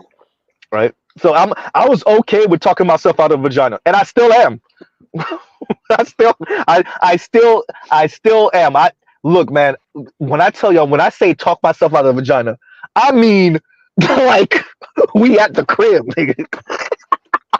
Right? And the music is playing. It is go time. And you ask me the wrong question, and I'm like, well, you done fucked up. Well, I might as well start packing it up because I didn't talk. I'm gonna talk myself right out of it. I've done it. And I will do it again if me and my lady break. Shit, I'm done to my lady. I will do it again if me and my lady break up. That is like, instead of thinking of it, you talk yourself out of vagina. Like, no. She talked herself out of dick. Well, yeah, right. And I'm okay with that. That way. Well, the thing is, if I really liked her, she talked herself out of a man who's willing to go through who knows how much to make sure she okay. So I don't care. You know what I'm saying? Like, if you don't like what I'm talking about, I don't care nothing about you. You just somebody I ain't got to take care of. Because that's what they all are at the end of the day. Yeah. Every woman you get, if you actually stay with the woman, she's just a person you have to take care of. Yeah. There will be some benefits, but you're going to have to take care of it anyway. So I don't really concern myself of a woman telling me that I ain't got to take care of her. I don't see the problem in that. And Kinsey and Red says, yourself. real quick, Ron. Kinsey and Red says, I gotta log out and log back in because they won't let me see the other super chats that I didn't highlight earlier.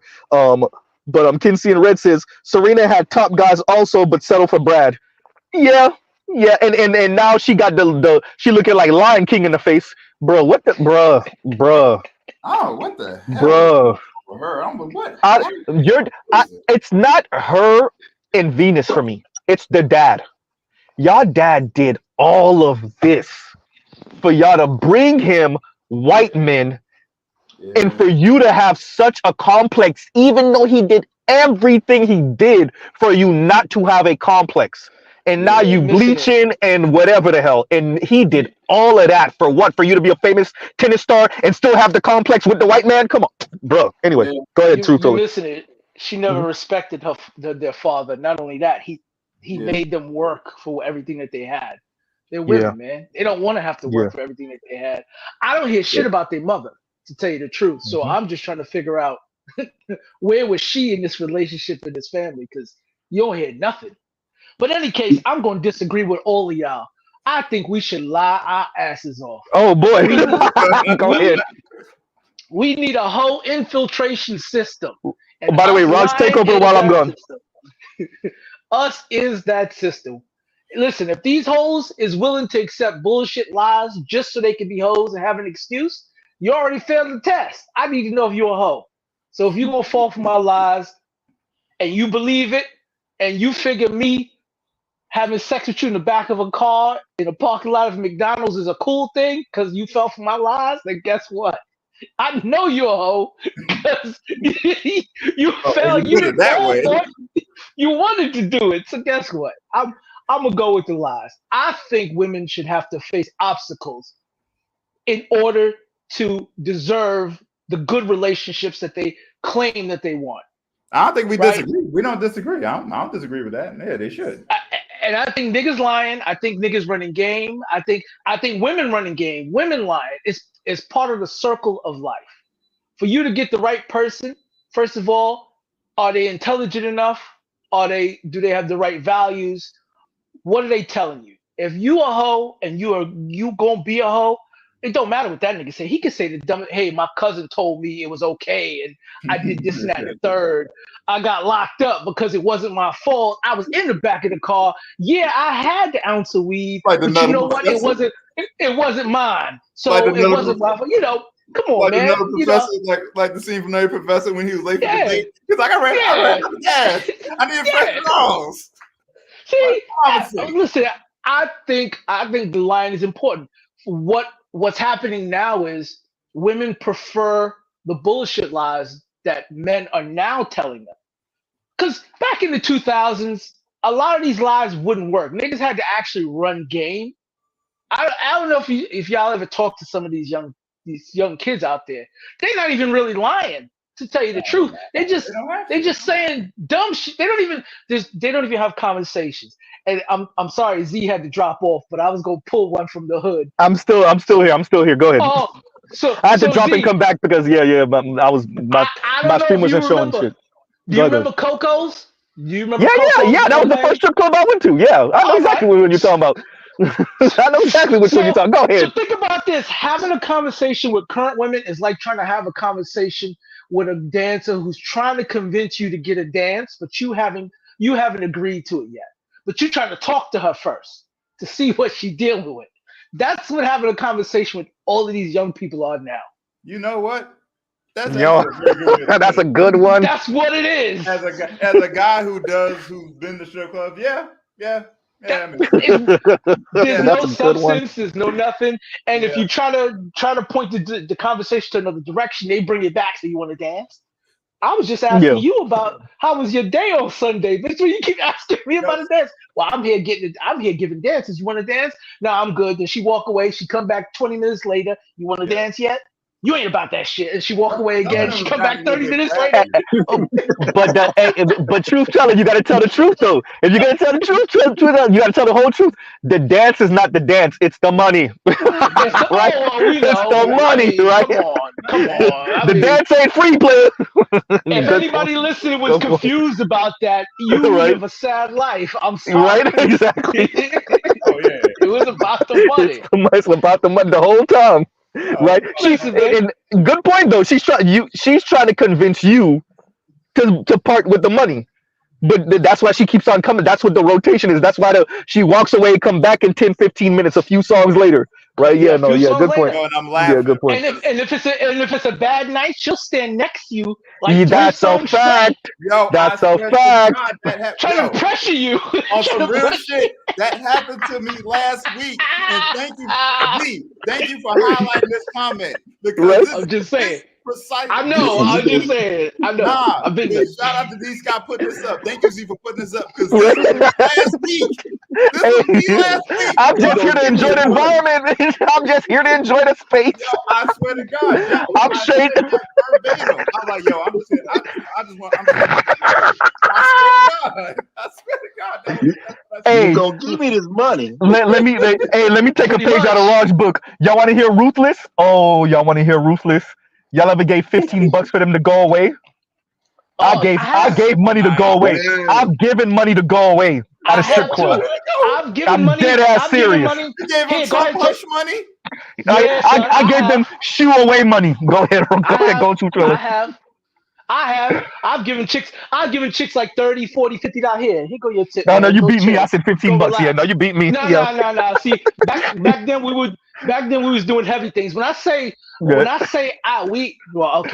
not gonna make niggas be criminals, but right, don't incriminate. We had certain girls that we knew in certain clubs, and when I say certain clubs, I literally mean almost all the strip clubs from South Miami all the way up to goddamn West Palm. I'm talking about the Mint. I'm talking about bootleggers. I'm talking about Cocos. I'm talking about Crockles. I'm talking about Truth Teller ain't shit because Truth Teller better tell. The Mint is a hole in the wall. He better tell y'all. Right next to the police station. Literally next to the police. When I say like literally across the street from the police station, y'all. Literally, he's not joking. I don't know, man. We could go up to Pompano, Porthole. We got a whole bunch of them up there too. Listen, man. We used to have to run the gambit for certain reasons. And I know all of them. I know girls that used to work on. I know girls who are nurses right now that used to work in them.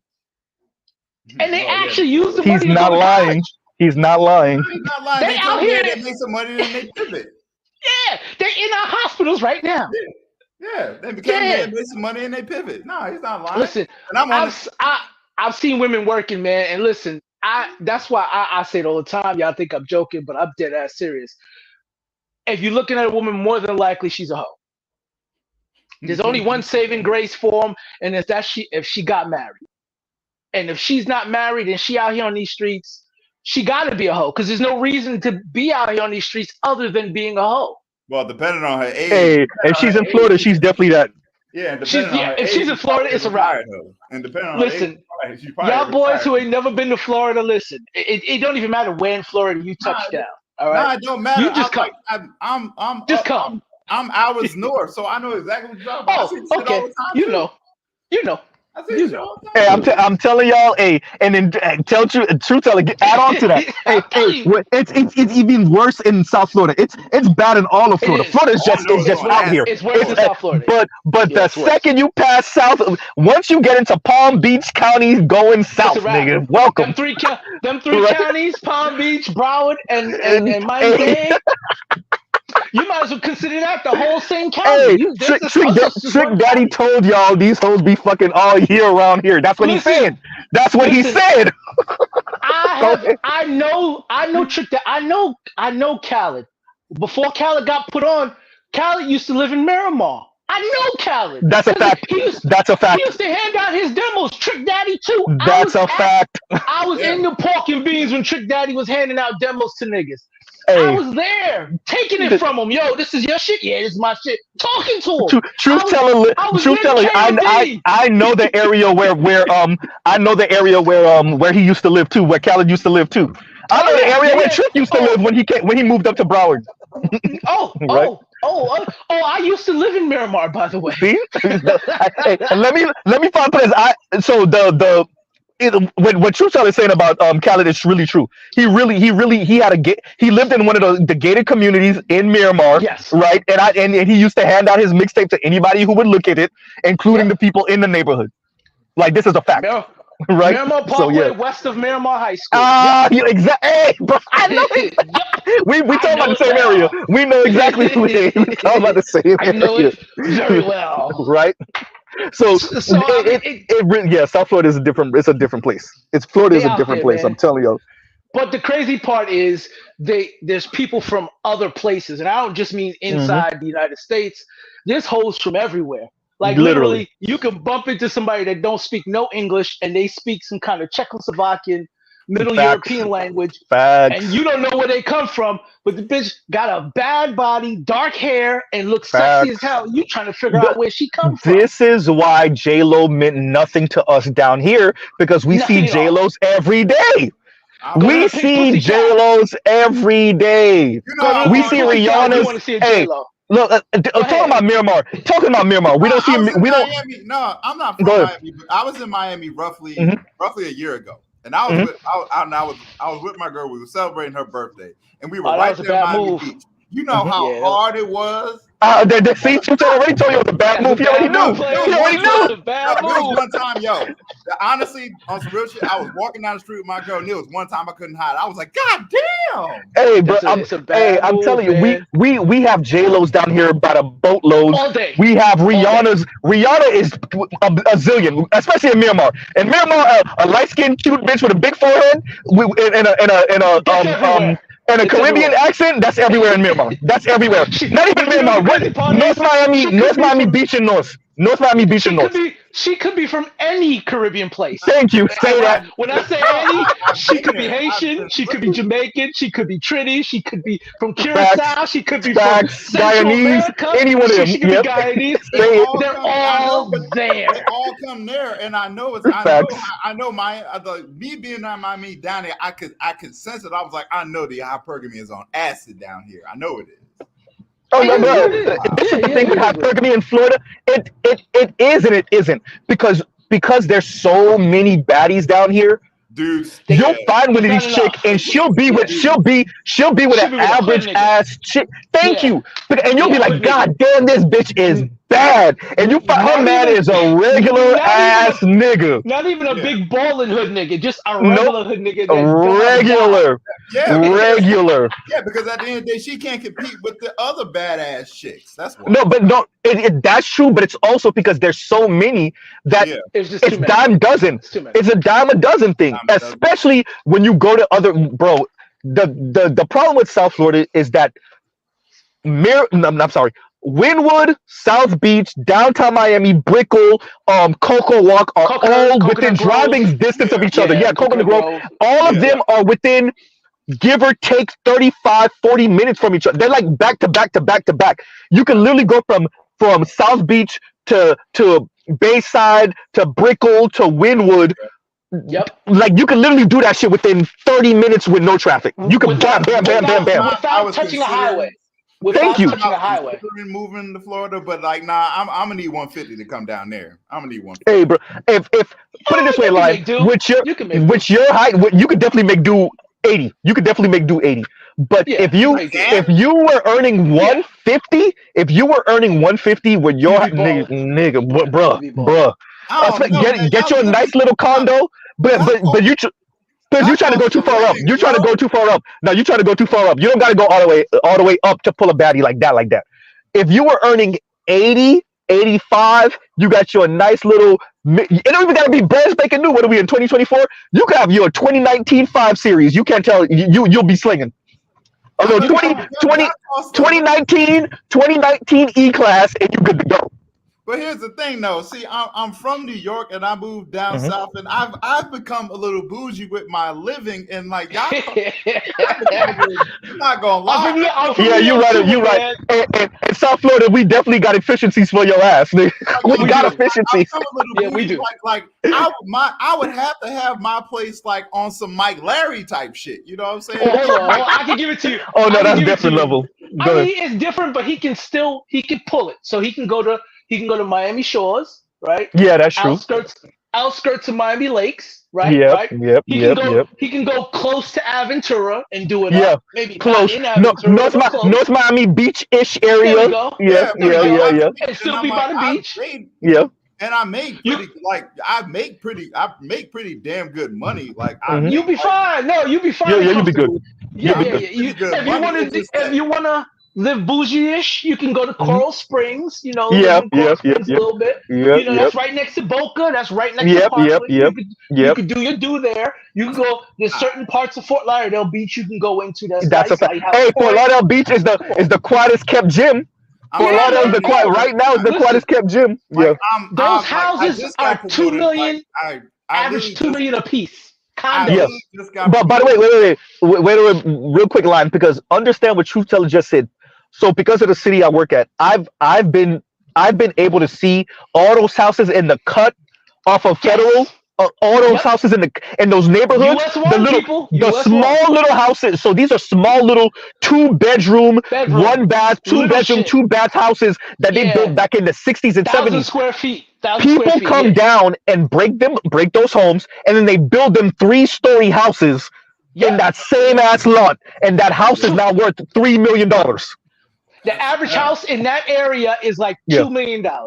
Facts. But that y'all cost. I mean, I make good money, but that costs a living. Well, no, you're right about that. You don't gotta live. You move a half mile away. You're right there. And when I say this area that he's talking about, this is next to the beach. I don't mean far away, like you got to drive 10 minutes, 15 minutes. You don't. I mean, you walk 10 minutes and you on the beach. Yeah. I got you. So you can do it. I earn pretty good. I earn pretty good money, but I've become quite bougie with my living, bro. I'm not gonna lie to you. I'm not gonna lie. I mean, you got it. I mean, if you making $150 a year, you can afford a 2-bedroom, 2-bathroom condo townhouse. I'm trying to get a cert. Coral Gables. It'll be expensive, but in Coral Gables, you be good. I'm studying for a cert, which I'll probably have by the end of the year. That will probably get me to one. I think on Glassdoor is listed. I can get to 140 if I earn cert. Which cert? CISSP. Okay, security. Yep. I mean, it'll get you past 150 if you do it right. Yeah. Depending on your level. I'm an IT too, by the way. I don't announce that when I'm on these panels, but I am an IT too. Yeah. Secret stays here. We ain't talking about it after this. I'm already on the government, and I know I can get the 150 because I am on the government side of the tracks. Okay. So I can get the one. So I think I can pretty much I mean, you better off going public, my man. Government ain't gonna pay like the public. Hell, don't be part of a red team. Red team niggas get paid $300-400 grand. So I've heard. Red security, man. Let me read these real quick, y'all. Let me read these real quick because I did not realize how reckless this was gonna be because just pulled up to the spot and yeah, so we're gonna have to expedite this a bit because I thought I was gonna be able to I thought I was going to be able to do something that I'm not gonna be able to do because I didn't know we had an event today, and then seems that we do. Okay, so let's read this now. And Louis says salute. So thank you for the super chat for that, Louis. Thank you for the super chat. And the Revelator says, Roger, I think it's more that black men are afraid of losing their women if they bring up the prenup. True. Problem is, if she's ready to leave because she refuses to sign a prenup, then, and thank you, Lion, for the Cash App. Thank you for the Cash App. Then she was never his woman in the first place. Say that. So yeah, he's saying prenup, but if she's scared of the prenup, then she was never yours in the first place. I agree. I agree. I ain't never afraid of that prenup. Hell no, that is I'm already iffy about the whole marriage thing. But if I was, hell no, I ain't signing a motherfucking thing until that prenup's in place. Say that. Say that. Absolutely not. I think it matters, and I think especially, I think brothers should really put up the prenup no matter what. Yeah, you should. But especially when you got it. Yeah. I think well, honestly, even when you don't, because you never know. You never know. Yeah, I think across the board. Across the board, regardless. If you are going to get married, you should have a prenup. You should definitely have a prenup. I'll say this: like I feel prenups are more. It might sound a little bit counterintuitive, but the less you have, the more important that is. When I divorced pretty young. I was still building in my career, and thankfully that was the only thing we was somewhat amicable on. Is like, hey, look, I'm young. I'm a year or two out of college. I ain't got shit to begin with. Bitch, you want the couches? Like, like, you know what I'm saying? I ain't had to But real talk though, like there's some people that they don't bust their ass, they got a little something. Like, have that shit in writing because not everybody got something. And if you don't bust your ass to work and amass a little something, you don't want just simply her walking away to be years of hard work down the drain. You're right. When I had my split, I was to the point I didn't give a fuck. I was like, listen, one of us is moving out. One of us, I don't care who is, but one of us is going. What you say? Somebody keeping the crib. One of us is leaving. And we ain't staying. One of us is going. Like I don't care, and I do not care who it is. I'm gonna be just fine. But one of us is leaving. Hey, bro. Hey, that's how it gotta be. As a married man who I do not have a prenup, because when I got together with my wife, I was just like everybody described. I ain't have shit. I tell you what, though, I'm prepared. If she want to go, she could take half because I ain't doing shit for her after the divorce. You go ahead and take half. I'm going to be all right. I'm going to be all right. Hey, truth teller saying I'm Jeff Bezos out here. I mean, you can't play that card. Be fine. What you want? What you mean you want this? I'm prepared. Listen. Like, what you do? Prepared. Yeah. I don't even give a shit. Don't call me. You're dead after this. I'm good. Yeah. If you feel like you need to come to me to ask for help, you are fucked because it ain't coming. You got help. I'll say, look, it's sobering to watch the videos of the women who regret divorce 10 years after the fact, or the sister. We all done seen it, and I done seen it a million times. The older sister that said, she divorced her husband, and like she racking up bodies, and this nigga happy, and he remarried. Like that. That's sobering to what. Like, what did you think though? Like, and she said it because of her career. She thought she ain't need him, and well, now look, that man. It's gonna be one of those days. It's probably gonna be more. I don't think it's gonna happen at this point. I don't think it's ever gonna happen. But I would not be surprised if there's one random ass day and then my ex-wife puts on some shit on social media. I don't know. I'll be like, it all depends on her pride, and it all depends on pride won't do. But how her life is going at the time. Yeah, I know it depends on how far it falls, but I mean, at the end of the day, this nigga said how far it falls. Goddamn. We already conceded. Yeah, she gonna fall. It just depends on how far she gonna fall. She gonna fall, but at the end, I has no animosity. I'm like, I wish her ass well, but I want nothing to do with her. Go ahead. Go ahead. I'm better you. I think you're trying to say something too. Go ahead. Yeah, God damn. with the regret part, I don't know if you remember, but I sent two things actually. I sent you a study like almost a year ago that talked I about remember. people regretting divorce. Yes. And the second part, circling back to the prenup, the other piece is where a lot of brothers get fucked up. Don't promise her a lifestyle. Yeah. As soon as you Yep. start, like, hey, baby, I'm gonna make sure we can always live like, If Oh, you no, promise her anything, promise her them good times type of days. Like, hey, you know what? We always be able to have church and TV. Hey, baby, we gonna be broke as shit. But I swear Hey, to God, but that, no. But what better you was saying is 100%, and that's how I speak to my lady. Like even when we speak, I'm like, babe, you know I can afford this the way I can. The second we start really looking for this house for real, this is a whole different conversation we about to have. All that spending money and saving like this and whatever, that shit's drying up. We borderline, depending on what type of house you trying to get, we borderline gonna be eating Roman noodles out here, right? like, and I'm so blunt with it. It borderline scares the shit out of her, because I need her. I shout out to Raj, because I really got this from Raj, right? Where you under promise and over deliver, right? Like I'm telling, like, hey, babe, I'm telling you, like, we live in South Florida. First of all, understand how this is gonna go financially. And that's another reason that's why I'm trying to pay off the Z the way I am. That's why I'm trying to pay off my other car the way I am, because I want as much money freed up as humanly possible. Right. So, I think you gotta be honest with that. And I agree with Better You. Do not promise no damn lifestyle, bro, because I ain't selling that. My suggestion is, because I think they're trying to eat away at the whole the whole idea of signing a prenup and the effectiveness of a prenup. I would suggest anybody who's entertaining getting married and you're making a little bit of money, not a lot, but you're doing well, you should go see an estate attorney. You should probably consider using a trust to manage your money from here on out. And she can't touch a trust.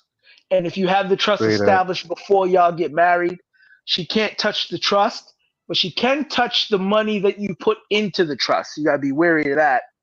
But she can only get half of it. So if you can actually have your paycheck go actually not to your bank account, but to your trust bank account. But you see that it's the sneaky shit like that. That's what when I hear women talk about marriage, because I know exactly what it is. When you hear shit like that, like, oh no, you have to be careful with the money coming from there, because I've lived some Fresh and Fit shows. There was one Fresh and Fit show where they had a divorce lawyer on there, and they were talking about that. It's like, be careful as far as joint accounts, because joint accounts, like if you take money from your account and put it into the joint account, then that becomes a part of it. And it's like, it's sneaky. It's shit like that. She can grab it whenever she wants. She has authorization. Let's say y'all don't get divorced. Say you've been putting money in the shared account. Y'all got a joint account. Yeah. You've been putting money in there for the last 10 years. There's $150,000 in there.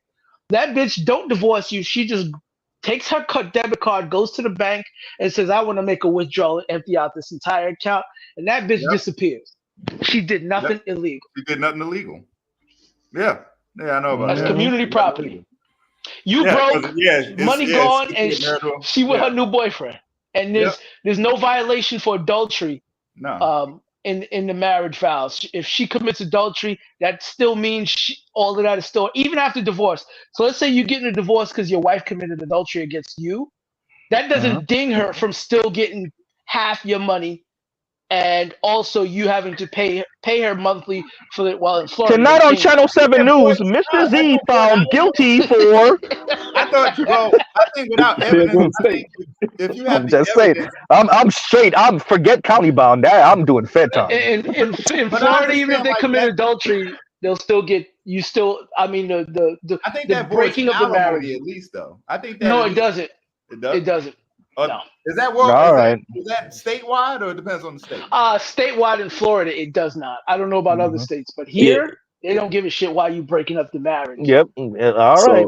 It depends on states, because where I'm at in Georgia, if it's Georgia and South Carolina, infidelity can play a part in the award of alimony and other things. Same And I here for think me North and Carolina, you could get the other person for the infidelity too, right? Yeah, same That's here. what happened with what's her face.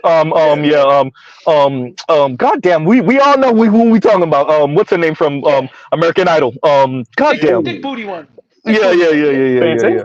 Fantasia. Yeah, that's what happened to her. Yeah, she was cheating. She was with the married man cheating with him, and the wife went at her and got the money too, if I'm not mistaken. Got the money. Yeah. The caliber. Yeah, Fantasia. I know. She actually stayed with the nigga. So I mean, what else was she supposed to do? She better pay up. She got him. She got bought no him. choice now. Yeah. Yep. And Oppo says, all-star panel. Also, can everyone on the panel post a link to your channels? I want to make sure I got everyone. Raj not still up. If you're not, I think you already subscribed to Raj. Anybody else have a channel up here? No, I don't. I'd be demonetized in a week. Same here. Same here. I'd be demonetized. Look, it's a struggle, but y'all don't understand, especially the last stream I did, bro. I had to calm myself down and be like, all right. I tried. I was trying not to use profanity, boy. I was struggling, boy. I was struggling. Z sound like that. Z was sound like he was listening to that shit saying they were all kind of bitches and motherfuckers. Hey man, I done cursed up a storm. I had to pause a couple of times and like. Y'all got me out here sound like Denzel off a Training Day. So I didn't listen to him. I just listened to SWP's like replay of it because when I heard SWP's replay of it, I was like, yeah, that sounds accurate. Man, look, I listened to FD's stream or his think piece, and then I listened to him on Black Power Media Earn Your Liberation, and bruh, I'm like, oh, y'all niggas is the worst. And then make it worse. Oh, truth tell, make it worse. Two of the brothers that were on the Earn Your Liberation, they were from down here. One from Fort Lauderdale, one from Miami. One of them was divorced. One of them was like they were saying that they helped to form the Men and Boys organization, and one of them was going through a divorce at the time, and one of them was getting separated. I'm like, nigga, do y'all know what y'all saying? Do y'all understand? Like, yeah, you're saying you're going through it with the women while ignoring the women and their contribution to the black male fuckery, the shit that we got to go through. But that's the what? That's the blue pill, man. Yeah, I won't even call it the blue pill because I'm gonna say this. So I've talked to a couple of niggas that I thought was blue pill, and then come to find out these niggas is pink pill all the way. I don't want to talk to them. I don't want to toss my blue pill brothers out like that because basically, them niggas is pink. They can't even be blue because at least blue niggas will say. I think Cameron would have something to say about that. Cameron don't want to claim them niggas. Cameron said don't. Yeah, he don't want to claim. Well, somebody got to claim them. They color do it. So. Because at least blue pill niggas, all right, fine, they gonna praise these chicks, but they know what these ladies are about. Yeah. They accept it. They know what they're about and they accept it. That's what make them blue. But these pink niggas is on something different. These pink niggas are on something different. Hear you. Henceforth, going forward, the worst red pill, the worst blue pill niggas, we ain't even gonna call them nothing else. We're gonna call them pink.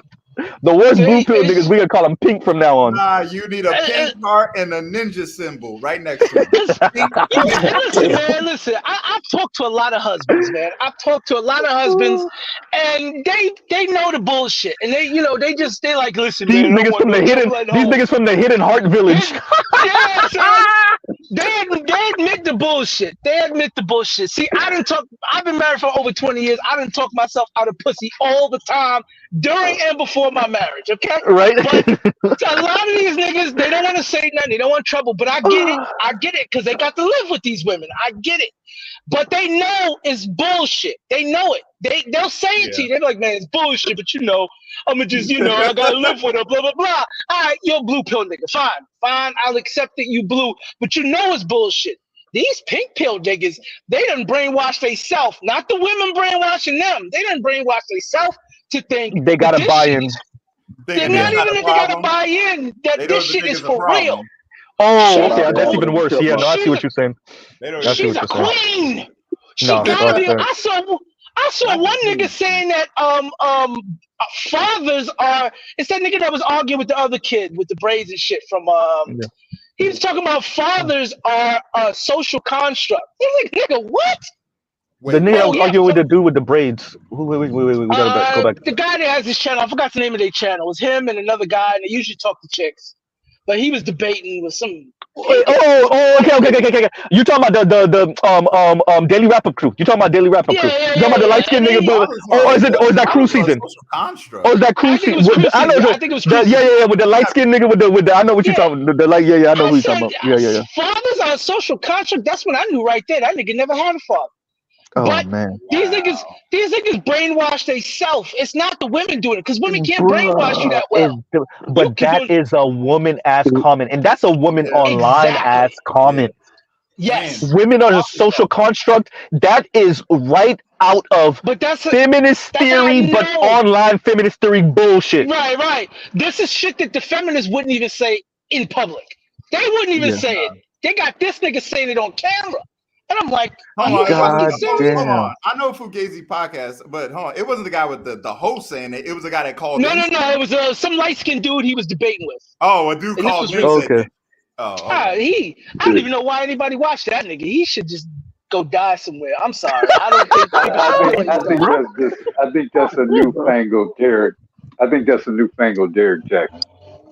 I think that's what that is. Let me read this real quick. You guys. Hard to find brothers willing to stand on principle. Family friend getting married next week. Told my mom to send my condolences. Hysterical. Hey, I'm laughing because, bro, there was some. Hey, man, some of y'all brothers need to look, man. Some of y'all brothers. I'm saying this because I too went to a wedding. That's what I was in Cali for. Some of y'all brothers, y'all can't be. Let me rewind. What did Charles say? You can't be red pill for black women and blue pill for non-black women.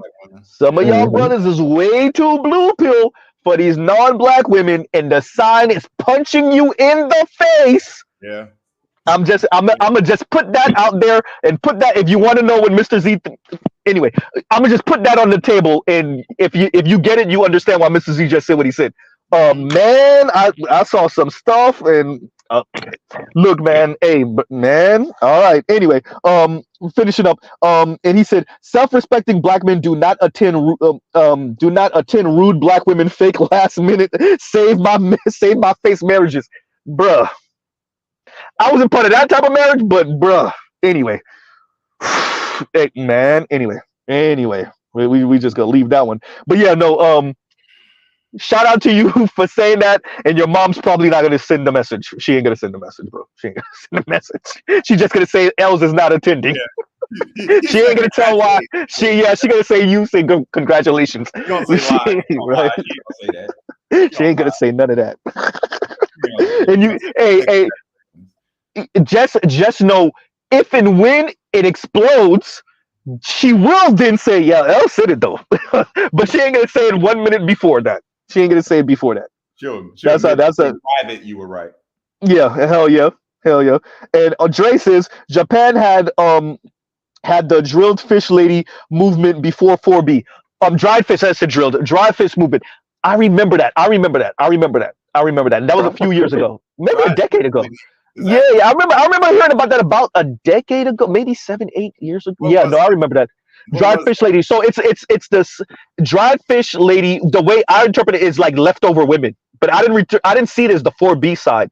I saw it as more the men saying leftover women. Am I wrong about that, Dre? If you still in here, or if somebody remembers correctly, right?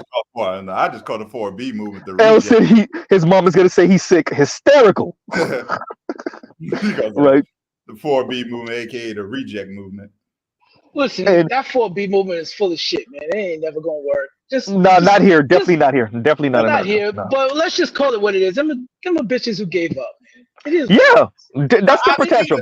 That's temper tantrum all day, yo. Yeah, that's temper tantrum all day. I've seen the videos of the chicks declaring that shit. I'm like, yeah, you look like somebody. But nah, yeah, they gave up. But guess what? What if a nigga slide through? To hell with all of that talk. She ain't got no more sisters. No, most of these chicks got short, but no, dude, like I've seen these chicks. Most of those chicks talking that shit, they all got low haircuts. They got low fades. He said low fades. Hey, how better you kill me? I saw the one with the fade. I know exactly which one you're referring to. Yo, they all got know exactly which one you're referring to. They all got the Ripley from Alien 3 look. Man, of course you do. Like, hysterical. It's a Ripley. They all look like Ripley. They look like Ripley from Alien 3. Like, yeah, get the fuck out. Let me read this real quick. That's fucking man. And I know exactly which one with the fade you talking about. I know exactly which one. And the Revelator says these chicks are on even sugar dating websites or sugar dating sites at 40 plus and 50 plus too, looking for backroom deals. Pathetic, bro. Bro, you 50 looking for quote unquote backroom deals. In other words, pay to play at 50. Actually, are you not embarrassed? Actually, no, they're not embarrassed. They got no choice, man. In Ed's Discord, what's his name? I forget the name of the page he shares, but damn, I gotta find it. I gotta find the one he shared because it's basically studs trying to get with dudes in the back behind the scenes. Woo! You know what? Hey, you want to know why? I don't know the name of it, but he shares it. Hey, that's another open kept secret down here in South Florida. You can ask the Revelator. Yeah. You can ask Truth Teller. Hey, Studs is giving it up. Studs is giving it up. And that's a And actually, some of them look good when they dress up like girls. You be that's like, a fact. God damn, that's a fact. Why don't you look like this all the time?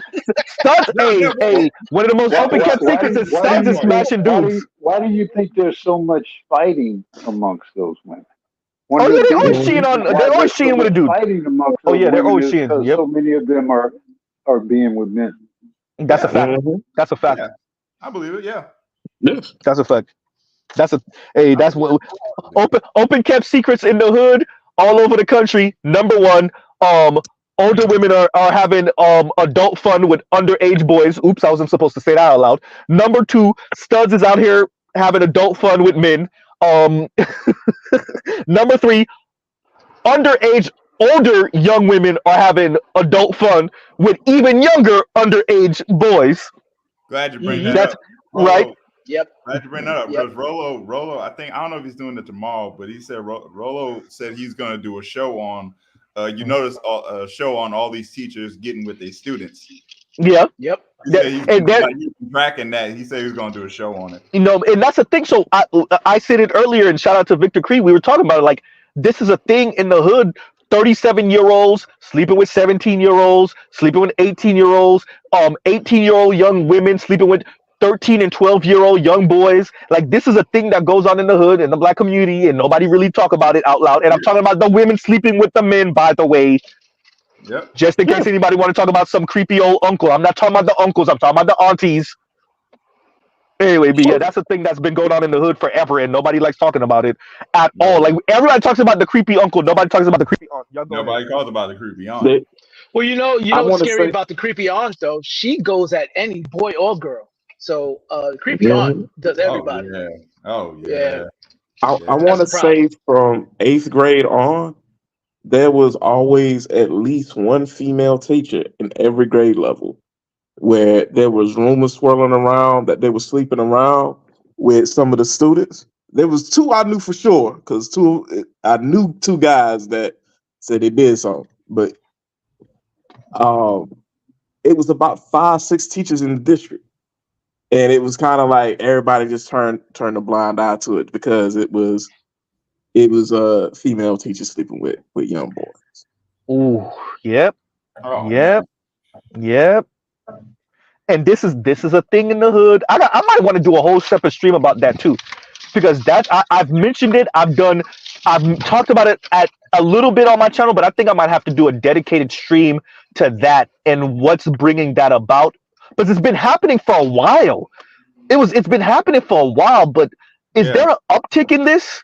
He's been right. According to Roller was saying, as far as the students with the teachers, he said, he's like, if you've been paying attention, it's been damn near, and US wide, it's been almost 10 a month in the past few I don't know, but what I'm saying is I'm not just talking about the teachers. I'm saying because my homeboys in middle school and high school that I knew or that mentioned it, especially in high school, it was mom's friends, it was auntie's friends, it was as I said, like we're 14 and they're chilling with an 18-year-old, right? So like that type of joint, right? So like 18, 19-year-old and they're 14. So that's been a thing, I want to say, since I can remember hearing about, like boys my age doing things. Like it's not always been with girls our age. It's been with girls way older or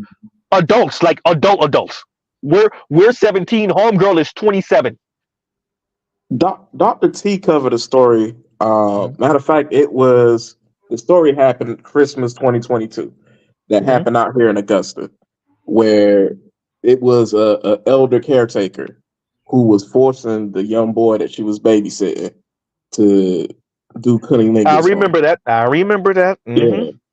And the crazy part about it, where the addresses and everything was like a few miles from me, from where I was staying at the time. But it literally got no press in the city. Like I tell that story to a few folks, and they're like, "That happened?" Yeah. Nobody in the city knows about it. Craziest thing ever. That speaks to the rigged game. Look, I'm all about putting the weirdo uncles on Front Street. I'm all about it, but y'all can't cover for the weirdo aunties. Nope. Y'all can't cover for the weirdo. I'm all about putting them, more than putting them on Front Street. I don't want to say what I'm about willing to do to them, but the aunties got to get it too. Man. Like this is an open kept secret in the hood. Like everybody know that goes on. And so if nobody's gonna talk about it, and it's crazy, you hear all of this insanity online and in person and real life, and yet some of these same women are out here and that's not me counting, at least he's an adult. That's not me counting the 20-year-old that's smashing the 37-year-old. That's not even me counting that, because at least he's an adult. I'm not counting the 21-year-old sleeping with the 40-year-old. I'm speaking about the illegal stuff, or at least the cringe stuff where he's 14 and she's 18. But if we talk about age gap, oh man, right? And so let me also read this, and this was Kinsey read the first time when he said, Roger report tax, hashtag Roger is correct, and Louis when he said to reference his Bumble video, and that's on his channel. For those of you that don't know, Louis has his own channel, and he has some great stuff. Get ready for those of you who can hack it. It's the women talking and their insanity on Clubhouse. It's crazy. It's a good listen for those of us that are sadomasochist. Right, and that's all I can say to that one. Gami supporting the great minds of this panel. Bus tax. And thank you, Gami, for the super chat. I'm going through these like this for a reason, because Mr. Z got to get out of here in like a minute. Kinsey in red, Michael B. Jordan doesn't have blue eyes and yellow hair. I remember this, and that's 100% true. I will not be surprised if she pull up with a white soccer player from Europe somewhere. I will not be surprised. As a matter of fact, I think before we really knew about her like that, I think she had already dating 1 or 2 soccer players. I don't think they were white though, but I wouldn't be surprised. And we're talking about Lori Harvey, by the way. I read that already. Elwood Johnson says, great stream, great discussion, and Black Uru sighting fire. And thank you very much. And Black Uru always listens that. Shout out to Black Uru. And Detroit says they got Nutty Professor Eddie Murphy fade be talking all that BS, bruh. Talking all that BS, and they be cheating on their femme girlfriend with the dude. Butch as hell with the goddamn Webby haircut, with the goddamn Manny Fresh haircut, still out here with dudes. No, cheating on their girlfriend with a dude. That shit ain't even lined. No, they got the Ripley haircut. That shit ain't even lined up properly. They just buzz cut. That's it. Oh man. They got up Man. And be cheating on their femme girl. Let's be honest, both of the girls be cheating on each other with dudes. The femme is cheating, and the butch that look like Lil Wayne is cheating too. I said it. It'd be bad too, cause like my old neighborhood where I used to live, the next building across, there was a chick couple, and the crazy part is the butch one had a little bit more ass than the femme one. It's a thing. It happens. It's a thing. It happens. She tried to hide it with them dicky pants, but I saw them. Hey, wait, what type of pants? Say that again for me, please. So I can get my. Say it again. Hey, one line playing into it. He know what I'm doing. Stupid. You stupid as hell. Yeah, wearing them damn pants, trying to hide it. Of course. Hey, she was wearing dicky pants. I'm just saying. She was dead ass wearing dicky pants, bro. She was trying to hide her ass, but I can see it clear as day. All right, y'all. Look, Mr. Z got to make an end of this because this reckless stream has reached an end, and it can't be reckless after this. It's just gonna be in termination after this. So, all right, y'all. So we will pause right here. Love you. Thank you, panel, for coming up. Thank you, Black Uru. Special thank you to Black Uru and Raj. Thank you, panel. And we will pause right here. Y'all go check out other Black Manosphere content, other non-Manosphere content. And Mr. Z got to end. All right, y'all. Y'all have a great rest of y'all day. Mr. Z out. Yeah, have a good weekend, brothers.